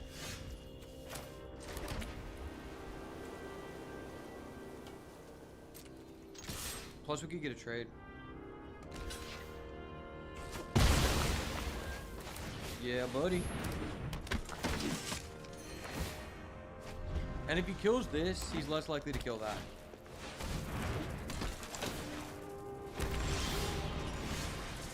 Ooh. Ooh.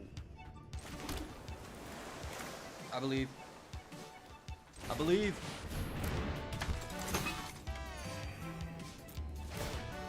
Swiper no kill. Swiper no kill. Swiper no kill the Lightsmith. Okay. Okay. Okay.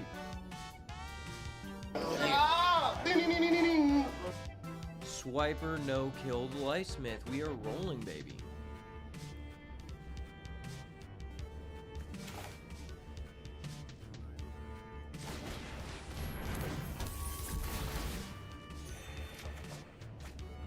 That's garbage.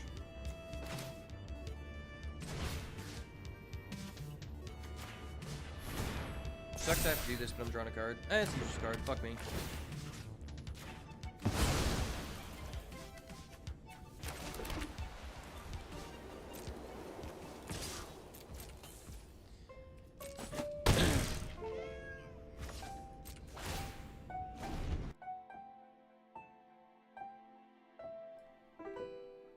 Imagine we drew an Ilvoid Galeblade there. We just drew 3 cards in one turn. If that was an Ilvoid Galeblade off the top, oh my gosh, that would have been so dirty.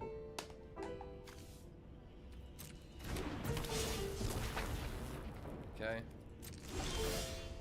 Gosh damn.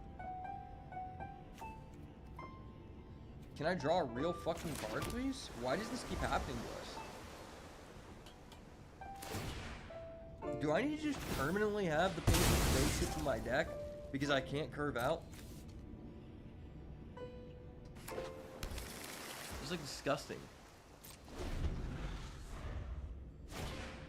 My deck has card draw.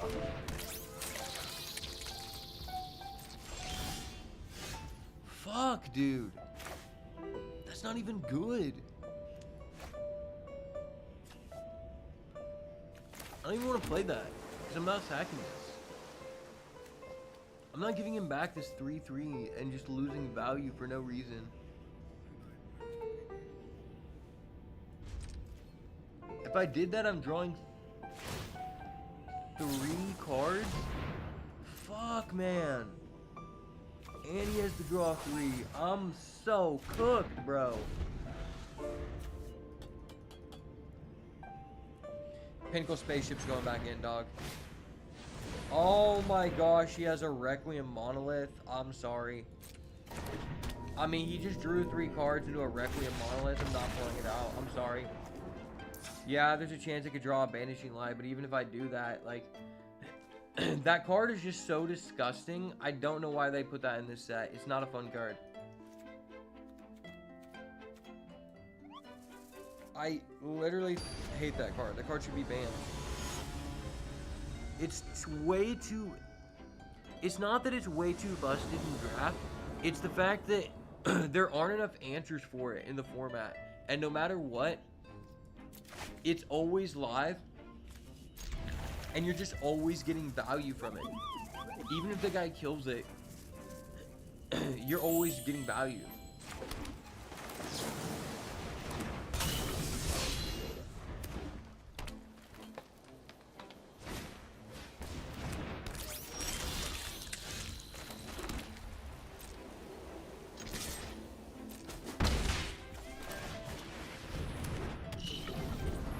I actually like this card quite a bit. 3/2s are just really good in the format. It's very easy to get 3/2. What the hell?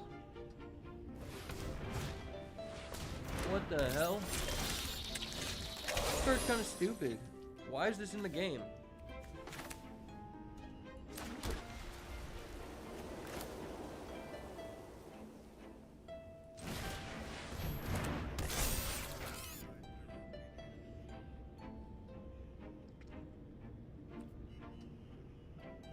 Wait, what? Why did my... What? Bro, why did my blue get auto-tapped?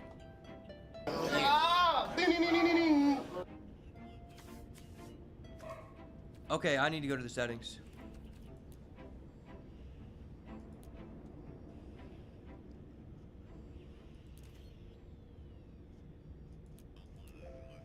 What the fuck?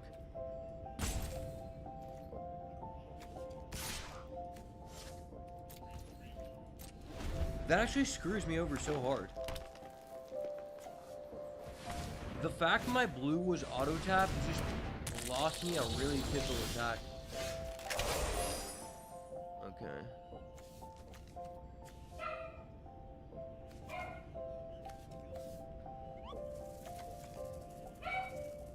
I could draw here.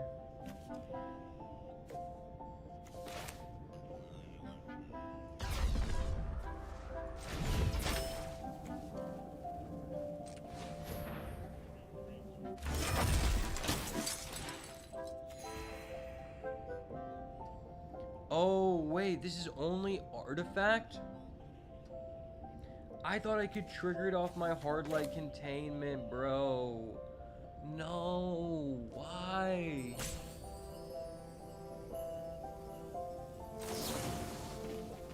I'm throwing, bro.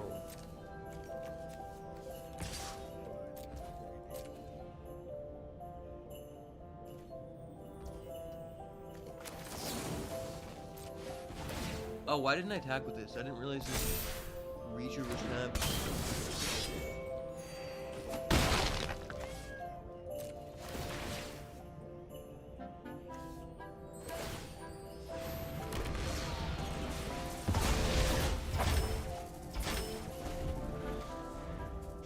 That's a disgusting interaction.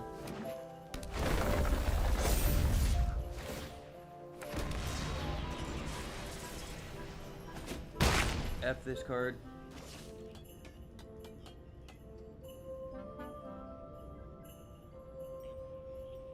Watch to rub salt in the wound. We're gonna top deck a pinnacle soak ship. Oh, we didn't. Okay.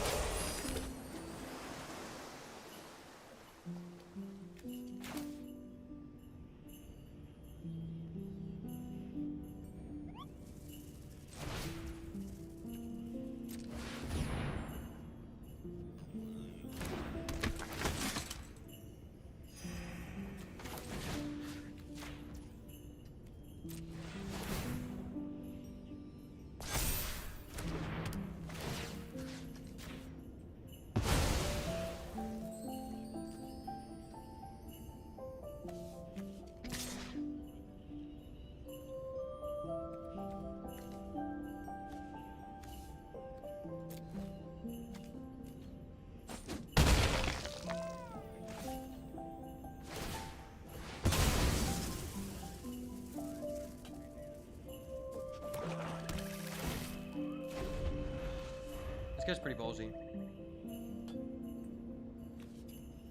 This card's annoying.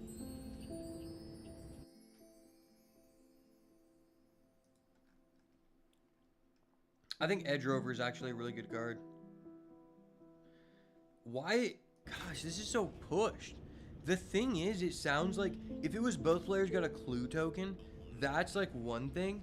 But I feel like what the designers missed here is that lander tokens are such a bad mechanic because they're only valuable to people playing green, which objectively just makes this card a 1-mana 2/2.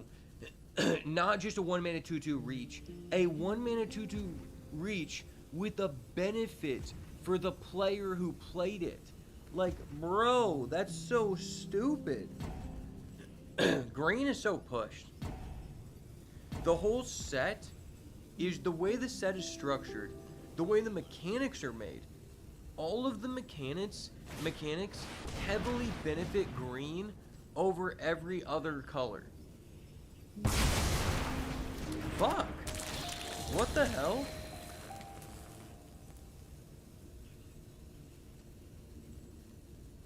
Did that destroy none of his creatures and took all of mine?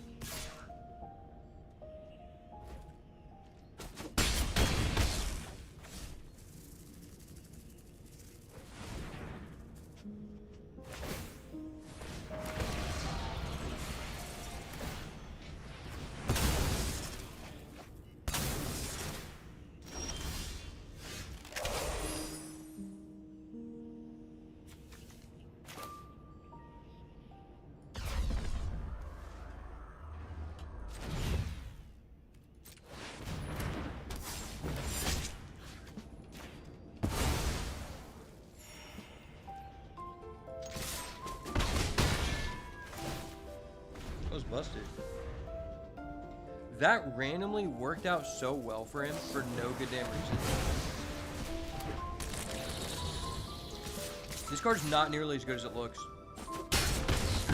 First of all, it's 7 mana. Double red, double black. This guy's playing a 3-color deck. It's not really, like, consistent. Gosh damn.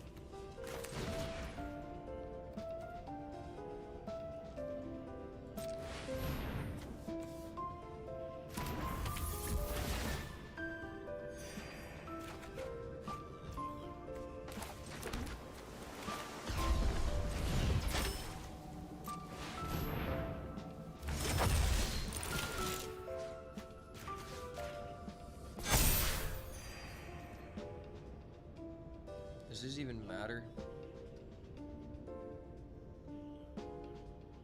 I don't think it matters.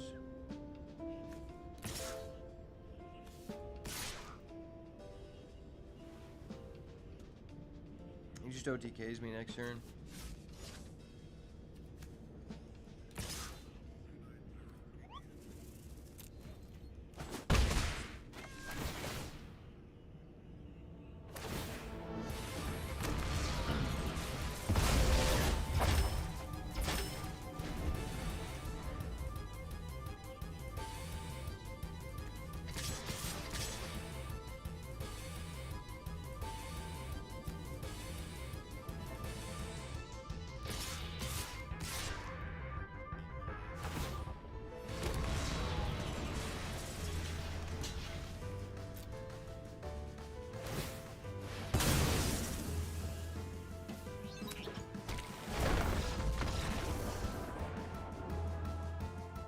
That sucks.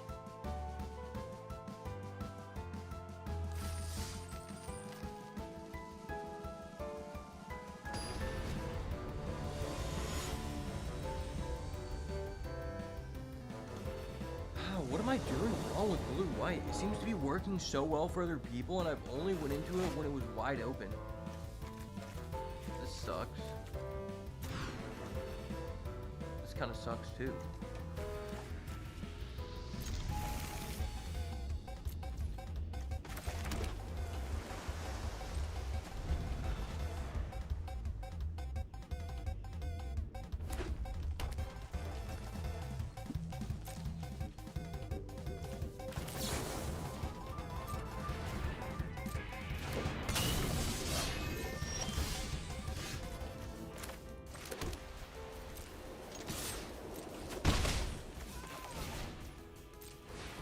At least the 1-mana shock is a sorcery, so he couldn't kill our flyer.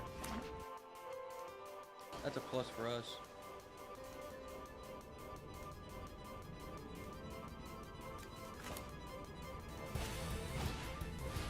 I would have loved him to use it instead.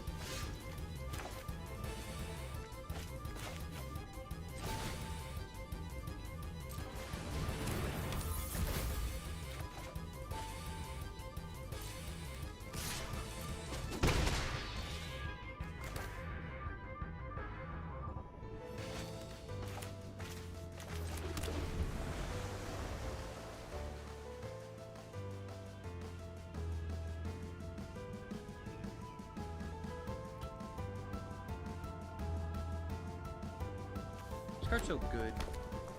Why did they give red a mana dork? Giving red a mana dork, they're like, green is too busted, let's give it to red.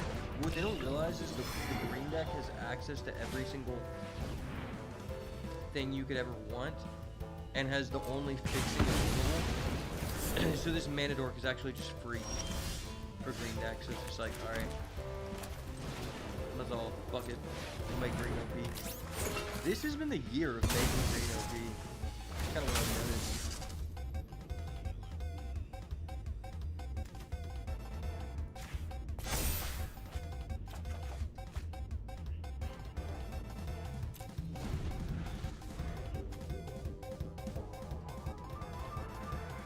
I feel like I don't really like the aspect of artifacts being a main mechanic of any set. It's one thing where it's like, in Duskmourn, artifacts were a thing, but they weren't like the entire picture. This set, artifacts are legitimately the entire picture. I'm getting blown the fuck out. Okay, cool. Artifacts are legitimately the entire picture. And the thing is, artifacts inherently benefit some color pairings way more than others, and I feel like it just creates a naturally polarizing experience.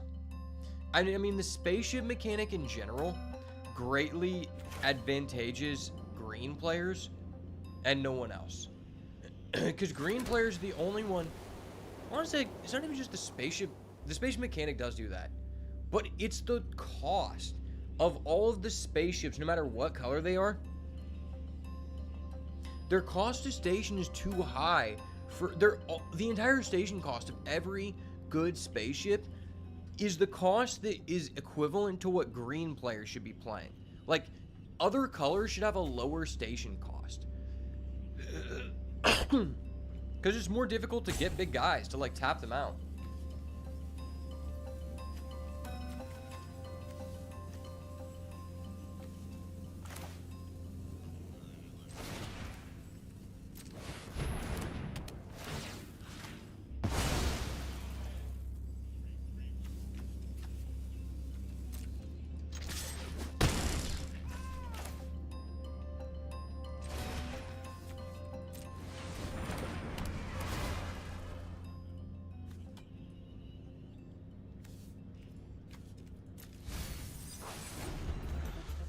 I'm with it. This is like the only spaceship that I think has a fair station cost relative to its like cost.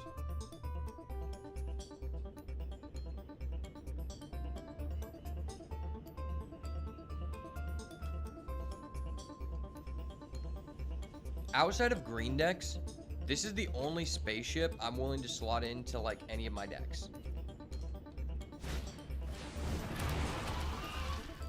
Gosh damn, how many reach creatures does this guy have?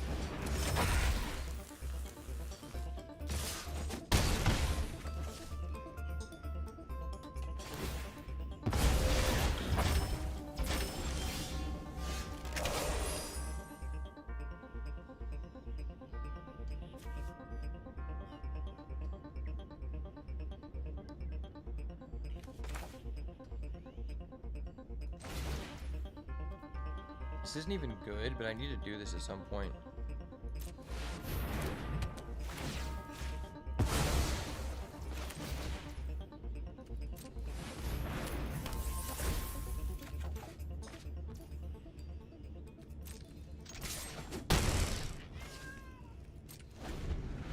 The only way I'm winning is if he just doesn't station that. Dude, this is a terrible card. Fuck.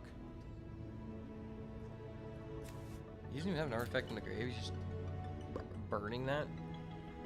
What 1-mana artifact has an impact on the game? The only low-cost artifact that does anything is the Cryogen Relic, unless there's a rare or mythic I don't know about. What's this? Oh, that's a rare. Fuck you. Oh, he has a Cryogen Relic anyway? Great. Love this guy. Good man. Mazal. Good man. Love this guy. Mazal.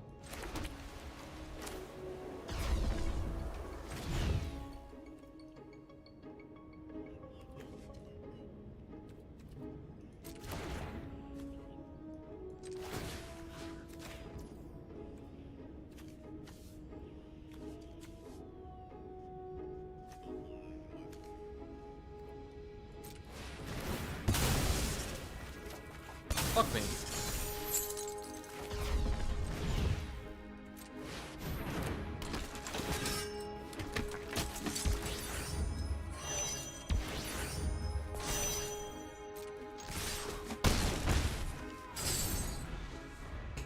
I'm drawing way too many lands for an aggro Timmy.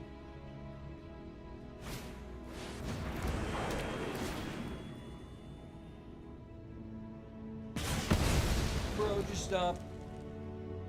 Just stop. Sir, eat a dick.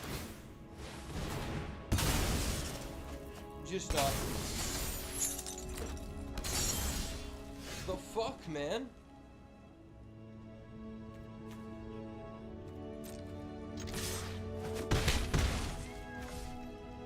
Why do I have 9 lands? 10 lands. 10 lands. I have more lands than a green player right now. Any bit of burst just kills this dude. Oh my gosh. What the fuck is that? The fuck? How does he have so many? This guy has more bite spells than a green player. Holy shit. 11 lands. 11 lands.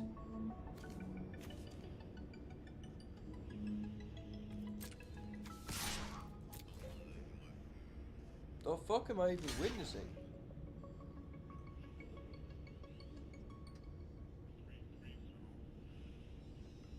If I drew a real card out of the past 5 draws, this guy is already dead.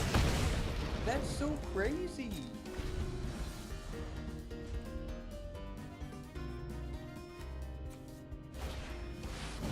Dude, you don't need to do it to me, buddy. Buddy. This is overkill, buddy.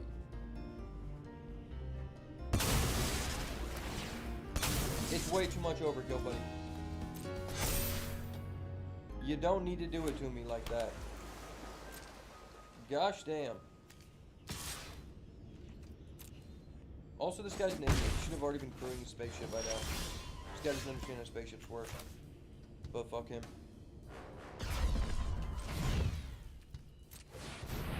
Unfortunately, this does nothing for me.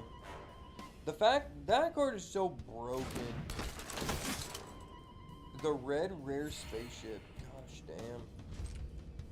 How do these people just keep getting past all of these premium rares for their color pair? When I get rares, it's like, oh yeah, this is like a card that if you do A, B, C, D, and E, and you somehow haven't killed the other person already, throw the book at them. And this guy's like, well, this card allows you to draw the 4 pieces of Exodia. Okay.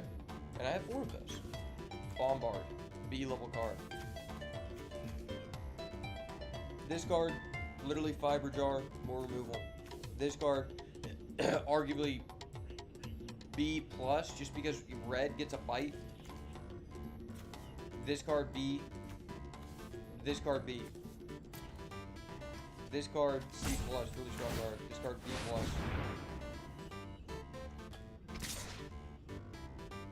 And just look at that. I'm a dead. And he finally realized how to cruise state. Dude, it took this guy 7 turns to realize how to cruise spaceship, and in that meantime, I successfully drew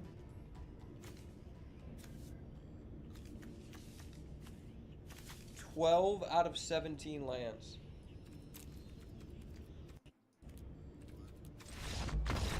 I've drawn 12 out of 17 lands in an aggro deck. That's great, man. I love this deck, man. This is a great deck, man. I love this deck. My CMC isn't even that low. It's really not. I'm putting the spaceship in. If there's a time for the spaceship to do work, it's now. It's now, baby. I believe it. I believe in the spaceship, baby. Let's work. I'm just telling myself this because I know it's a lost cause.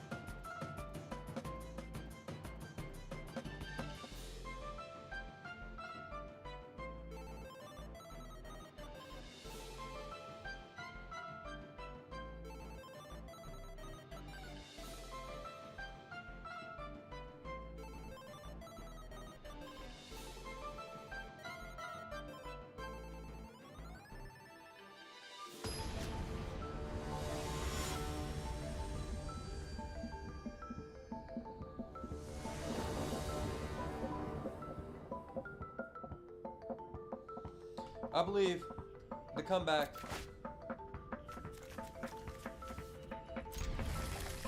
It's not great, but it's a play.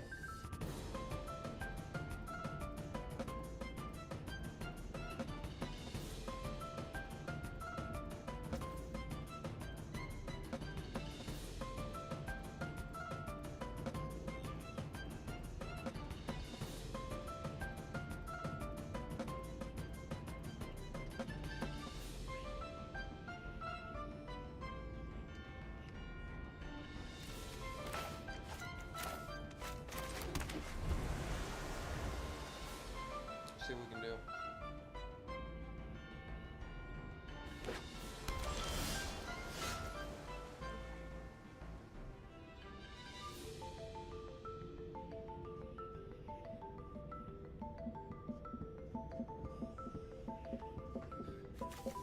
Yeah, baby.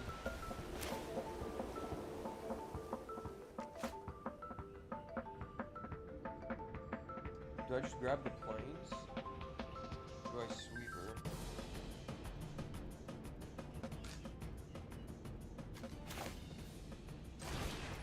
I think I'd rather get this in the field.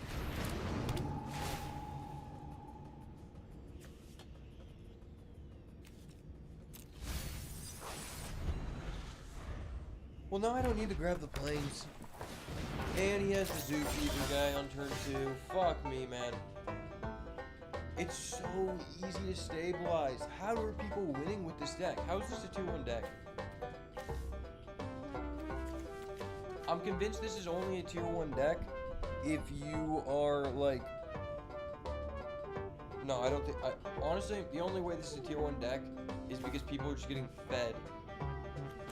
If you're playing best of 1, I can see you cheesing, but... people are just getting fed.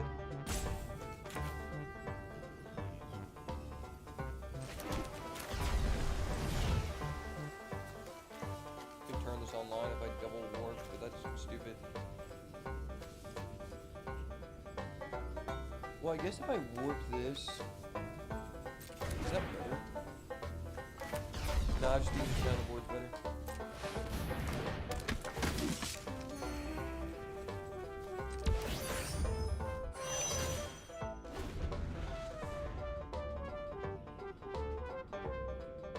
It leaves more material. Damn, son. I don't want to give this guy lander tokens because his deck's so busted already, but I guess. Holy crap, this card is so crazy. What am I giving this guy? If I give him the 2 1s, I can't connect.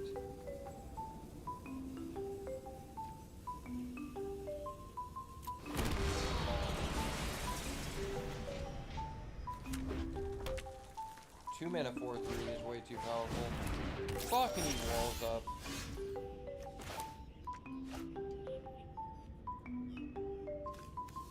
I had a feeling this guy was a wallin' ass Timmy. He's a motherfucking wallin' ass Timmy, man. We got a wallin' ass Timmy in the chat, boys. He's wallin' out.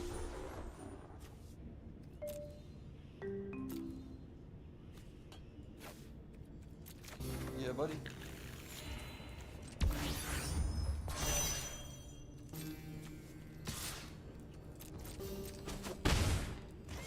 Split us for the light.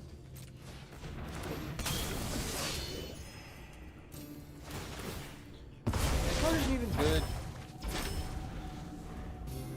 I took it because it was a rare, but realistically there wasn't anything else that was great in that pack.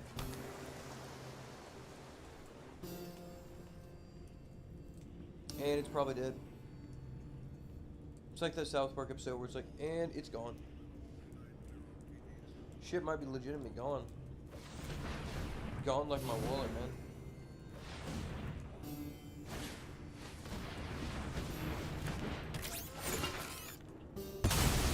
Holy crap. So regardless of what I chose, this guy was gonna get that.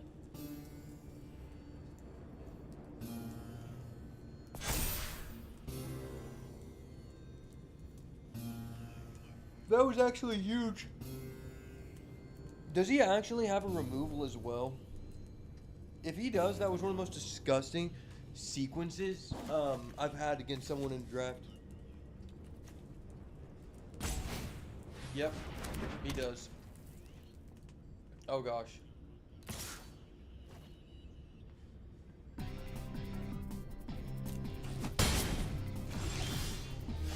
Okay.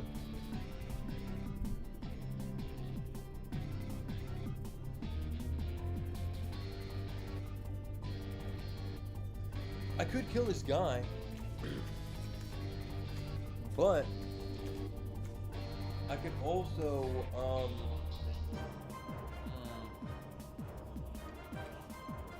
this doesn't feel good.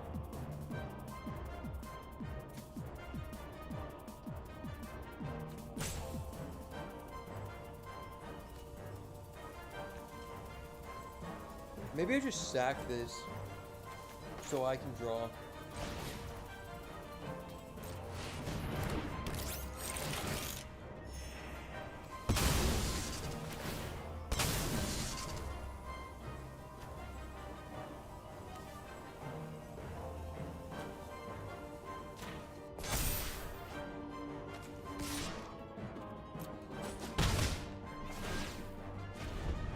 This is an interesting situation. There's merit for me to like... Oh, fuck. I was gonna say there's merit for me to put a counter on my mech in. But also my other dude... Ah, fuck me. This guy's annoying. He's annoying the shit out of me.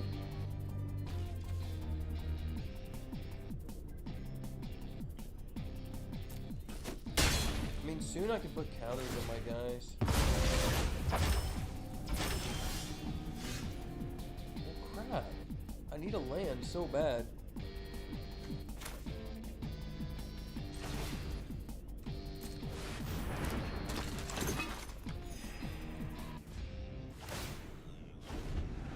I'm gaining a life so I can wait one more turn, but then it's just kind of done.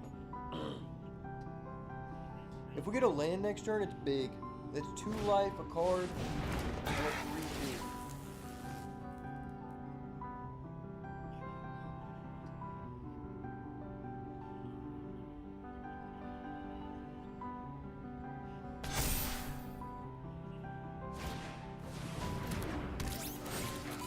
Oh my gosh, that card is so snowbally. Oh fuck, man. I don't even know there's a block that saves me. I don't even know.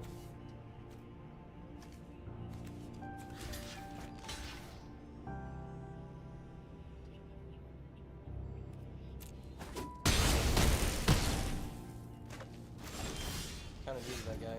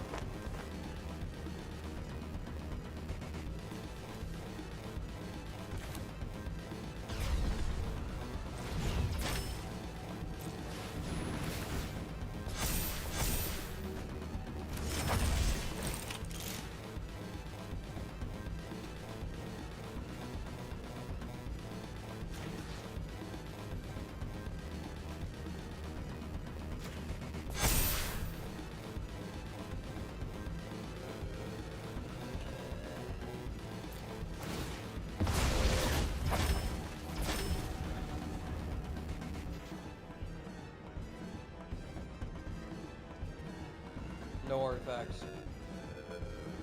No hablos artefacto. No hablos artefacto, please. Please, no artifact.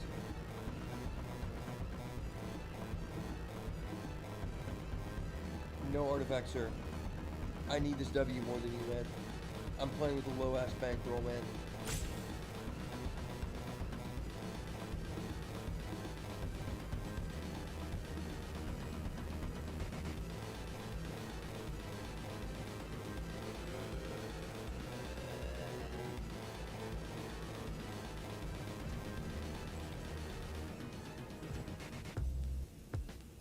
If I get another land,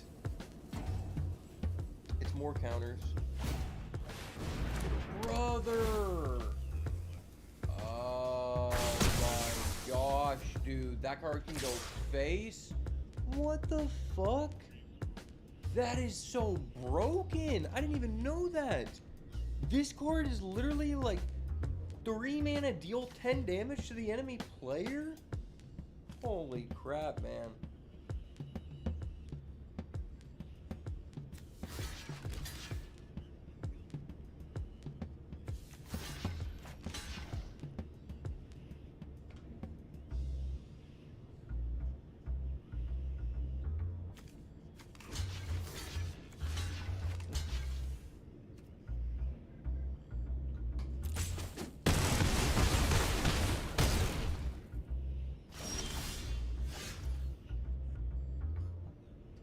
Wait, I'm 2 damage off lethal.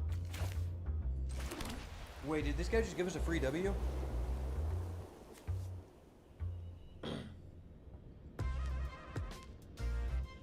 Did he actually just give us a free W?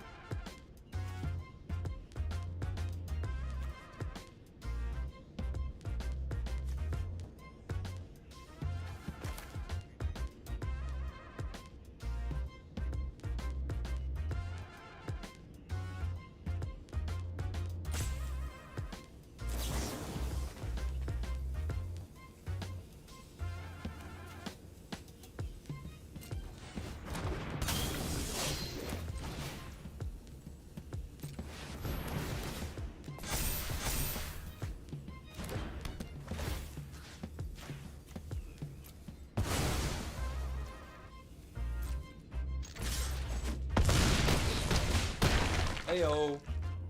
Ayo. That guy's so bad. He should have killed us every time there. The fact that we came back and clutched that up is insane, dude. I did not deserve to win that. I didn't deserve to win that, but I wanted it more. There's levels to this game, baby. The reality is Gush just isn't a top 217 lands all-star like your boy. Dude, Gush uses a Johnny. You know what that means? It means he's a broke boy. He's a free-to-play looking ass player. JK, the minimum you can spend in this game is like 300 to get started. Minimum. Minimum. It's a game for rich people and people collecting disability. Wow, this is the first time we've drawn Pulsar Squadron in all 3 matches. That's crazy. I know that's a good card, but I've never drawn it until now. Dude, fuck out of here with this cuckold ass zookeeper shit, bro. These bitch boys literally draw this shit every time, dog.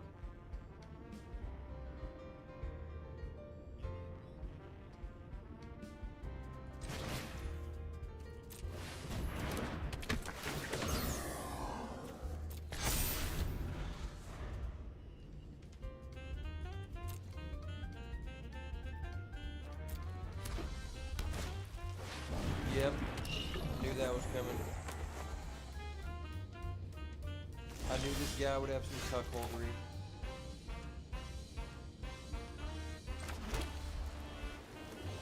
What do we do here? I don't want him to draw cards. He could easily double spell because his deck's just crazy. But I feel like getting a flyer out is kind of big. He has better things for me to Banishing Light. Like, he has really good cards.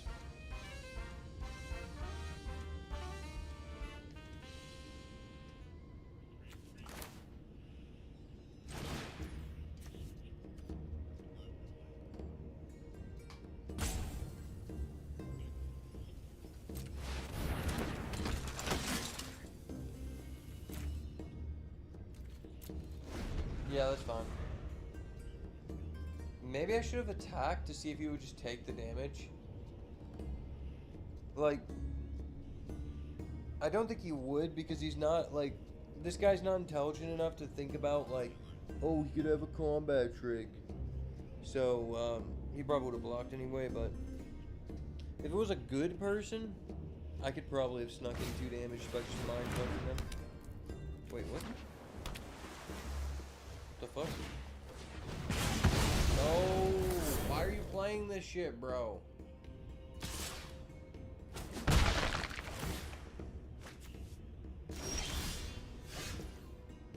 This is not a good card. Don't put that scum in your deck, boys. It's literally scum. Don't put it in your deck. This card's so toxic, dude. Giving red a mana dork that's like overtuned at common was a big misplay, Wizards. Wizards L, bro. Wizards hold this fucking L. I'm gonna call the Pinkertons on you. I'm gonna call the Pinkertons on you.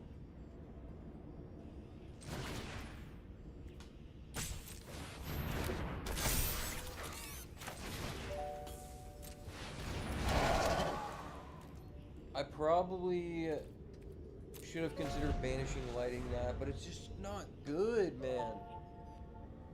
This guy never runs out of gas.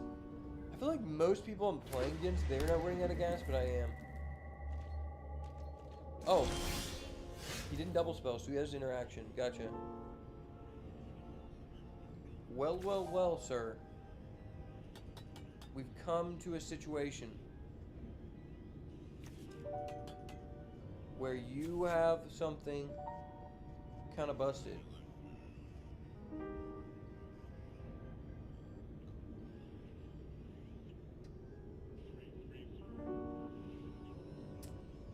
So he can't do that. I mean, he could get a 2-2. He get a 2-2 robot. Do I really care? Kinda.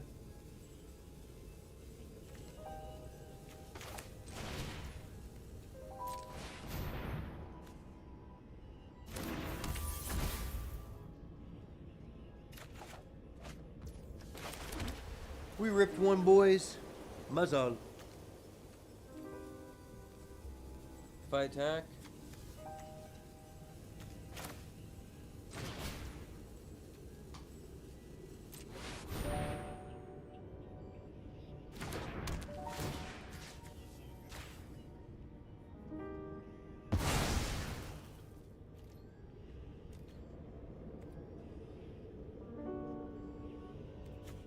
I attack, he uses this,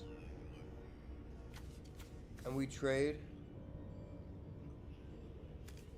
But I push in 6.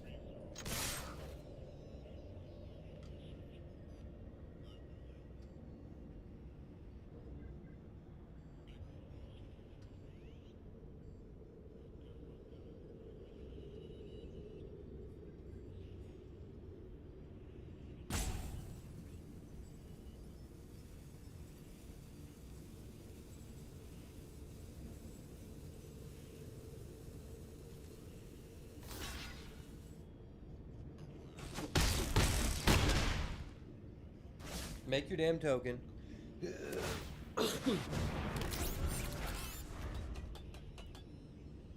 Make a little bitch made token. Make a bitch made token, son.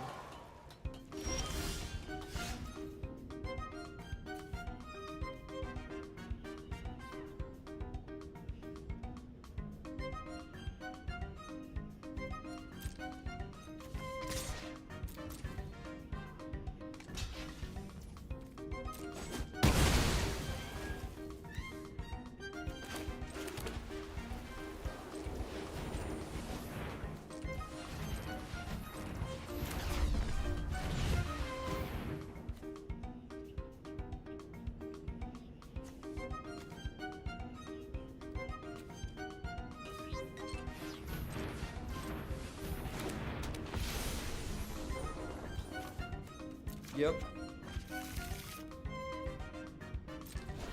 It's lit. It's lit. I'm pushing 4 in the air. 4, 8, 12, 16. That's a 4 turn clock. Don't play no reach shit. Miss me with that gay shit, son. We don't need a reach. No reach. No, brother. Brother. You can't be doing me like this. Bro draws his rare 3 out of 3 games. We have a rare hunter. Someone call Tezuka Yakahashi, the creator of Yu-Gi-Oh! We got some rare hunters here, man. Some motherfucking rare hunters. And this ain't cool, man. That ain't cool at all. Okay. Okay, okay. We pushing. We pushing.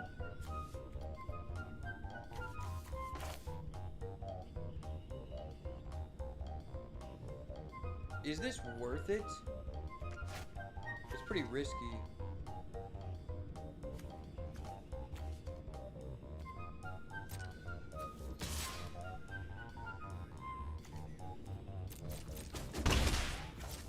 I'll wait 1 turn.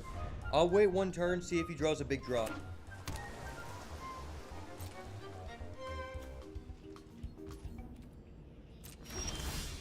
Okay. Okay. That's huge. Huge. Huge. This card is literally useless. Thank you for putting that in your deck. It's the only reason I have a chance.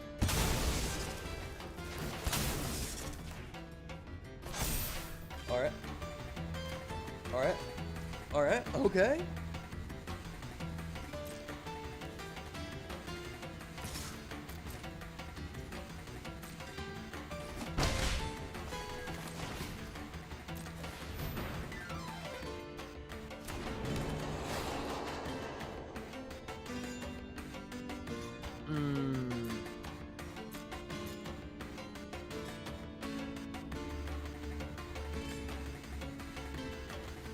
If I get a land, I can do both next turn.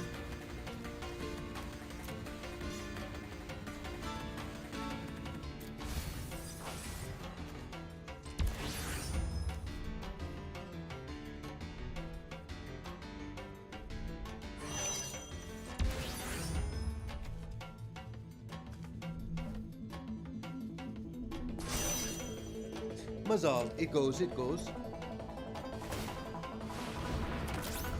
I'm pressuring 4.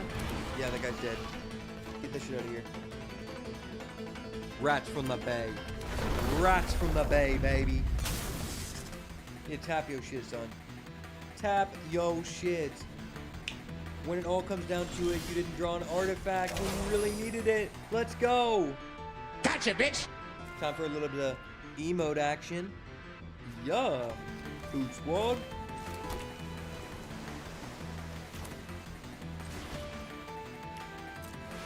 A 1 spell. A 2.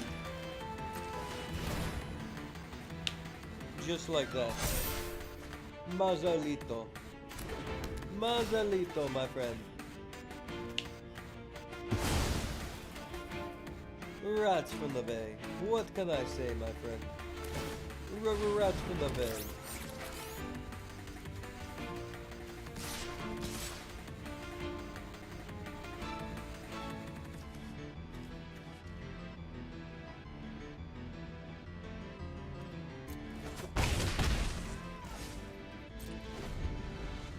I can attack with all, but why press my advantage? I mean, this guy sucks. Yeah. Yeah. You know. No thanks. I'm chilling like a villain, baby. Chilling like a motherfucking villain. And then I'm popping out with the gang. Yes, sir. You heard. You heard. Don't play with me. Don't play with me, son. Let's go. Rack him up, I'll knock him down, baby. That's how we work. That's how we work. That's how we get it back in, baby. Man. The 3-0 was so close within our grasp, but we just could not get there. Rip Aronies, but that's all good. We put a bow on the end of this insane drafting session, man. This is a really good card. I've never gotten to play with this, but I think 3 people played against me. And every time it made it really difficult for me to win, and they won. Oh, this card's so gross, so bad. This card is terrible. Why did they put this in the set? Alright, strip mine. Strip mine. No strip mine. Eternity elevator. Womp, womp, womp. This is so bad. So if you invest 20 power, you can get 20 mana, but you had to pay 5 mana already and do nothing for several turns. I guess there are other cards that cost 5 mana and give you 3 mana. And those have been decent in Commander. So I'm sure this will find its way into a Commander deck at your locals sometime soon, if people even do that still. Which I don't even know if they do. But regardless, I've been going for about 5.5 hours here, so probably going to end it here. I think we got through like 3 or 4, which is pretty shit. Unfortunately, we're still chasing that 3 OW, so maybe next time we'll get there, regardless. Appreciate you guys stopping by. May the Lord bless you, keep you, bestow his countenance upon you, and give you peace. And you already know, baby, if it's not the goo, it's got to go. And we'll see you in the next one. 3-0 on the way. Stay tuned.